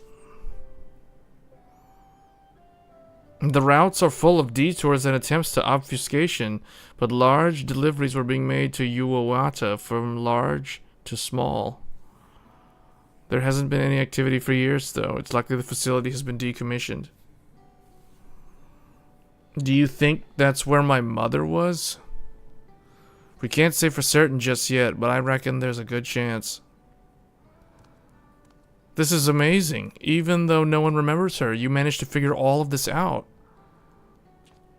Each piece of the puzzle may reveal little on its own, but when we put several together, a picture begins to form. And even should memories fade, footprints remain to mark the path of those who walked before. A lesson I learned in another life. So we'll be investigating the secret facility in Uewata then. And this time, I want you to come along, Galulja.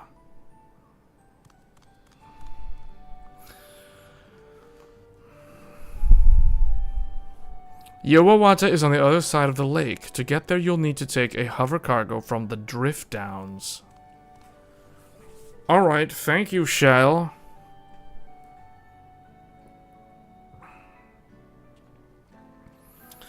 One of the best moments was... Oh, yes, it was, man. Yes, it was. Yes, it was. Oh, man. Oh, Intel Arc A770. There were two moments of last year. There was the one... there was the A770 with a bunch of, like, objects that were not culled properly. So they show up as invisible, and they tank the FPS so bad. Do you remember later in the year, though, we tested the Intel Core Ultra? Intel's Core Ultra CPU with the integrated graphics on Arrow Lake? And I was like, man, did they fix the graphics? Like, did they fix their driver? And I remember there was a part in the stream where I went into like a building. I went into like a house in the game, and it reminded me of like It was like playing Fatal Frame 2 when you meet the Kusabi for the first time. And it goes black and white and it chases you and it can go through walls. And you have to run for your life or you'll die in one hit if it catches you. It felt like that. It felt like that sort of thing. Because it was like... Oh man, I gotta go watch that stupid clip from last year. Oh, I need to make like a montage of the Intel GPU, the Intel drivers, man. That was so good. Intel launch drivers. Intel launch drivers. So entertaining. I still remember, like, it's like the characters go inside this one house, and it's like the frame rate starts going so low, like we're talking PowerPoint presentation frame rate, and it's like, whoa, get out, it's like, get out, the computer's gonna crash. And somehow miraculously it doesn't crash because we managed to get out just in time. I mean, I could feel the blue screen was almost imminent. It was almost like you see a black hole in outer space and you're like flying around in outer space. You see a black hole, but you're far enough away from the black hole that you don't fall in. That was last year with Intel's Arc. We almost fell in the event horizon and would have never been able to get out. It would have been a blue screen of death. I could feel it. The computer, everything, it was like, yeah, man. You know what? I need to test Intel's GPU again. I really do.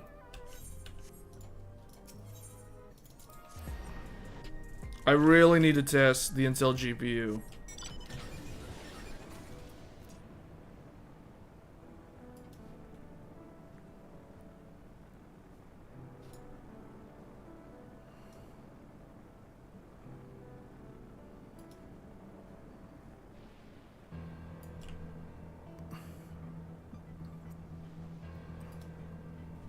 Well, this year we tested the B580 with Assassin's Creed Shadows, and it ran horribly.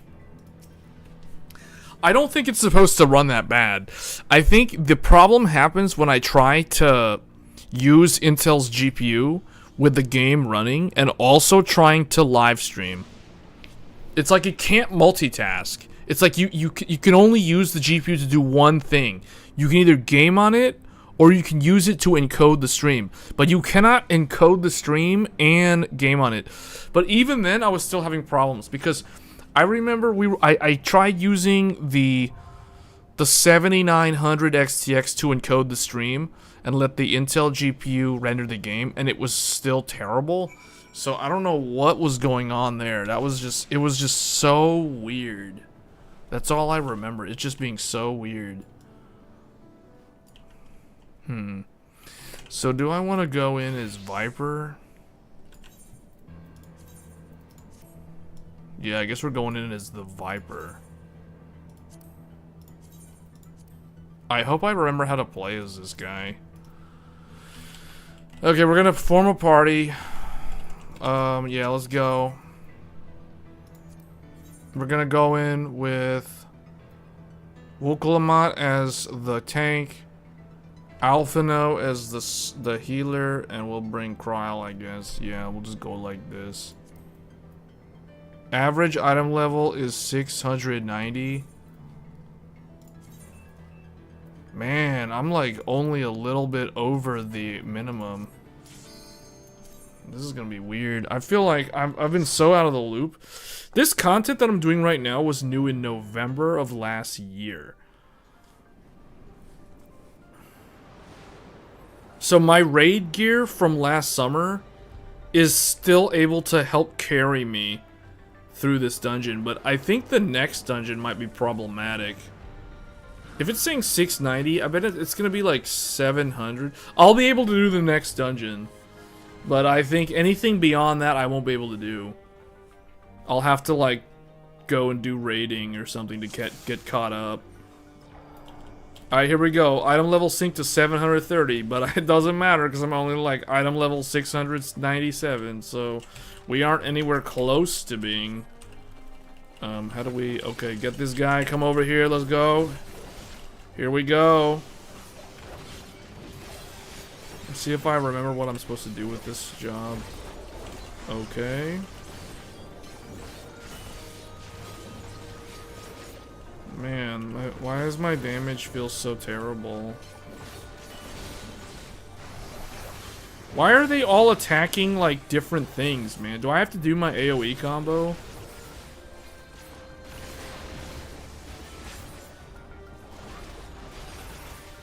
What I should have done, instead of queuing up with AI, I should have played as my tank and get insta-queue to play with other players. That would have been better than this. I don't even remember how to do his rotation properly. I'm just clicking the buttons that light up. I hope that's correct.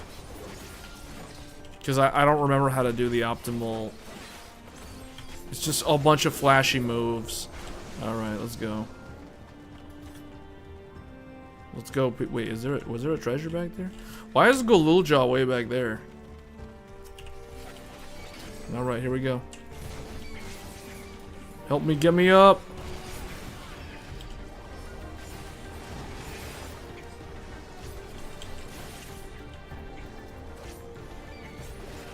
The B580 was even worse because of the encoder. Yeah, I know. Yeah, it was weird. I mean, you couldn't really do anything with it. It was so embarrassing. It was so embarrassing because I got that game for free from Intel. And that's the only reason why I was streaming the game on the Intel GPU. And it ran so bad. And I'm like, this is embarrassing because I can't even show the gameplay properly because the GPU is performing so poorly with the encoder. So it's like I had to use the AMD card.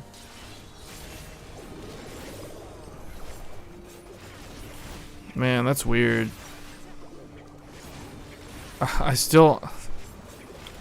don't know. I still remember the Dragon's Dogma though. Dragon's Dogma was like my favorite. You're right. Dragon's Dogma 2 with the Intel A770 was like the best live stream from last year. Hands down. It was like that was peak content from 2024. It was legit so good. Because 2024, when I think back of games of 2024, I literally only remember Dragon's Dogma 2, Shadow of the Erdtree, and this game, Final Fantasy Dawn Trail. That's like literally all I remember. Because what else was there? Like, there was some other stuff, but it's like I don't really. It wasn't very memorable. This year is pretty much just Monster Hunter and Night Rain. When I look back on this year, it's just gonna be Monster Hunter and Night Rain. And I guess Expedition 33 and Death Stranding. But see, I'm gonna remember Night Rain and Monster Hunter more than those games because those are the games that I spend the more time with because of the whole live service aspect.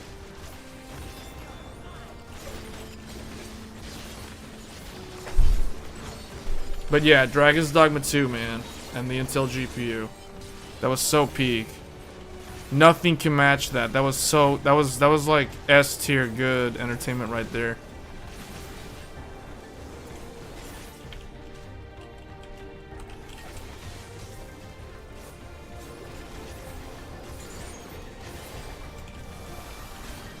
The one thing that this game still does, though, this game still got the music.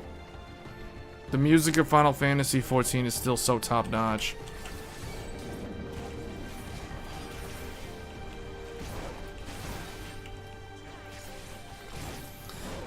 Now that I think about it, the developers of Elden Ring Night Rain have gone on record saying that they wanted the Night Rain expeditions that you play with others to feel like you were doing... It's like they wanted you to be able to hop in, play the game, and then hop out.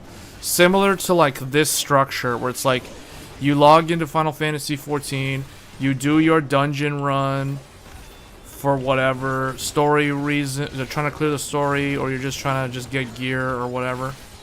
You know, like that's exactly the same structure that they wanted to go with. Man, Threadripper though, like this CPU is dead quiet. I can't even hear the computer, even though I'm live streaming. It's so quiet. That Silverstone liquid cooler is on a whole nother level in terms of how good it is.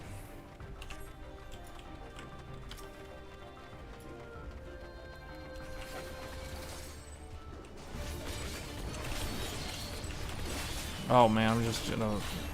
Oh, I recognize this from Final Fantasy IX.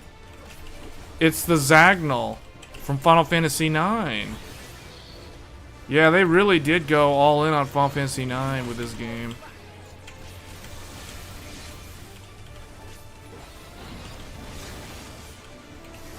I'm just gonna stand next to Alphino. I think he knows what he's doing. Oh boy, Alphino, help me. Is there enough for a melee? Yeah, okay. Something's happening. Something's happening. Where do we go? Wuchang, I'm with you. Okay. Oh yeah, I remember this battle theme. Yeah, let's go. It's all coming back to me. Like Cervantes said in Soul Calibur 2. Familiar cries. Come back to me. What am I supposed to do?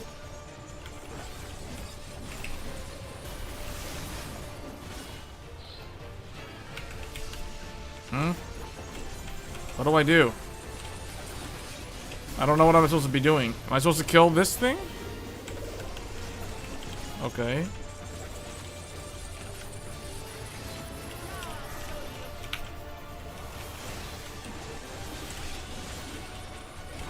Come on, hurry up.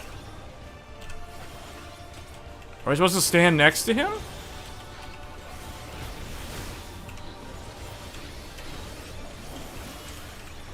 Man, Viper fights like a Jedi without a lightsaber.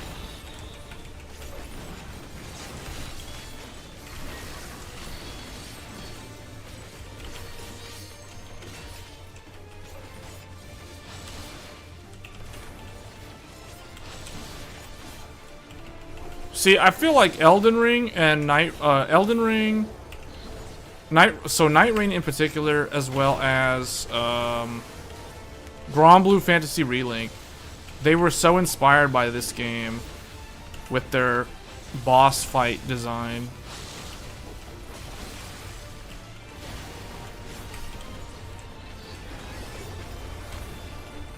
Alright, I'm going all out. Here we go.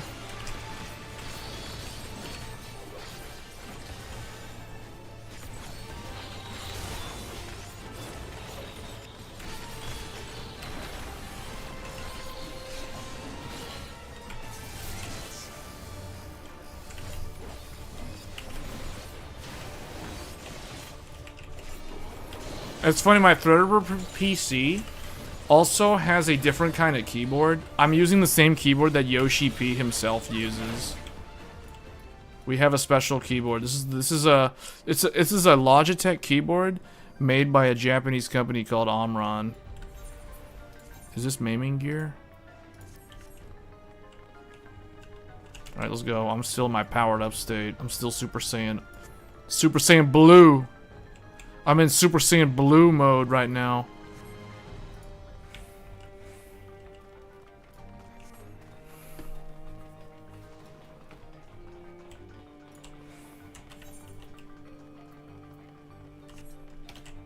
What's this?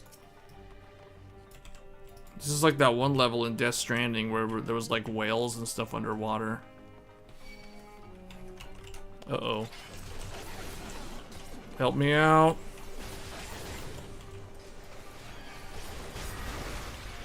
She needs to get them off of me.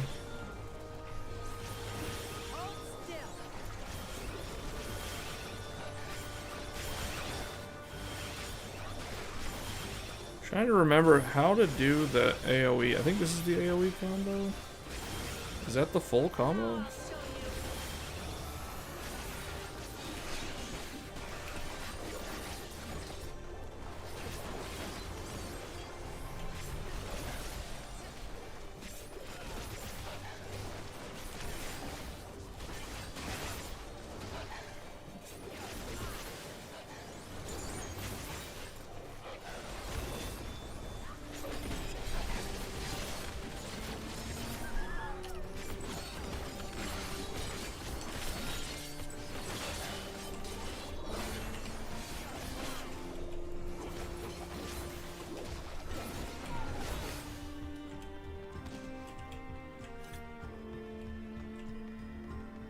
This is like the research lab in Ninja Gaiden 3.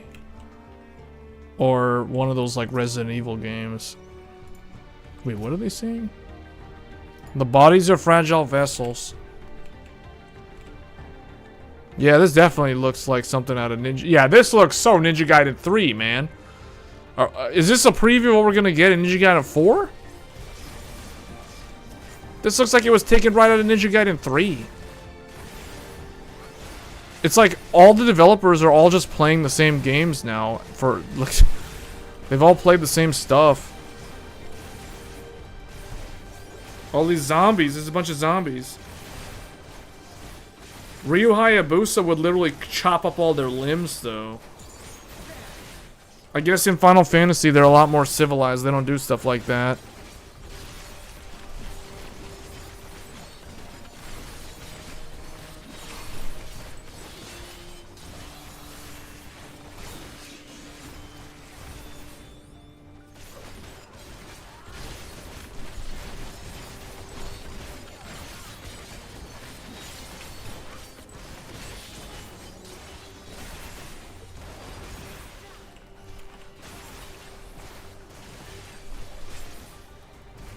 But see, I feel like this is the type of game that it's easy enough for me to play that I can still talk to the chat.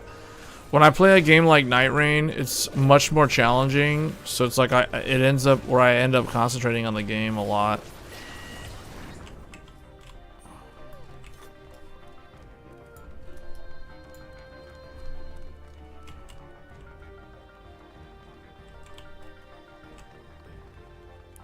Has there ever been a Final Fantasy game with a lot of gore?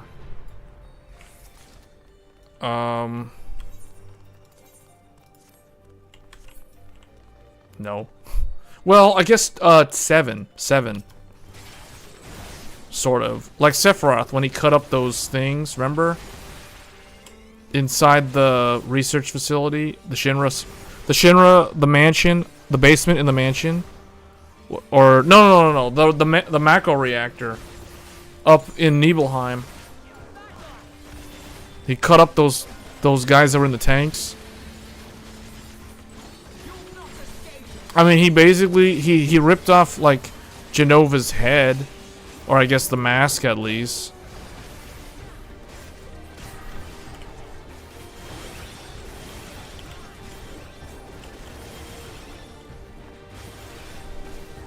I don't know why, but this is so oddly familiar, like Ninja Gaiden 3. The enemies in here look like they're literally the same ones from Ninja Gaiden 3. They're a little bit different looking.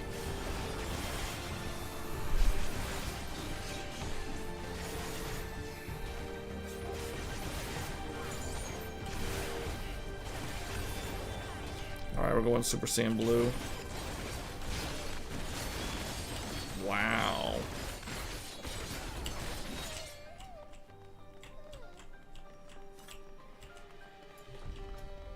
What's in here? Oh yeah, so you can, oh that's cool. You can go inside the side rooms.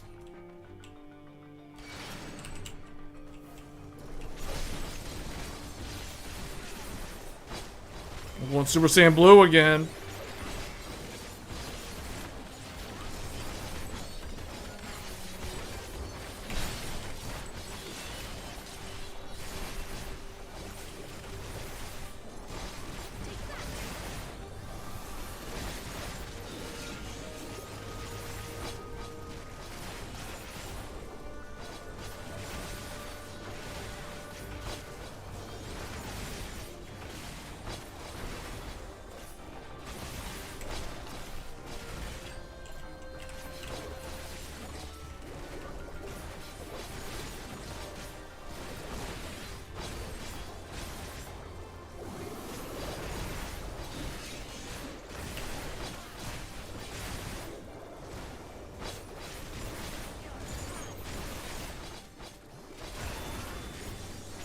Alright, Super Saiyan Blue.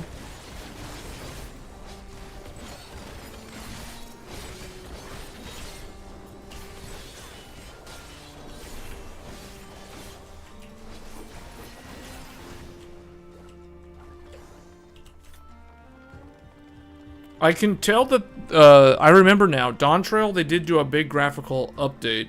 This game does look a lot better than a PS3 game. You can still tell it's got the origins of that style of game. Ooh, this place drops 705.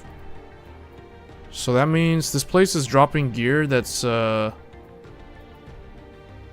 as good as the raid gear that I have on my Gunbreaker. Alright, well I gained 1 item level there.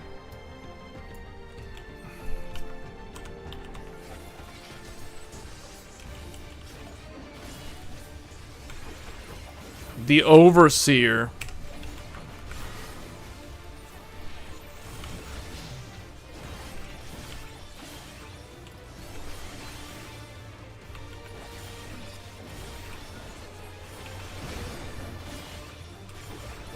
I'll stand over here. Oh, what?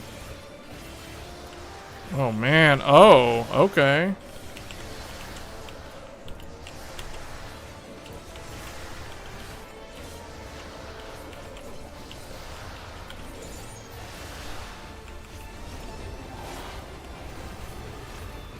Alright, I'm going Super Saiyan Blue. That's it. I'm gonna just take this guy down quick.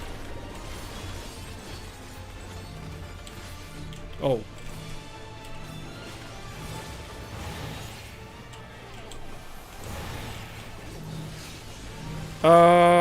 Don't overlap.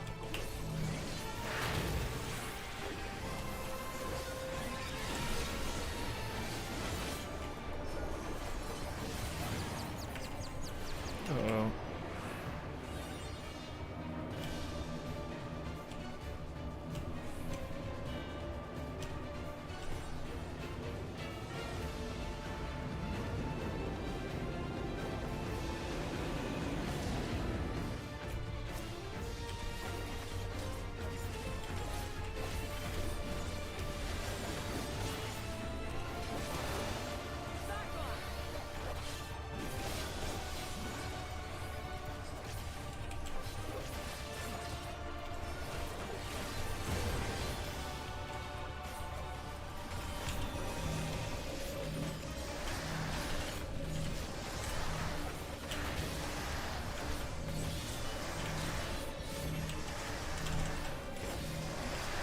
Oh man, that hurts. Help me, I'm dying. Supposed to look away?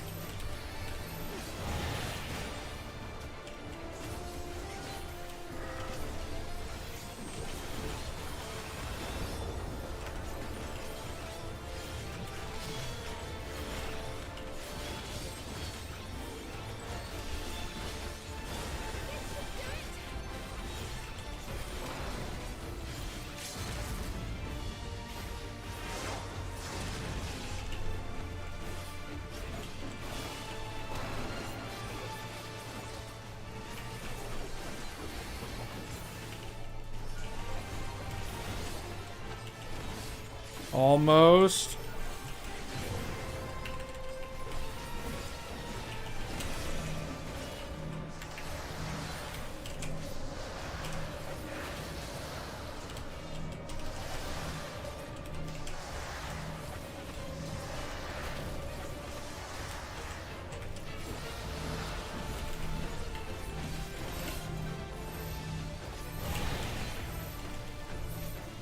Okay. Fending, that's tank gear, isn't it?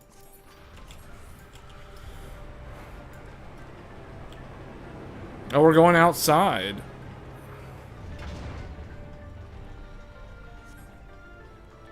Is that a storm?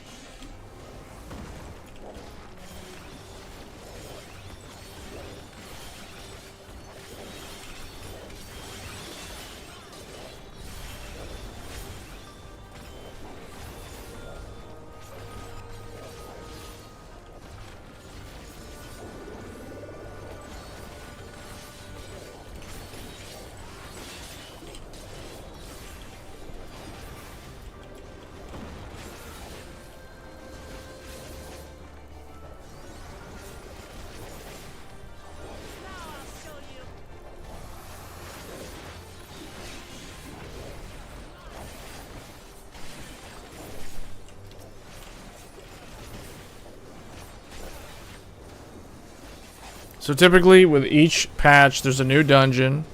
So this is the new dungeon from November. And then there's also there might be one of those like instanced mission things, so single player things that they make you do occasionally.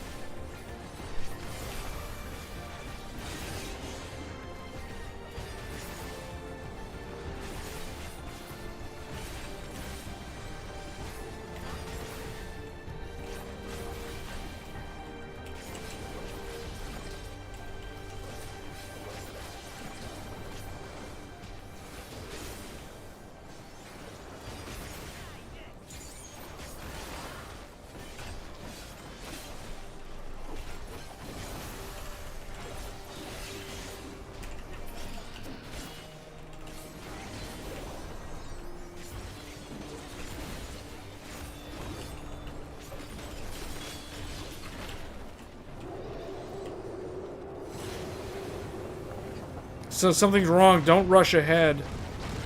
Continues to rush ahead.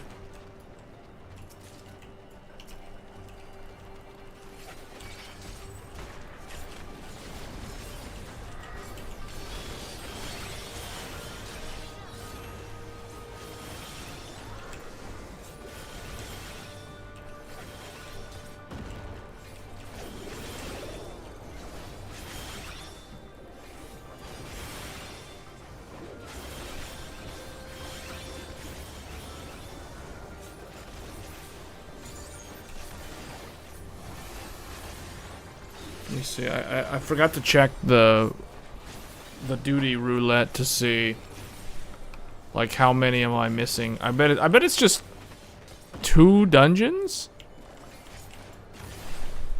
for this one and the one after this one. I think are the current expert, which means I probably still have the one for not leveling, but what's it called?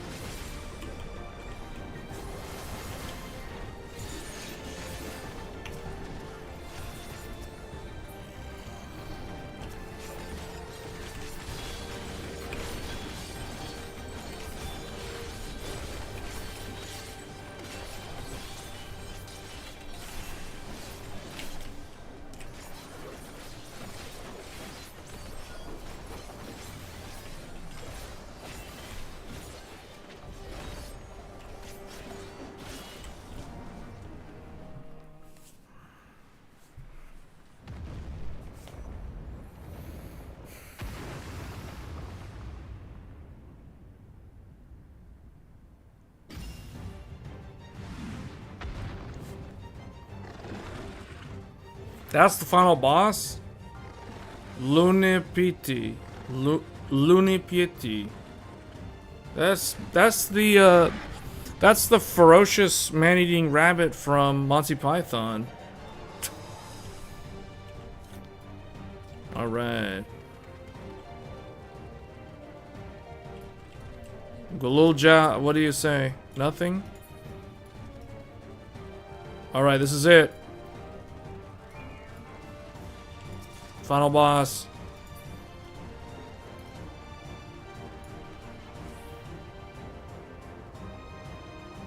We fight him in the crater of some place. Alright, here we go. Let's do it.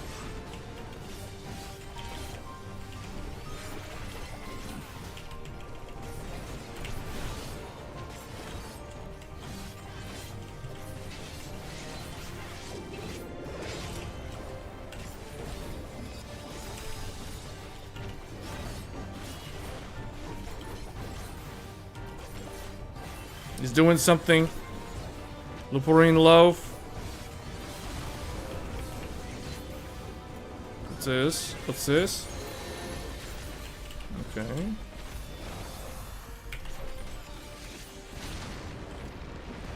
Oh.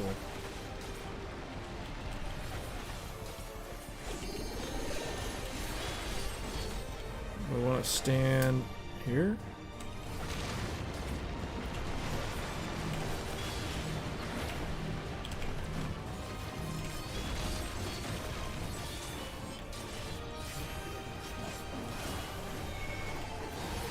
Oh, this is like Ruby from Shadowbringers.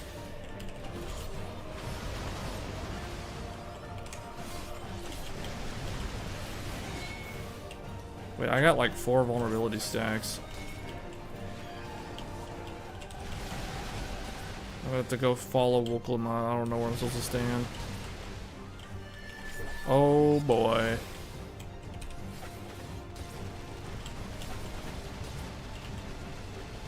Oh, okay, middle. Where is everybody? They're like all over here. Alphino, I'm following you. Oh, what? He made a hole in the ground.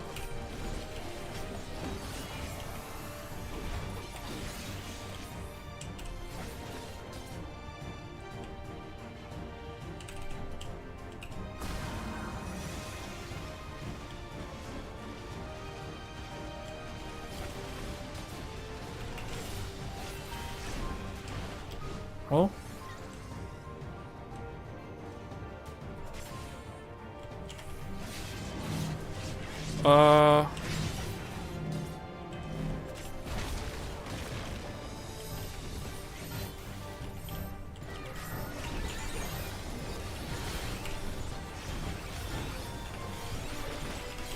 Super Saiyan Blue.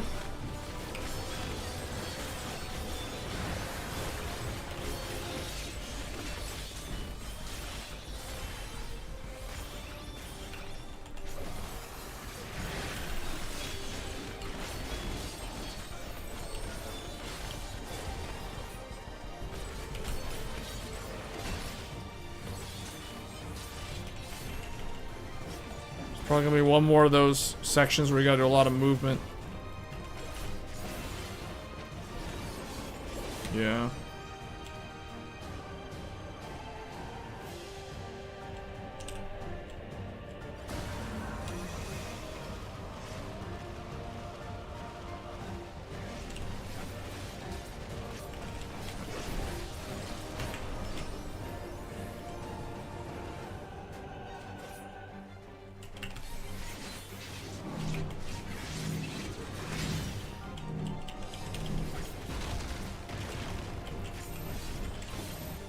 Come here.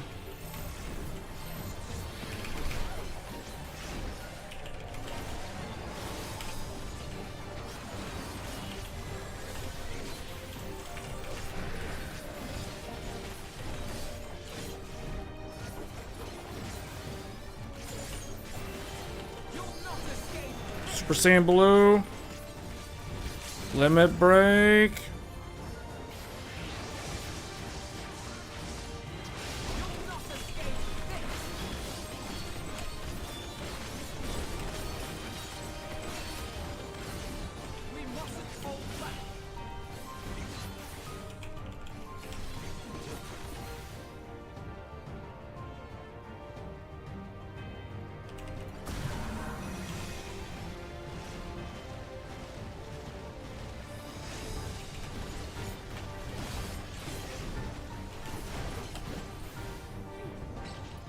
All right.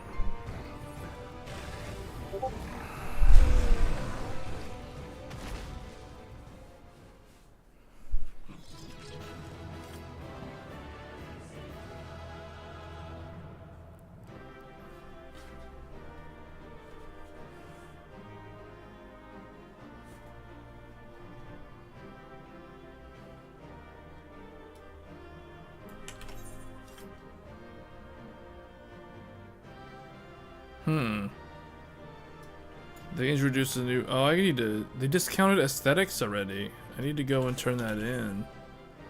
But I don't think I only get poetics or something.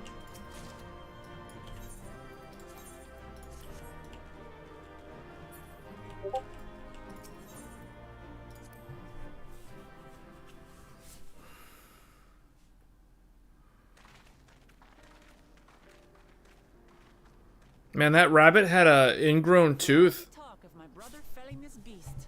He only imprisoned it, like Vali Armanda.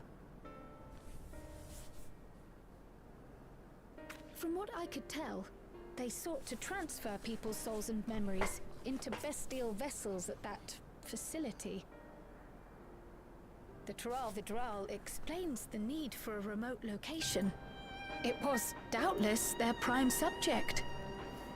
Though I expect Zoralja did not foresee the opportunities it presented when he imprisoned the creature.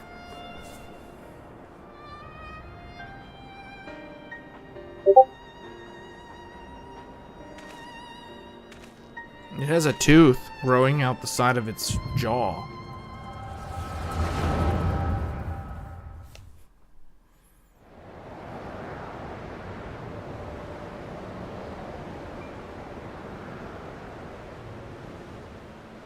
And so, in order to prevent the breakdown of the individual, I instead seek to transfer their soul into the body of the beast. This would allow one to wield the power of a Thrall Vidral. In theory, our initial experiments will involve lesser creatures. But in time, I'm trying to I am finish the confident we will be .1 able to story. bring even the mightiest under our control. And what becomes of those who offer their souls? As they won't be able to return to their original forms, we must consider them lost. But the sacrifice will be worthwhile, for the army you stand to gain will We're coming up far on 5 hours. I think I'm gonna have to surpass cap it at anything 5 composed hours. of mechanical soldiers.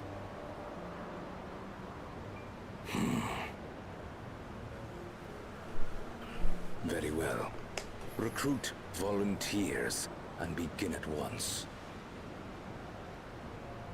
Thank you, Your Majesty.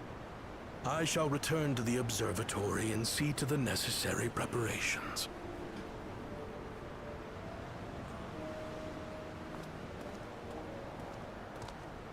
Usually .1 is kind of boring compared to, like, because it's starting this it's continuing on from where the expansion left off. So, you've given him permission? Teshalja, you will assist Kaniloka. As one of the Lands Guard's finest chirurgeons, your knowledge may be of use in his experiments. You will also watch him closely. And what you learn, you will report to me.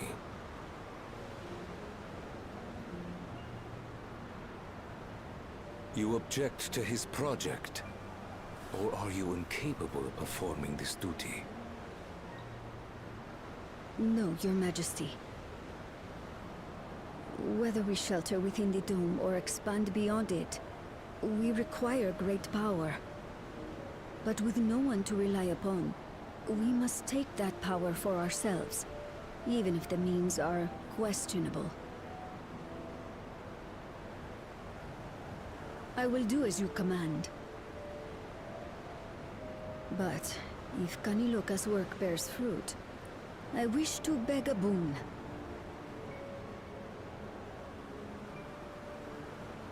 What do you desire?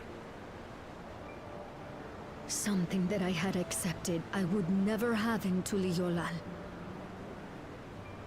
That I believed would forever be beyond me. That it was foolish to covet. But here and now, it is close. So very, very close.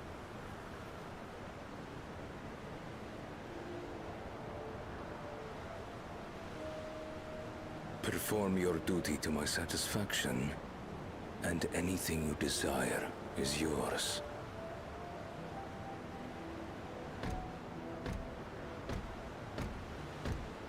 That which I seek does not lie within this dome. Here, I cannot prove the miracle. But if what you seek is at hand, then you may claim it, for it has no value to me.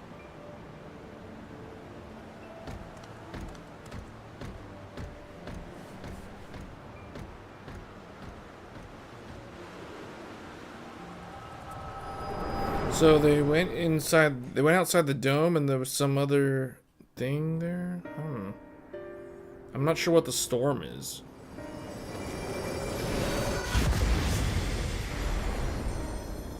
Are you all right?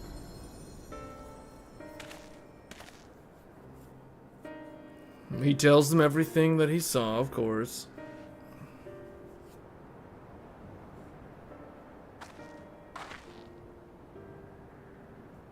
Teishelja. Could she be my mother? Like the people in the outskirts said, few Mamulja lived in Yasulani.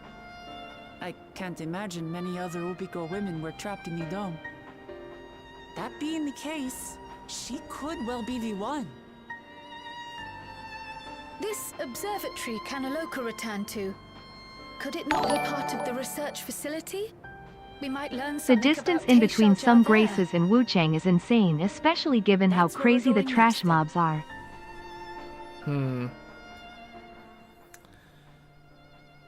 But see, that's why that game, I feel like it's very tedious to play.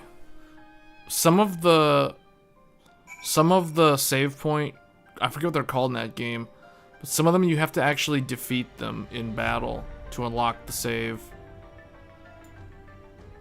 That's something that I remember being a thing in there.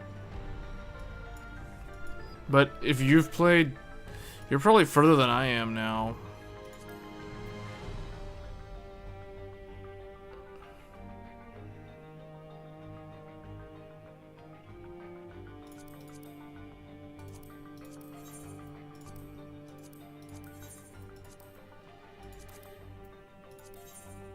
Wait, I have that many of this.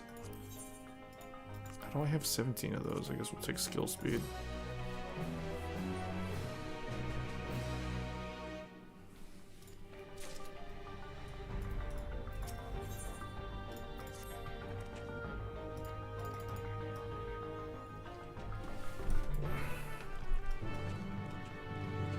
Alright, I think what I'm gonna do to speed things up, I'm going to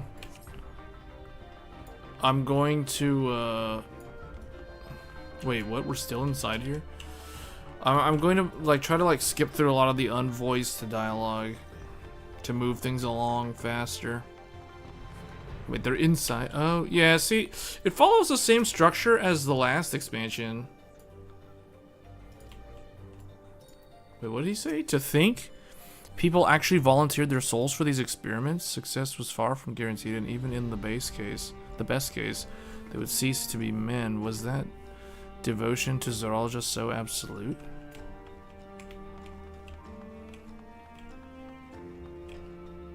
Huh.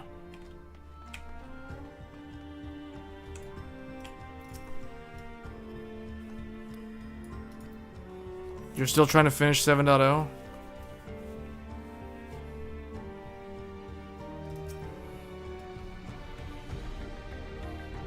Man, you just got to power through it. I mean, it has its ups and downs, I would say. It's definitely not as good as Endwalker. But I don't think it's bad. It's just kind of like, it has kind of bad writing, I think, for some parts of it.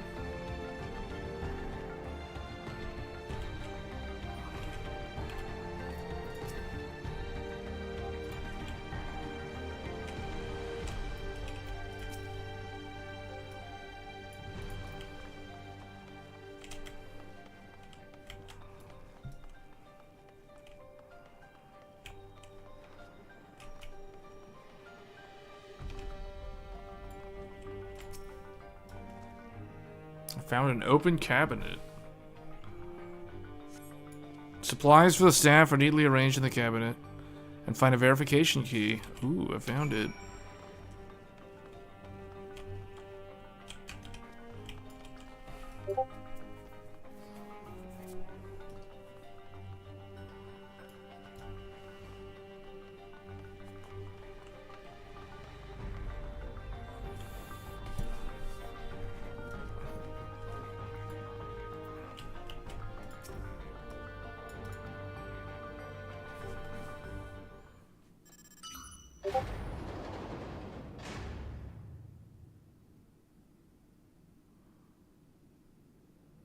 This is like some Resident Evil stuff. Then go up in the elevator.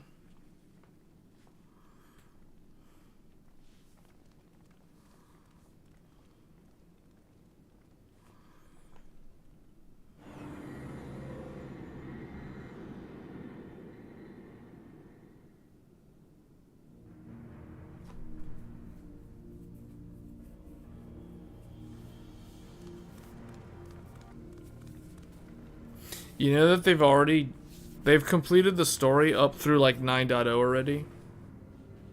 Or did he say 10.0? I forget. Far cry from the temple that held Valley Garmanda. All the machinery appears to still be in operation. The warnings indicate various anomalies related to the seal's failure. Let's see if we can find some clues about Golulja's mother.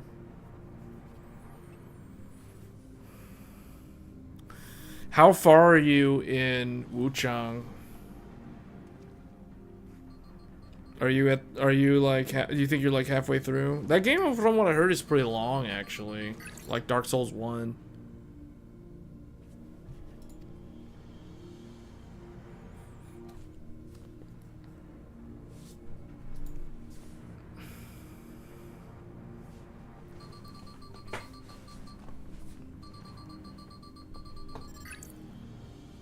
You just beat chapter 1?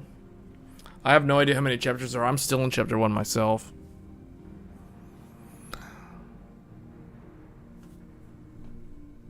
One thing I realized though is I went too far ahead. Because it's like Dark Souls 1, it lets you go wherever you want. So it doesn't really do a lot of hand holding and trying to like push you to a specific path.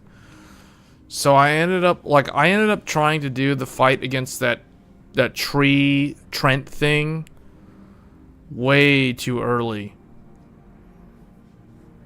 I think I was like level 10 or 12 or something when I tried to fight that tree boss and couldn't do it. Then went back around one of those temples. I forget, like the temple where those merchants are, for a long time until they finally leave. And I explored that whole area.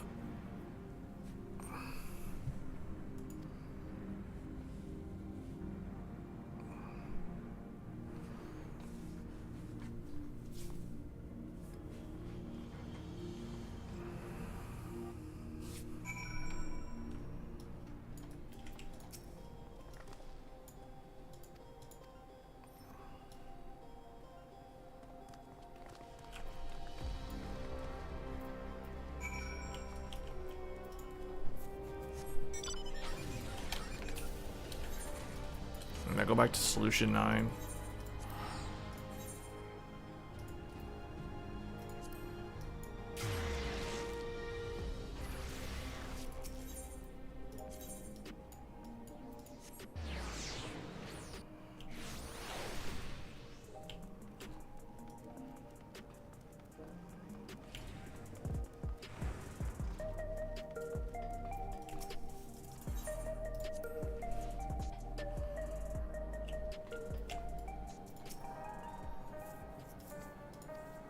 So I feel like the best time to play this game is when the expansions are new, or like right before the expansion, right when the expansion comes out, because that's when everyone's back on a level playing field. No one's like super far ahead of you. Item level doesn't really matter. You know.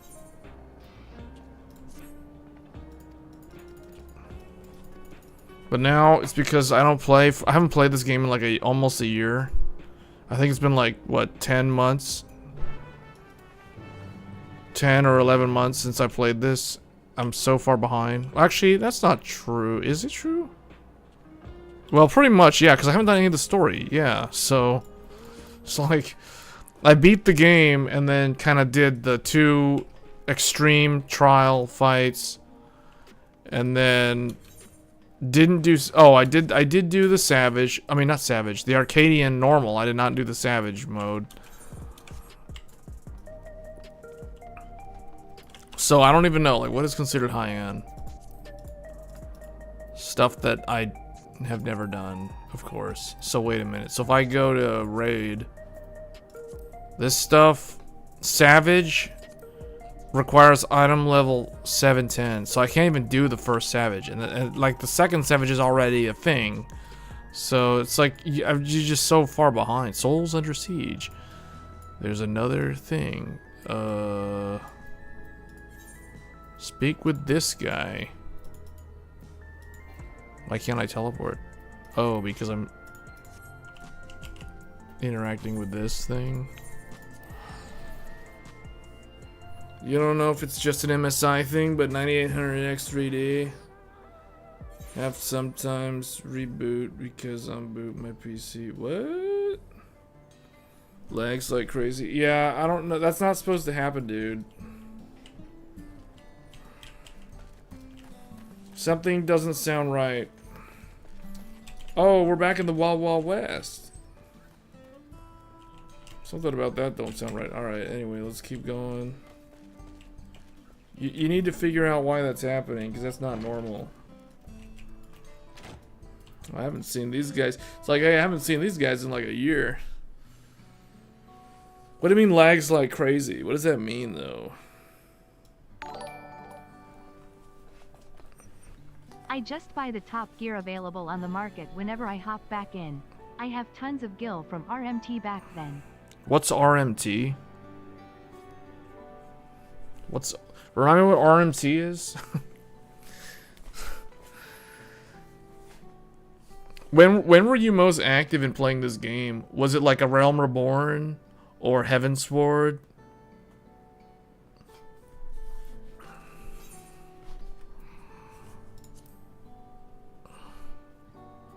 Other MSI boards, people say it happens too. I have an MSI board. Doesn't happen to me.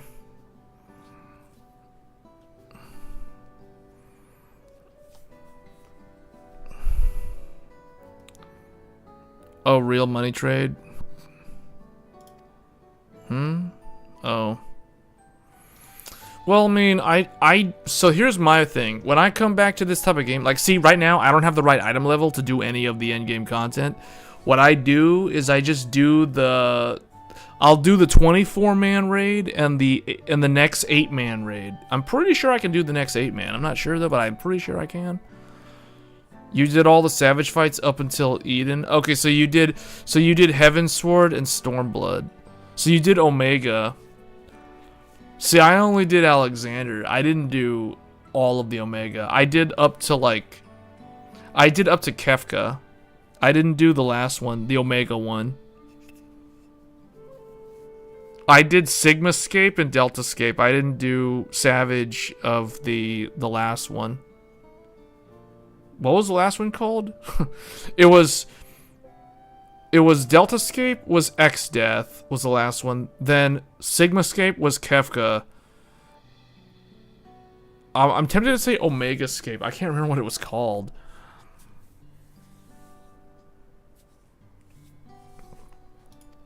The only issue that I've had with the MSI motherboard that I have, which is the MSI Godlike, is the dashboard messed up. So I had to RMA it, and that's why we're using Threadripper right now, because my Godlike is out of commission. But in terms of like lagging and stuff, that never happens. So that's not the problem. That's a problem. Like the problem that I have is the dashboard was messing up. We even showed it on stream last weekend. So I shipped it to MSI last Monday. It arrived there Thursday, so they have it now. And I sent them the log of the USB disconnect or the dashboard disconnect reconnect resetting thing. I sent all the data to them, so they've got everything they need. from a troubleshooting perspective, I assume all they're gonna do is just ship me a new one. They're just gonna be like, whatever. I mean, there's not enough godlikes in circulation for there to be any refurbished hardware, so they're just gonna have to send me a new one. But no one likes to deal with an RMA though, man. RMAs are so annoying because it's like you don't have the hardware. I mean, I can only imagine for people who, like, they only have one desktop computer and they have to ship the motherboard. That's terrible, because it's like, then they're without their computer. For me, I just hop on Threadripper and things just continue on. Yeah, you probably need to open a... Wait, what? The BIOS came out yesterday? I'll try it and see if it resolves the issue. Oh, wait, what? You're having the issue? You're having the issue with the disconnect-reconnect thing? The only person I know of that has the godlike that doesn't have the issue... I thought you didn't have the issue. Francisco didn't have the issue. And he's on the godlike.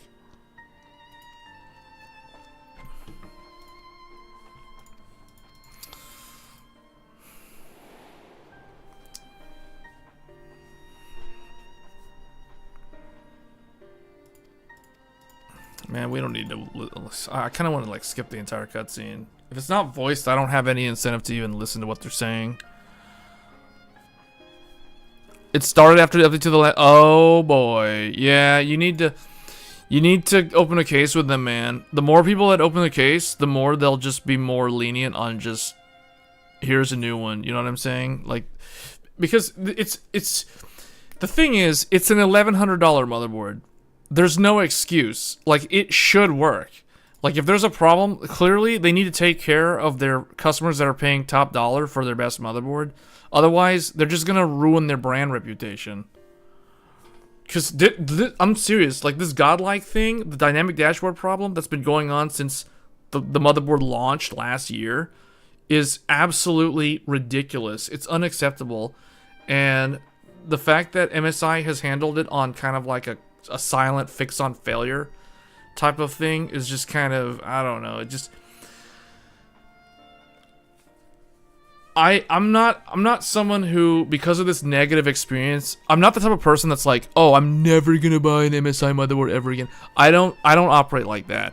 So sure, no one's perfect. Everybody makes mistakes every now and then. So it's like, yeah, their godlike has a whole bunch of weird problems, but that doesn't mean that I'm never going to try an MSI motherboard in the future. So, no, that's no big deal, man. It's just, but the reality is people, so here's the thing, like, everyone was talking about, like, ASRock a few months ago about, like, the whole, like, oh, ASRock's blowing up motherboards or CPUs. That's actually not true, because there's really no problem with ASRock. The only problems that I have had this year are with MSI. And I'm not the only one. And see, you're another example of someone who has had who has a legit problem with an MSI motherboard. Personally, I have had like no problems with ASRock. So I can't say anything bad about ASRock because I've never experienced anything bad with ASRock. But I mean, we literally showed it on stream, the problem with the MSI godlike. It kept happening constantly throughout the last, like, the two live streams from last weekend. The MSI dashboard on the godlike just kept dun dun dun dun, the USB sound dun dun, and I had the camera on the motherboard and everyone could see the dashboard goes dark and it resets.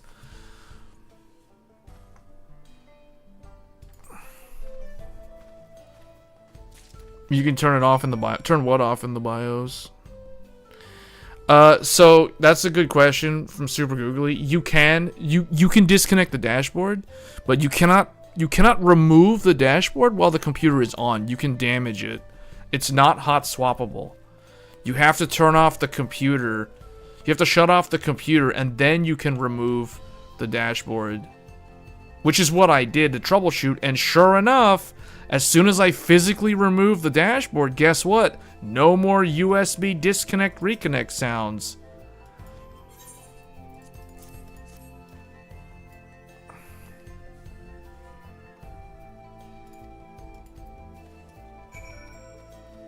What did Gigabyte do that was bad?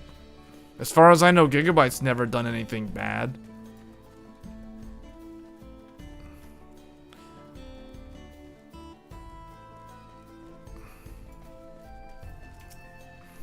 What did Gigabyte do?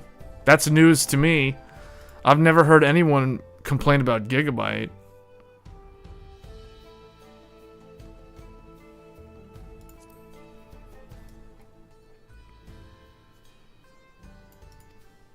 Wait, did I tell her the wrong thing?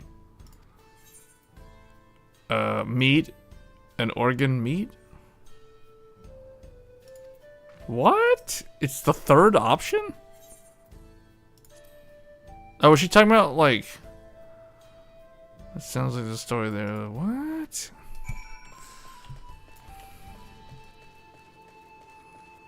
Well, they'll probably not make a removable one. See, the problem is it's removable. So I have a feeling, my theory with the dashboard is there's something with like the signaling characteristics.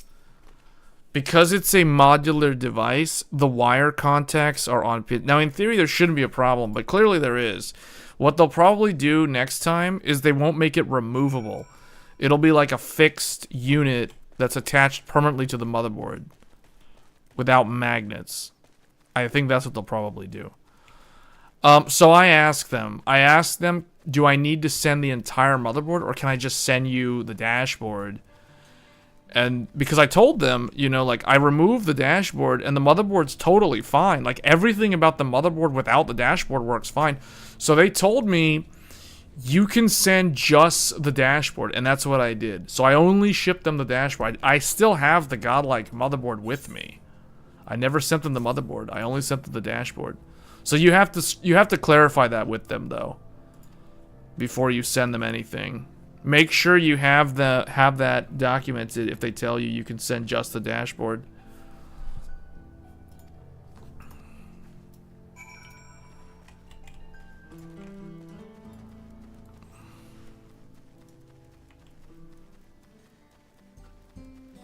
Gigabyte had some exploding power supplies. Yeah, but that has nothing to do with the motherboard though. You're talking about a motherboard. Motherboard's different from power supply. Those are different divisions. You know what I'm saying? Like, you're gonna punish the team that makes motherboards because some random other team screwed up with power supplies? To me, that don't seem right to me.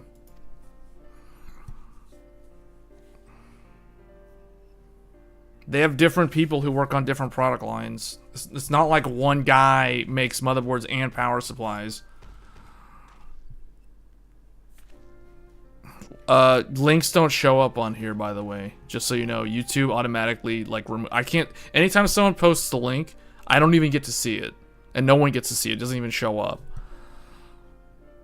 So you'd have to post it somewhere in, like, the channel Discord or on Patreon or something.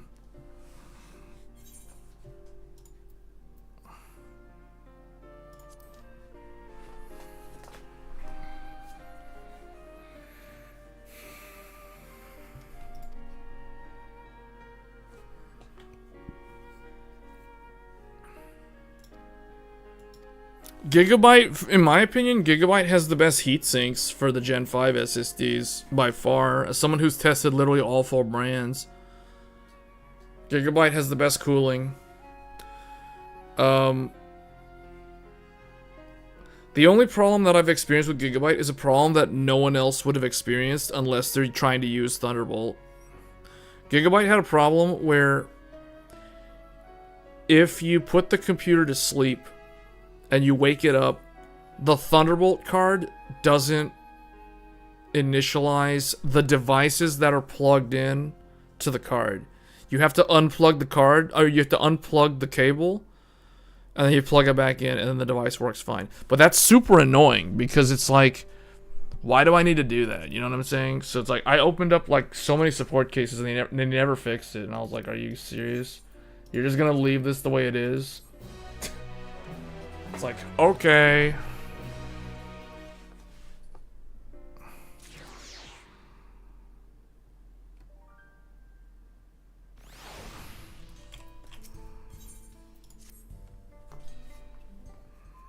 But in terms of value for money, I still think ASRock is the best choice if you want like the most motherboard for the least amount of money.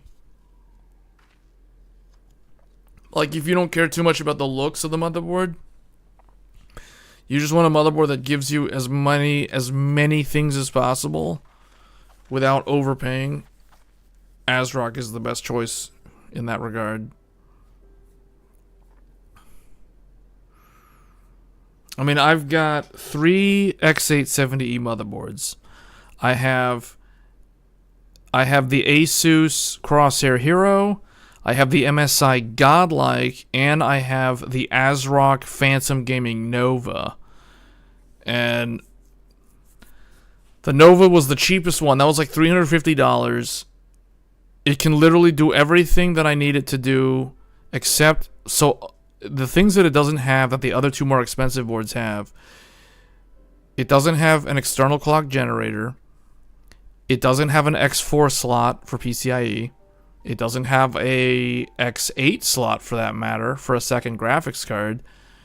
And there's something else that I can't think of right now that it doesn't have. Oh, it doesn't have 10 gig LAN, but neither does the Hero. And I think that's it. I think it's... Otherwise, it's like if you don't need 10 gig LAN, a dedicated X8 slot, a dedicated X4 slot, the Nova is pretty much the king of motherboards in terms of value, because it's like that's the cheapest motherboard that literally has 5 M.2 slots on the motherboard, physically on the board. So that's why I'm like, man, dude, how you can compete with that? The other thing too, the Nova has a backplate. The Nova has a backplate. If you want a backplate from Asus, you have to pay $700 for a Crosshair Hero. Not even the $500 Strix has a backplate. That's ridiculous. That is absolutely ridiculous. But it's like ASRock, oh, you want a backplate on your motherboard? Okay, $350. Here you go.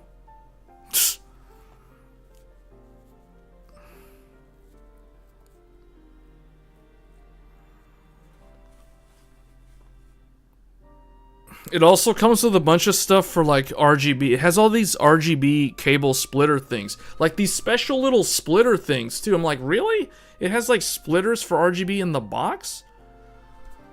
Like normally you have to get that from like an LED kit, or it has to come with like some kind of, yeah, like some kind of custom lighting setup. But like for some reason ASRock puts those in the box. Like I don't know why they're doing that, but it's cool if they have them. I don't get that with the $700 Hero, or even the $1,300 or $1,100 Godlike.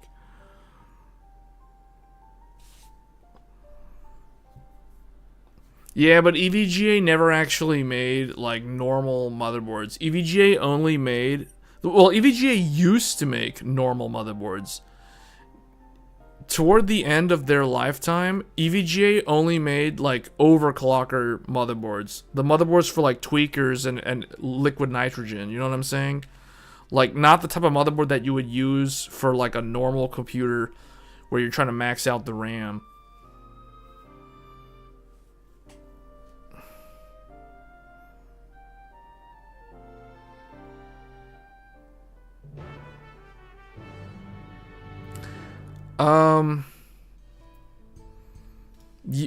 You would have to check with Marvell, Chief. Like, you would want to look on Marvell's website if they even offer that for certain Linux distros.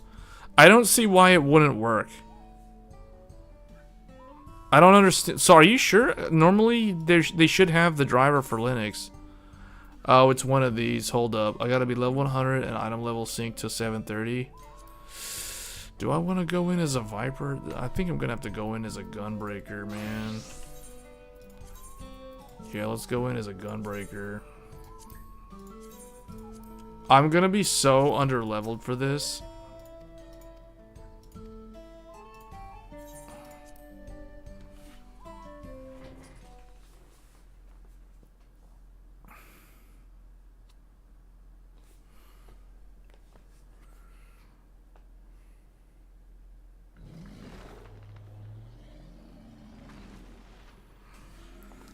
The funny thing about all those gamer boards, though, well, I don't know. I guess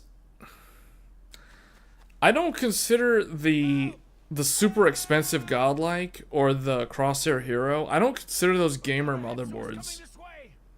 Those seem more like motherboards for power users. It's funny because I've said this before. Like the Godlike is a better workstation motherboard than the Asus ProArt. Like, legit. The Asus ProArt is retarded. For $500 and no onboard diagnostic. You're gonna pay $500 for an Asus motherboard that doesn't even have a postcode debug. So you're gonna have no idea like what's going on if it's, for whatever reason, it sits there and after 10 minutes it's still not on the Windows login screen. They'll be safe with me. Please, be careful out there.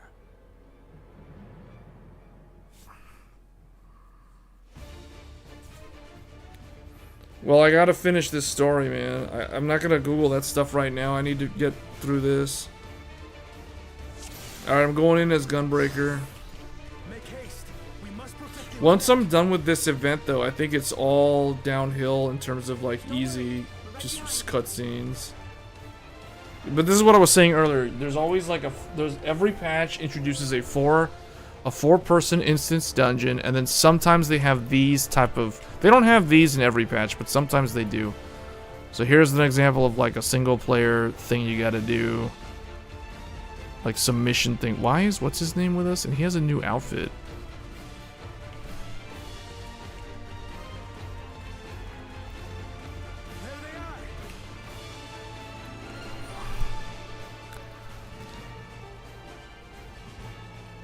If the Extreme release when the Godlike did, would you still get the Godlike? Yeah, I would have still gotten the Godlike. The Extreme doesn't have a dedicated X4 slot.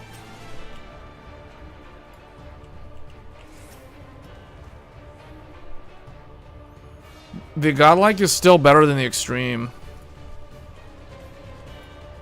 Mainly because the Extreme, like, I personally think the previous Extreme was better in certain ways than the new one.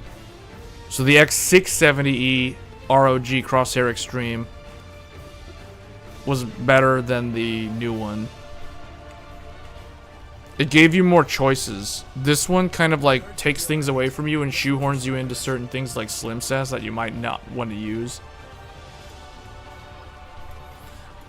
This one, so the difference is the X870E Extreme feels more like it's definitely more for a power user. I don't understand. Gamers should not be buying the Extreme because it has things that they don't know how to use, like Slim Sass. Where am I supposed to go? I'm lost in the forest. You haven't played Final Fantasy since you beat Final Fantasy 3 or 4 in the Game Boy?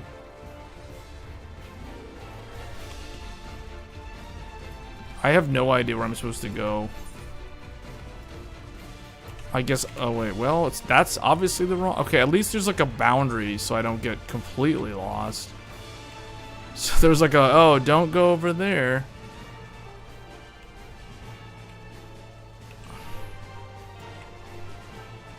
I wasn't paying attention. The herd should be alright. Let's look for stragglers. Okay, so I'm supposed to be looking for more,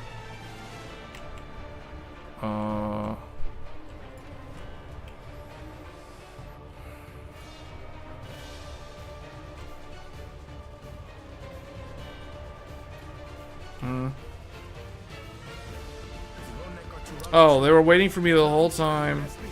How nice. They waited for me.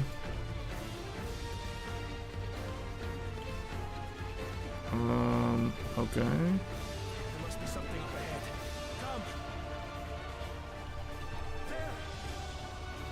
You're wondering whether the Meg Ace can survive next gen AMD CPU.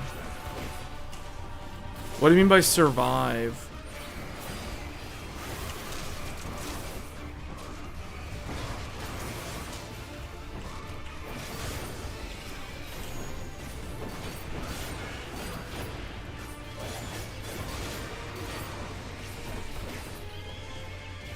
We save the animals from other animals. Oh wait, this one's attacking me. Hold on, I got him, I got him. I got him. Big damage. Yeah. Oh, more of them, more of them. Oh, whoa, whoa, whoa, whoa, whoa. Hold on, hold on. Oh, okay, I'll grab this one. Wait, whoa, whoa, whoa, whoa.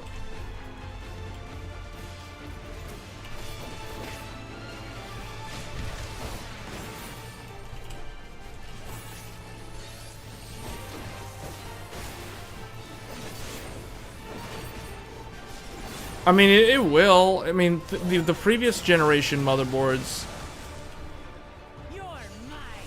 will be able to handle all. Think of it like when AM4. Those who were on an X370 AM4 motherboard, they could go all the way up to the final 5800X3D. I mean, there's no reason that they wouldn't be able to. It'll be the exact same thing. Oh, there's some random. There's crocodiles! Crocodiles! Oh, wait, these aren't crocodiles, these are alligators.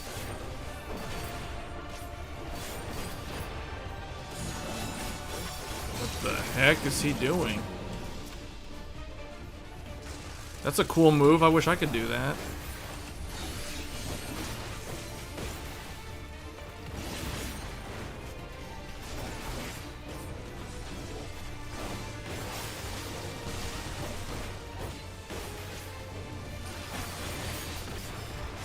The two problems that I keep seeing people complain about on the MSI motherboards are the dashboard for the godlike. That's like the most common thing that I keep hearing about. And then, because I still have people commenting on my videos asking me about that. And then the other one is the M.2. Apparently there's another problem with MSI motherboards where the primary M.2 slot doesn't actually run at Gen 5 or something like that. Or it like runs at like Gen 1. It's like random. You reboot the computer and sometimes it's like Gen 1 or Gen 3, even though you have a Gen 4 or Gen 5 SSD installed. That's another problem I've seen people complain about.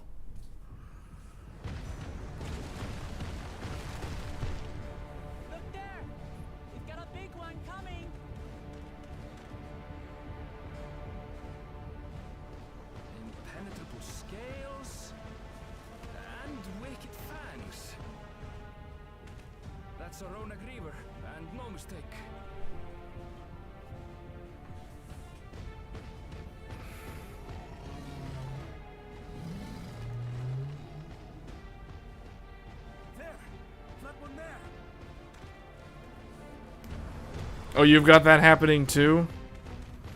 See, I don't have that problem. I haven't ran into that problem with the M.2 drive thing.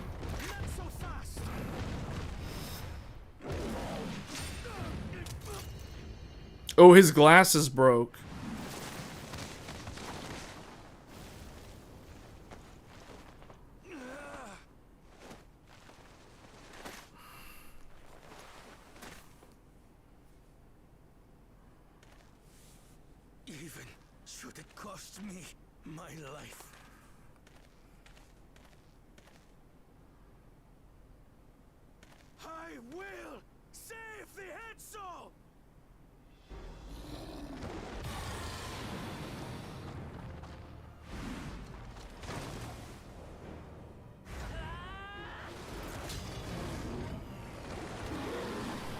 Well, that's a different problem than the, oh, you're talking about the lag problem. I'm talking about the M.2 problem.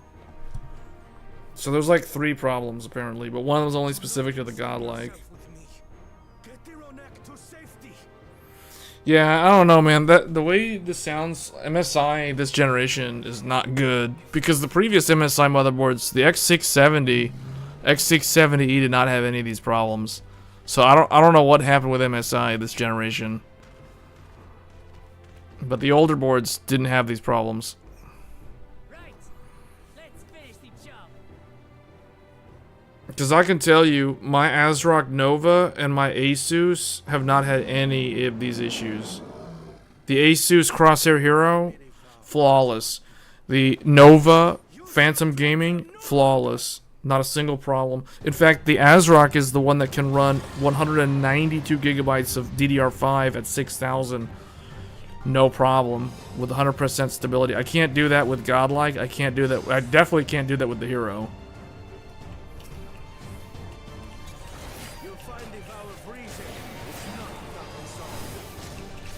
Godlike can do it, but it's I don't know the settings for it because it's not plug and play.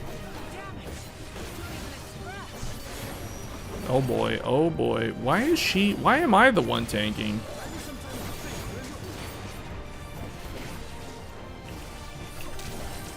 I don't want to tank this thing. Why can't Wuchang tank? I don't want to do this. We're barely even hurting this thing. It's at 99%.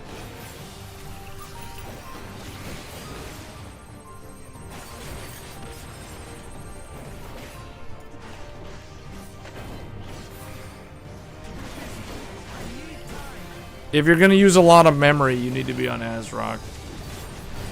Or Gigabyte, but you don't want to buy Gigabyte. Gigabyte and ASRock both behave very similar in terms of the motherboard capabilities. It's funny because Asus and ASRock are similar in certain ways this generation, but Gigabyte and ASRock are also similar in certain ways this generation. Right, I'm gonna follow Kona. I'm gonna follow this guy.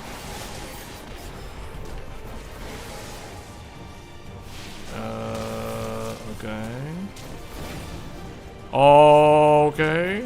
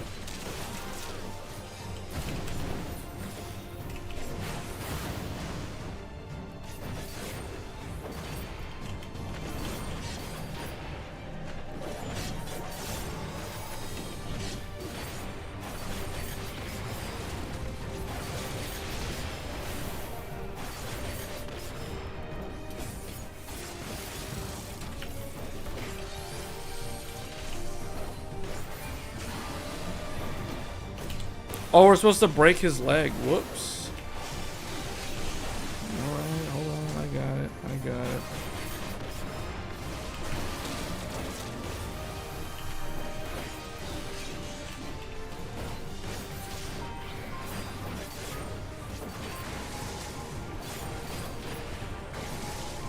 I think we got it.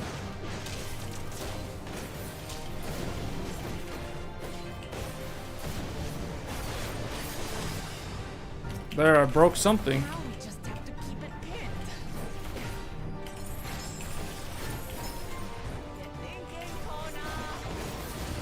Oh yeah, do it. Whoa, whoa, whoa! What was that? That was a cool move.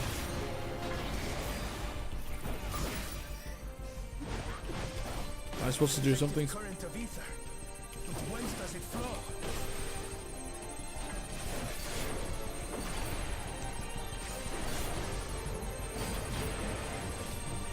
What?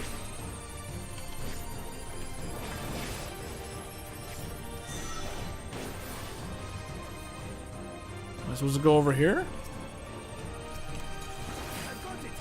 Oh.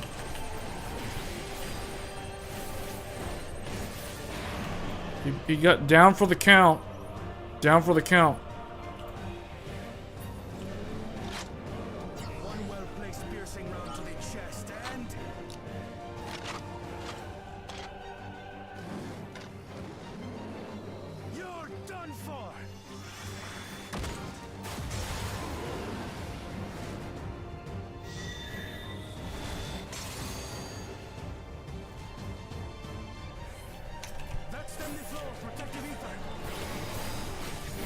Okay, this is it.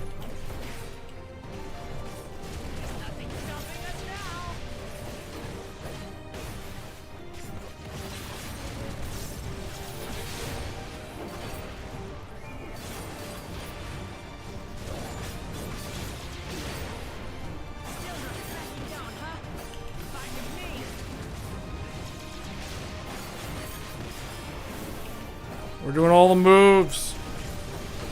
Go all out.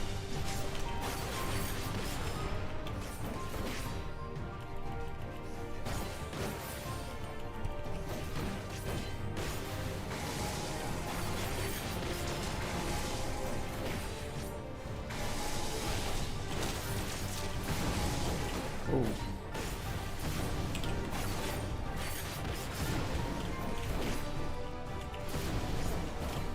Yeah, man, I keep forgetting that I'm actually on Threadripper.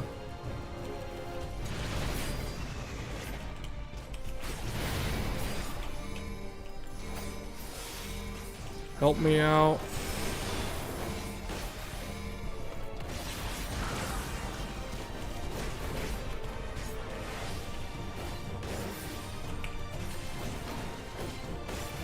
I haven't played Guild Wars 2 in a very long time. I was asking about that earlier in the stream, actually. Haven't played Guild Wars 2 in like, I don't know, like 10 years or something? No, maybe not that long. Yeah, maybe it is a long time, man. I played, I think, a little bit, like right before Heart of the Swarm. Is it Heart of the Swarm? Heart of the something? I forgot what the first expansion was called.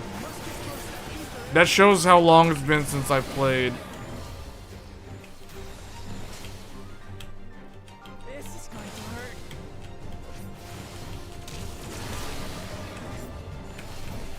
Guild Wars 2.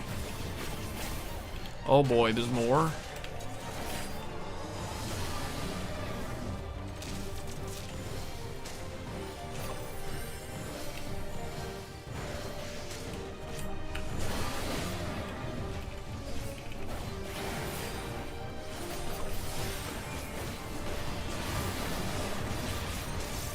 Oh my goodness, there's 3 waves. He's almost dead, he's almost dead.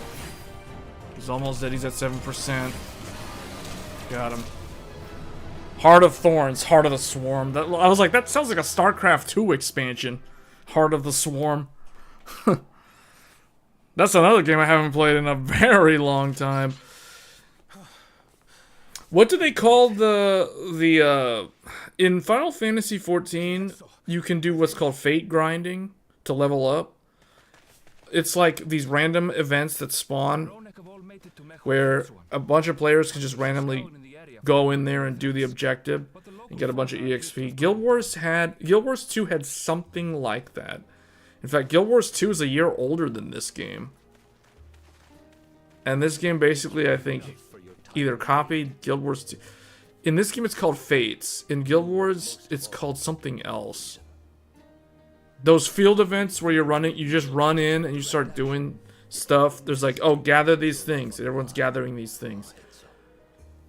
Well, not world bosses. World bosses is different. It was a different thing. It was like you come across a farm, and it's like collect some fruits or something, and everyone's just running around collecting fruits and turning them in. I forgot what that's called. Or kill a bunch of like random things on the farm. I forgot what it's called in that game. They have a word for it. It's called Fates in Final Fantasy. Ether resembling that of the predator the Ronek fear most. Well, yeah, there's like a heart symbol, but there's a name that they have for those things. There's like a word. I forget what it was called though. I want to say Fates, but that's what they call it in this game. Incredible! Kona, you've done it again. I must say, I was hoping I'd never have to see one of these again. Still haven't forgotten the last one. I actually preferred Guild Wars 1 over Guild Wars 2. I played a ton of Guild Wars 1 back in the day. There was a time when the only games that I played were World of Warcraft, Guild Wars, and StarCraft Brood War. Those were the only PC games that I played. Everything else was on console back in the day. PS2 and PS3 era. Please, can you tell me what you saw?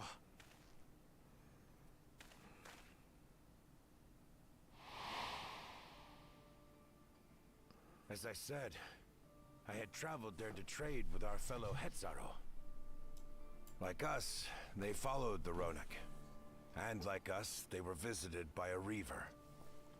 The fiend struck like a whirlwind in the night. It was chaos. But in terms of MMOs, this is the only one that I play. And I don't even play this like hardcore anymore.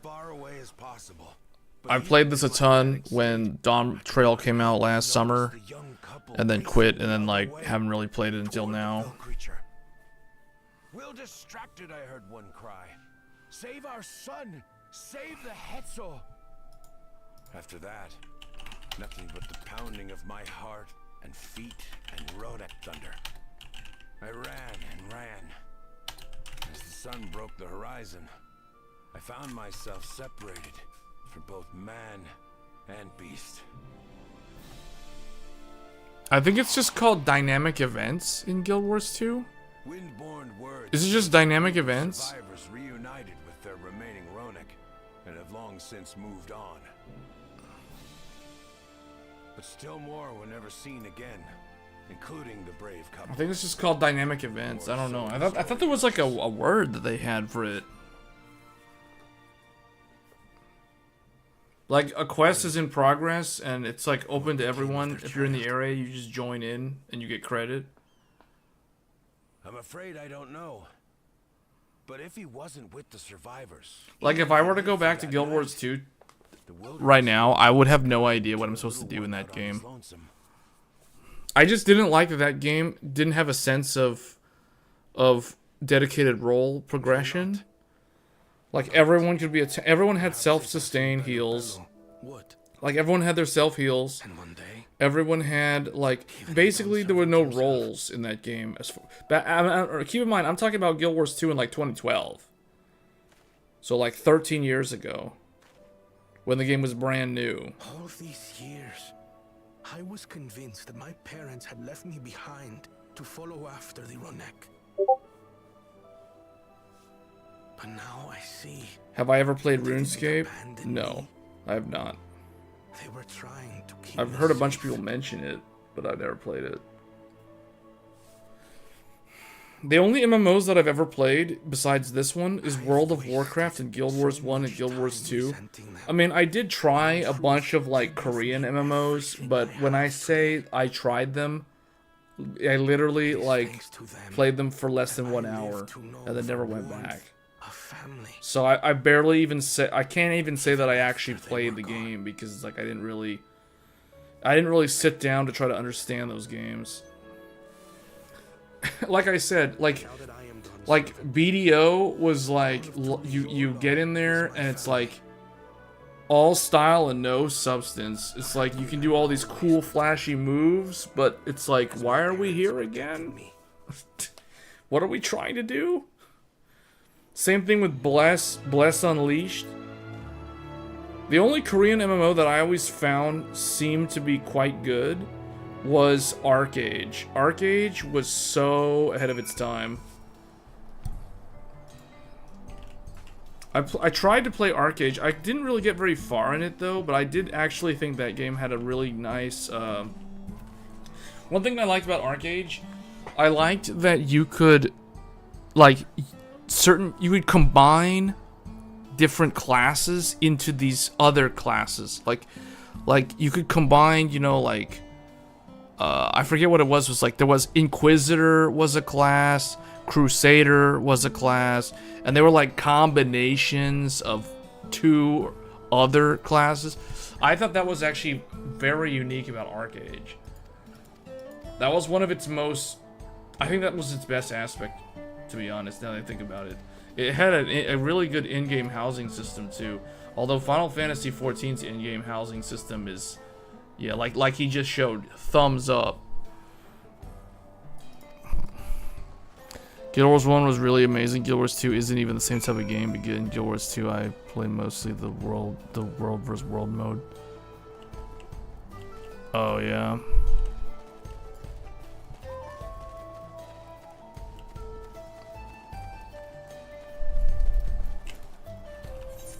Where am I supposed to go? We're supposed to fly to the town.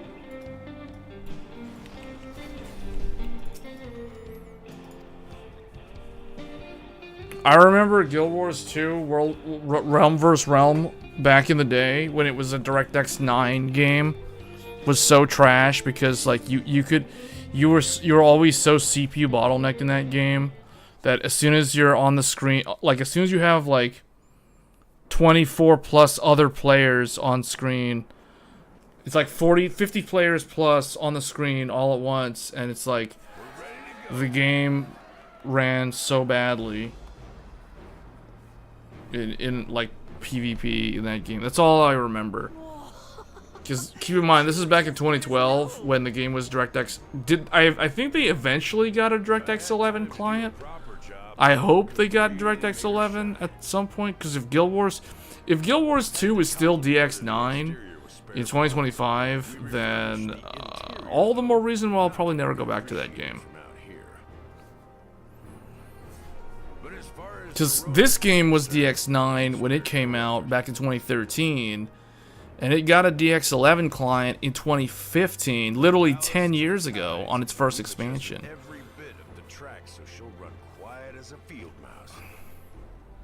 Because this game's DX11.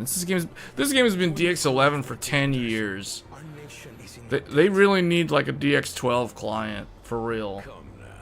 But I know they're not gonna do it. Like Yoshi P was, people have asked him to do that for like the last 2 or 3 expansions. Actually, whenever Windows 11 came out, they started asking about it. So that would have been like Endwalker. Everyone thought this game was gonna get DX12 with Endwalker, and then it didn't. So then everyone was like, "Oh, Dawn Trail's gonna have DX12," and then he set the expectations appropriately by telling people, "No, it's not gonna be DX12." But they are updating they updated the graphics, but it's not DX12. Personally, I think this game's graphics have aged better than Guild Wars 2's graphics. Like when I see gameplay of Guild Wars 2, it looks so, something about that game looks so outdated by today's standards. This game still roughly has the same look and feel of the original from 2013. But they updated this game's look ever so slightly over time that I feel like this game has actually aged pretty well. Oh, dude, no. They would have never done that. Square Enix, are you serious? Square Enix can't do something like that. Square Enix developers are not the type of developers that are gonna, like, go out of the way to do like state-of-the-art Vulkan, or try to make it run on like Linux. No, they'll never do that. What they would do for something like that, if they ever wanted to do that, they would have to hire a third-party consultant company. Like they basically have to farm it out to another game development company to basically build the Vulkan render pipeline for this game and port it to that so that it could run on like Linux. But Square Enix themselves, Creative Business Unit 3 is never going to do that. They don't have the skills to do that. You got to think about it too. Like a live service game like this has too much content pipeline that the developers are too busy with regression testing and automation testing. And then like the planners and everything are too busy with the new content. Like the 7.3, which is coming out this month, 7.4, which is coming out in December, 7.5, which is sometime next year, and the next expansion for this game is sometime next year. So it's like, nah, they're never gonna do Vulkan. We'll be lucky if we ever get a DX12 client for this game.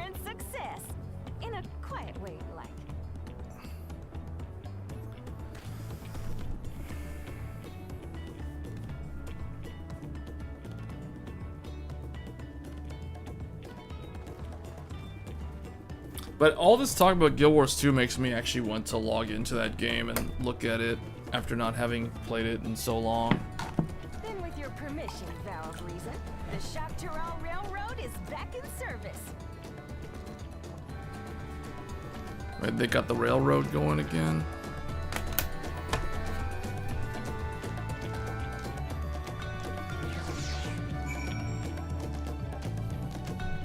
I said I was gonna stream for 5 hours, and I look over and it's like, oh, it's almost been 6 hours.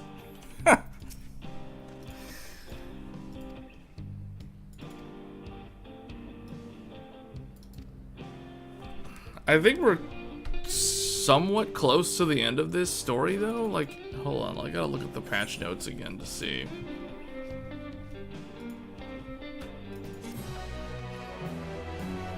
One, two, three, 4, 5, 6, 7. There's 7 quests. How many have I done? 1, 2, 3, 4, 5, 6. We're close to the end. Crossroads. Oh, this is it. Crossroads. The name of this patch is called Crossroads. And the last quest is always the name of the patch.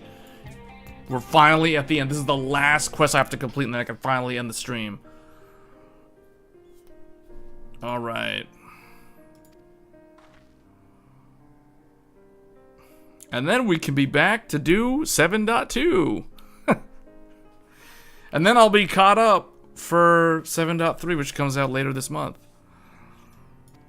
It might even be literally this coming week. Who knows?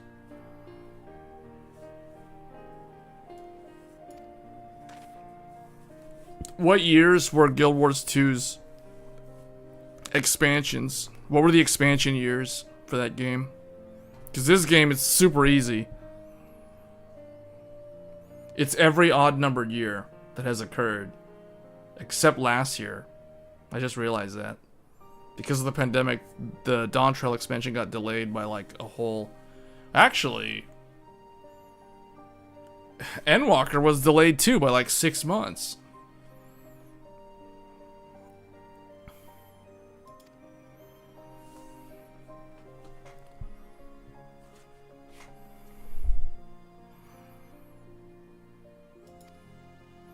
They're off to the dome. They're going back to the dome.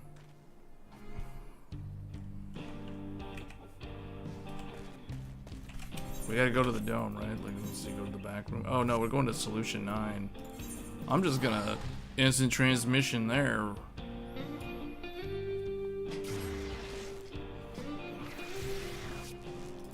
Go back to that Solution 9. Actually, I need to fix the... No wonder I wasn't able to hear their voices. I was like, how come I can't hear anyone's voice? It's like the cutscenes are so quiet. There we go.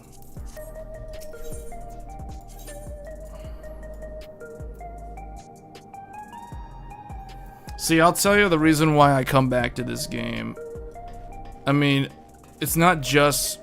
Marcelo was mentioning like, oh, would you play this game if it wasn't a Final Fantasy game? I would have at least tried it. I don't know if I would have stuck around long term though. But the thing about Final Fantasy XIV, and I think the reason why it managed to be successful for so long, they did their own thing. They never tried to be a quote-unquote WoW killer. They never sought to do that. Like, that was never a goal. Because I think all the MMOs that have tried to do that have failed. Or never really amassed a large player base that stuck around. This game has the same kind of quality of experience that World of Warcraft has been able to provide over the years. And I think that's why. Like, this game has an exceptional soundtrack. The music in Final Fantasy XIV is some of the best music in the entire video game industry.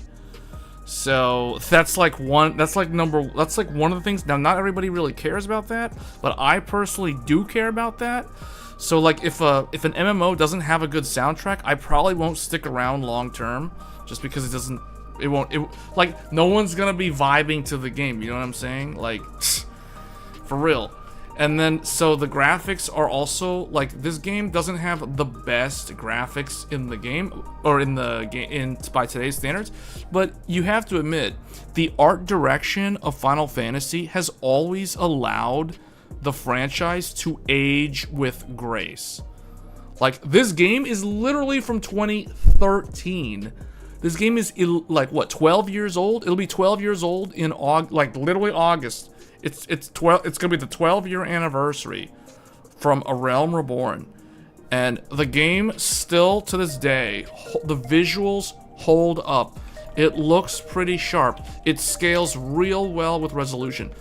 I am playing the game at 4K native resolution with all the settings maxed out.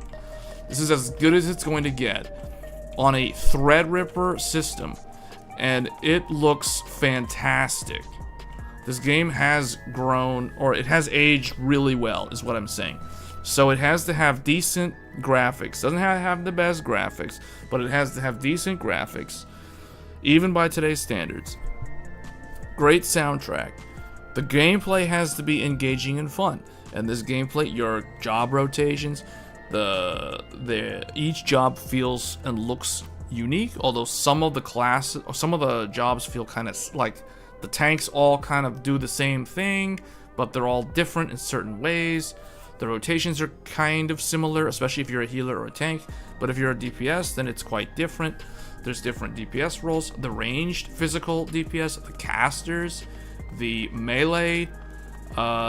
You know, like it's got the amount of variety that I think allows this game to appeal to a wide user base. And the problem that I had with Guild Wars 2, at least when I played it back at launch, back in 2012, which was like 13 years ago now, it lacked the sort of, like, the dedicated roles that you had in Guild Wars 1. Like in Guild Wars 1, you could play as a monk, and you could heal. You could either be, like, protection shield-based monk, or you could be healer-based monk, like, you know, like regen versus like barrier, which is what this game has. There was that. There was dedicated tanks. There was dedicated like melee. It was not like Guild Wars 2 kind of like lost that sort of feeling. Like everyone was kind of like just zerging things on the world map, and it just didn't really feel like there was any sort of class or job identity in that game, and that's really what kind of turned me away from it after playing it for like a month and a half. And I was just kind of, I just walked away from Guild Wars 2 just thinking it's kind of underwhelming, because Guild Wars 1 had all the right aspects of what made an MMO great, and Guild Wars 2 just kind of lost the plot, I felt, like in terms of the gameplay. And then fast forward a year later, Final Fantasy XIV, A Realm Reborn comes out. I play this game, and I'm like, whoa, this game has like all the things that I wanted in an MMO, and that's the reason why I stuck with this game.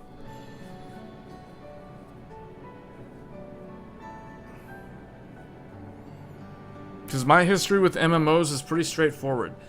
I played World of Warcraft and Guild Wars back in like 2000. I started playing World of Warcraft in the summer of 2005, I believe. So I was already kind of late to the game, because I know WoW came out in like 2004, but I didn't play it until it had been out for almost a year. And then I played vanilla. I remember doing Molten Core, but I never managed to get into like a raid group that would do the ones that were after Molten Core, because I remember the attunement to get to Molten Core was already like so complicated enough. So I did that, and I started playing Guild Wars 1, I think in 2005 also, when it came out. And I didn't really play I didn't really understand how to progress in Guild Wars 1. I mainly just played PvP, like GVG, Guild vs. Guild. But I did play through the story mode in like 2007, everything that piques my interest. So, to Guild Wars answer our 1. immediate question, I've been concentrating my efforts on the audio saved by Taishul Jah herself. While I've not listened to it yet, I have a selection ready for playback. Would you like to hear it now? Yes, please. All right. Several audio files will now play in sequence. So it sounds like there was a huge gap because of the pandemic from 2017 all the way to 2022. That's like a 5-year gap where there's no expansion. The biggest gap from this one was My name is Aisha, between Endwalker and Dawntrail. and I decided to record this to help me put my thoughts in order, I suppose. Mother? Officially I was a Virgin with the Lance Guard. I was part of a contingent dispatched to Yasulani to hunt a Tural Vidral that was wreaking havoc. After our mission was complete, I elected to remain. It was the perfect opportunity to document the geographic distribution of medicinal herbs in this region. Or so I said when requesting special dispensation. In truth, I could not bear to return to Turyolal. I had hoped to aid Commander Zoralja in the right of succession, but he did not so much as look my way. I was never in contention, of course, one of the nameless many in his army. To go back and face that reality was too much for me, so I ran. And in my cowardice, I stumbled upon this path. A path that changed my life. When the dome appeared, I found myself trapped within, and reunited with my commander.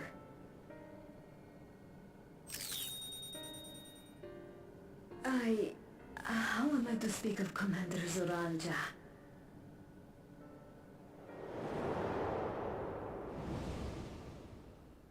I admired him. His incontestable strength, his unwavering focus.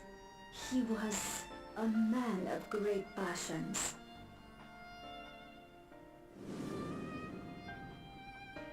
I watched him, captivated by his intensity. From afar, I would not dare approach. And in watching, I came to know him.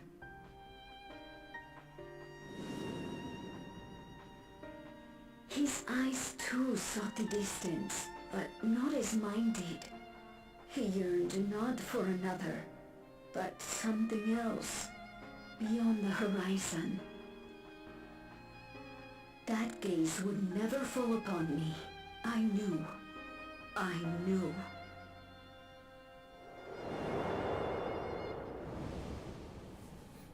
The experiment will soon proceed to its next phase, and when it does, as he promised, I will have my heart's desire.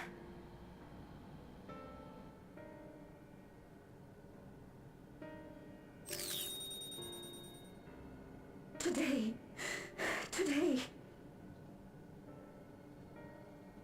It should have been today. A new beginning. What I have dreamed of for so long.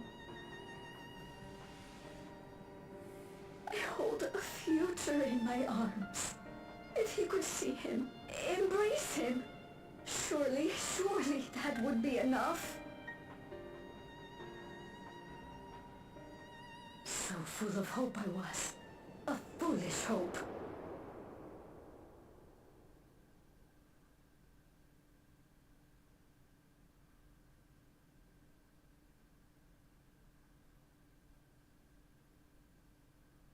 Its scales are blue.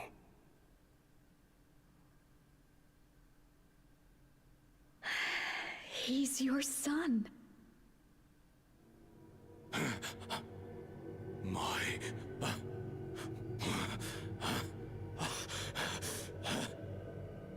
No, I can't.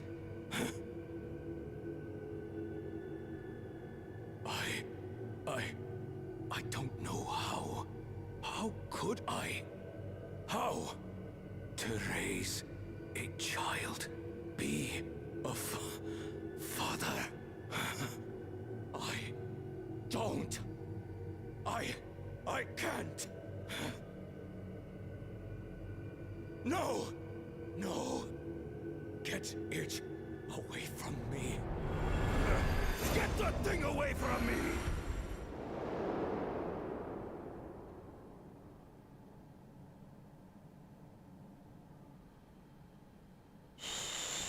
It's all right, little one. Papa was just surprised. That's all. He'll come around. We'll be a happy family. Kaniloka shouting for me. The research hasn't been going well, but I can't let him take it out on my baby. Hush now, little one. I know just where to hide you.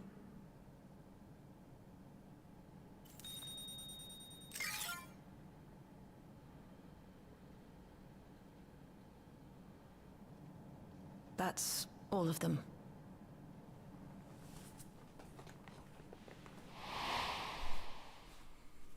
He was abandoned, the poor dear.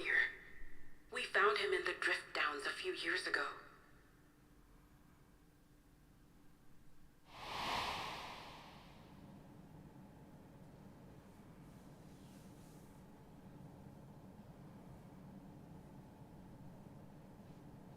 We know some manner of accident happened at the facility after this was recorded. Perhaps your mother couldn't come back for you.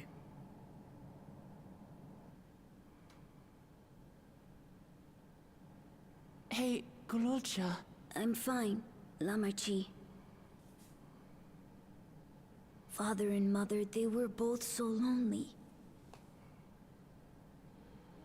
If we could have been together, maybe they wouldn't have been. But sometimes things don't work out, no matter how hard you try.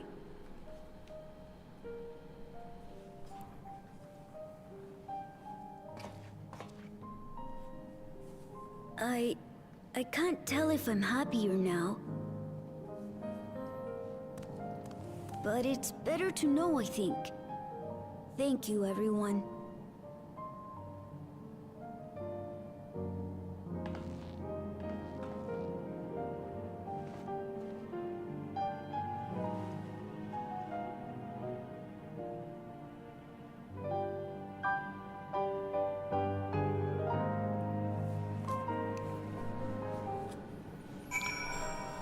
Yeah, this follows a similar structure to Final Fantasy IX. Like all the characters from Final Fantasy IX are basically represented by characters in this game.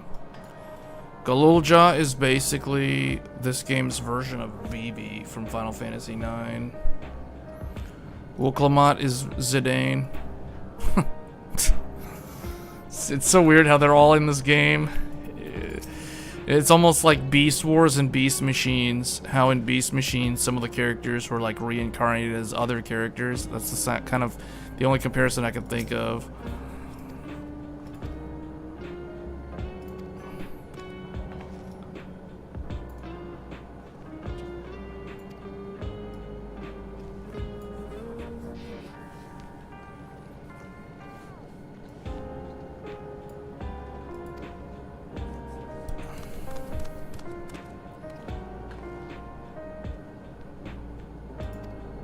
We're at the very end. Why is the... I don't see the messages. Well, anyway.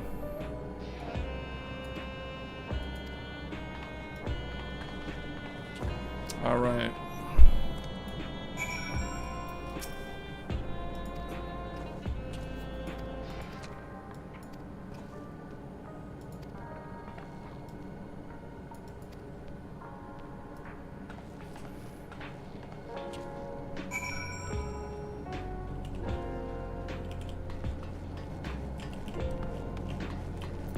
Supposed to go.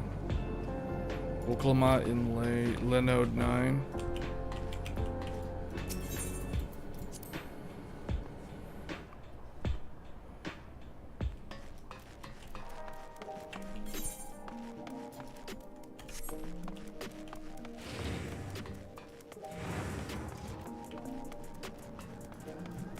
Yeah, for some reason, I don't know, I can't, is it not coming through? Like, what?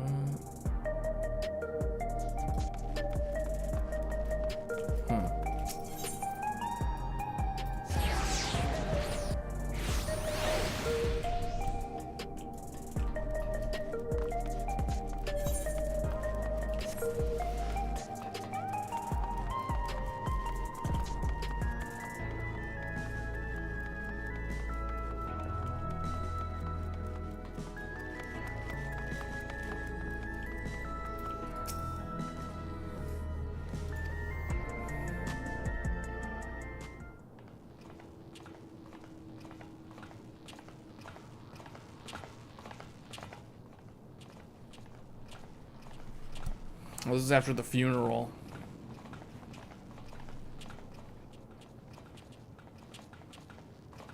The people look uneasy. Did something happen?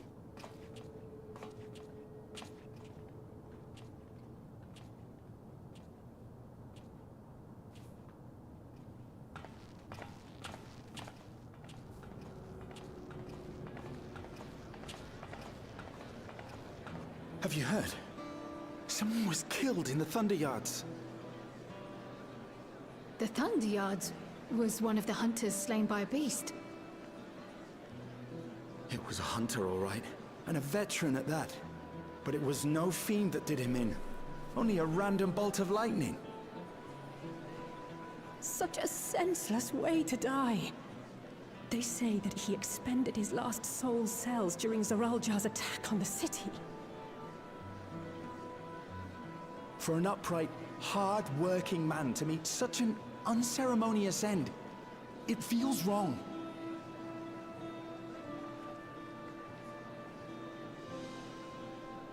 But we'll be fine, won't we?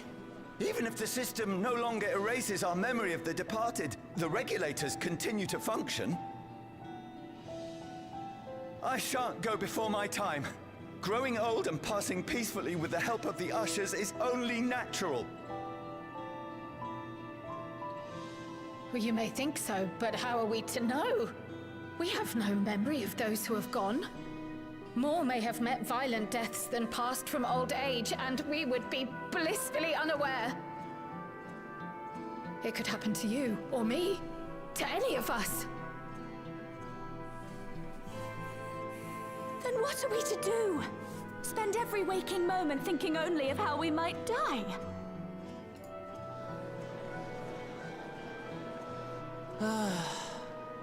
With time, I had hoped that they'd be able to adjust to their new situation. But it's only gotten worse. Look! It's Queen Sphene!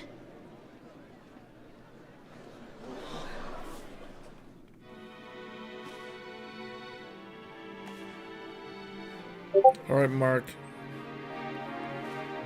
See you later. Wait, what the heck? How is she here? What?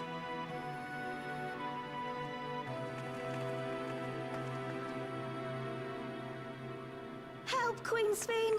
The grown-ups are really upset, and I don't know what to do! I see that you are as kind-hearted as ever, Nico. Never fear. I'm here to set things aright. I don't understand. Sphene is gone. Forever.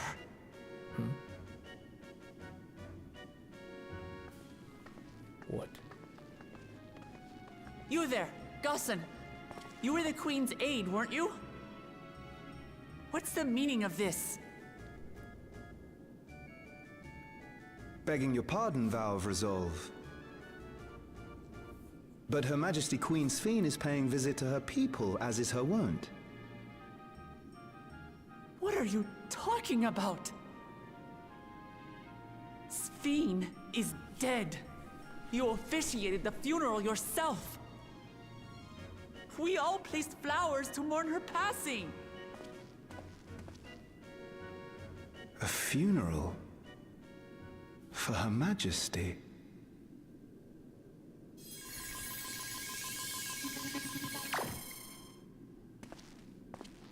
What a curious jest. You know full well that ceremony was to commemorate those lives lost during the attack of Alexandria. Her Majesty walks among her people that she might support them in this most trying of times. Surely that is not cause for consternation.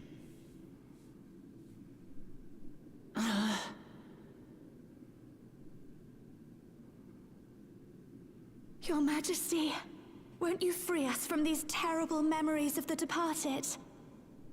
This is no way to live. Not for us, nor our children. I wish that I could. Truly I do. But with living memories shut down, even I cannot restore the system that once afforded us that comfort. You needn't fret, however. I have prepared an alternate solution.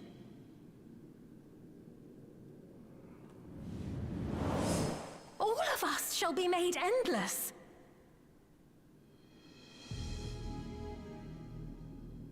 I have created a new system that allows you to transplant your memories directly into an ethereal vessel. One not reliant upon soul cells. This way, you need never again fear death. You may live as you please, and for as long as you like. Our stores of ether are, at present, not sufficient to provide this boon to everyone. But some of you received neo-regulators for the funeral ceremony, did you not? And there are still more we have yet to distribute. 5,000 in all. One day soon, those with neo-regulators will be called to join the Endless, and thence be free of suffering forevermore. But only 5,000 of us?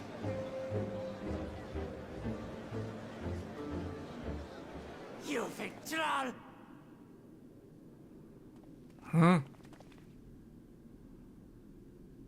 The real Sphene would never be content to save only some of her people.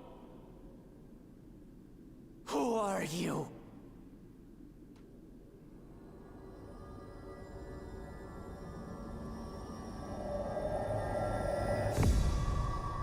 I am Sphene, the Queen of Reason.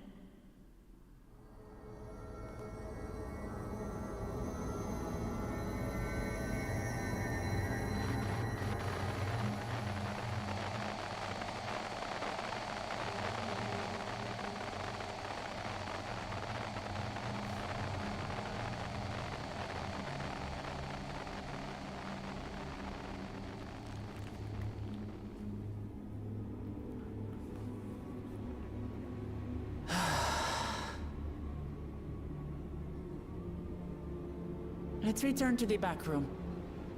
I need to calm down, and then we'll talk.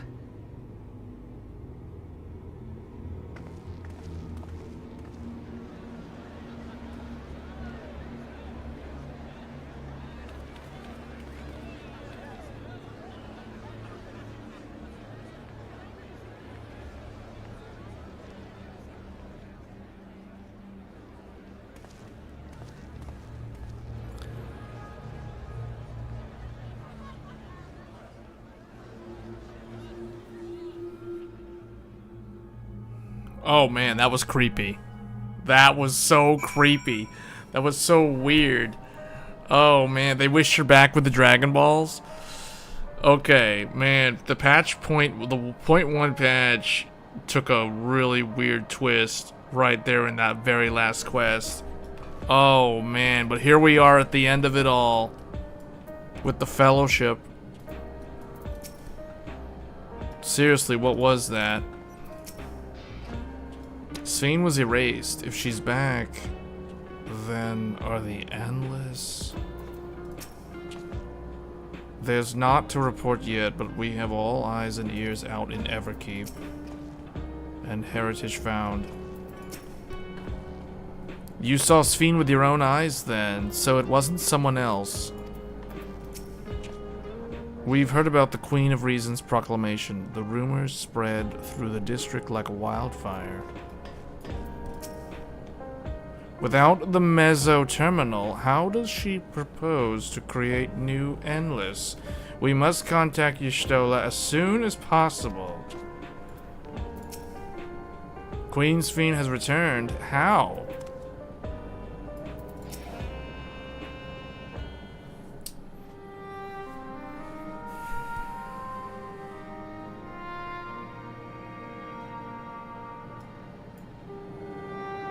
Oh, it's not voiced? Lame. We only caught the proclamation from a distance, but I can tell you that the message about neo-regulators is true. It couldn't have been Sphene. She should have been destroyed when the Meso terminal shut down.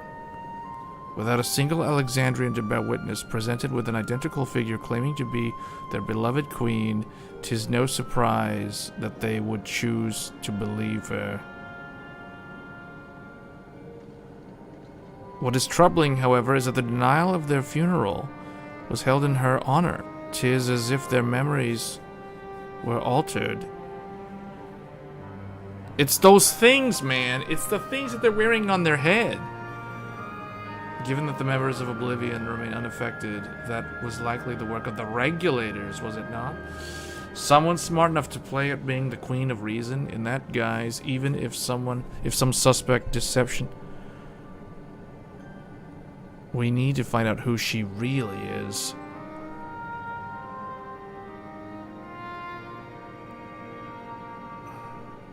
While I agree wholeheartedly, we should avoid drawing more attention than we already have. We must be patient until Oblivion's network turns up a lead, or until our self-proclaimed queen makes her next move. Alright, Crossroads. How many of these do I have? I got like 21 of those. 25 of these is critical hit. That's probably the one I'll take though. 16 determination. You get the direct hit, I guess. Alright, that's it.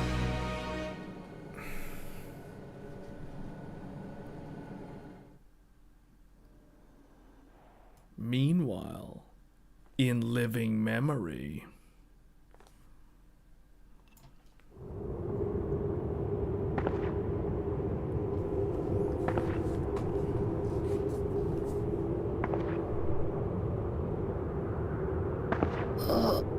Where am I?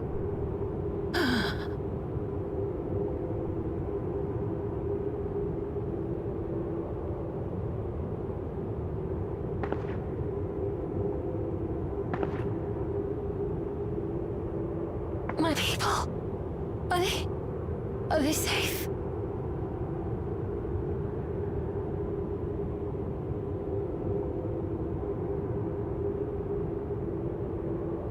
Why am I?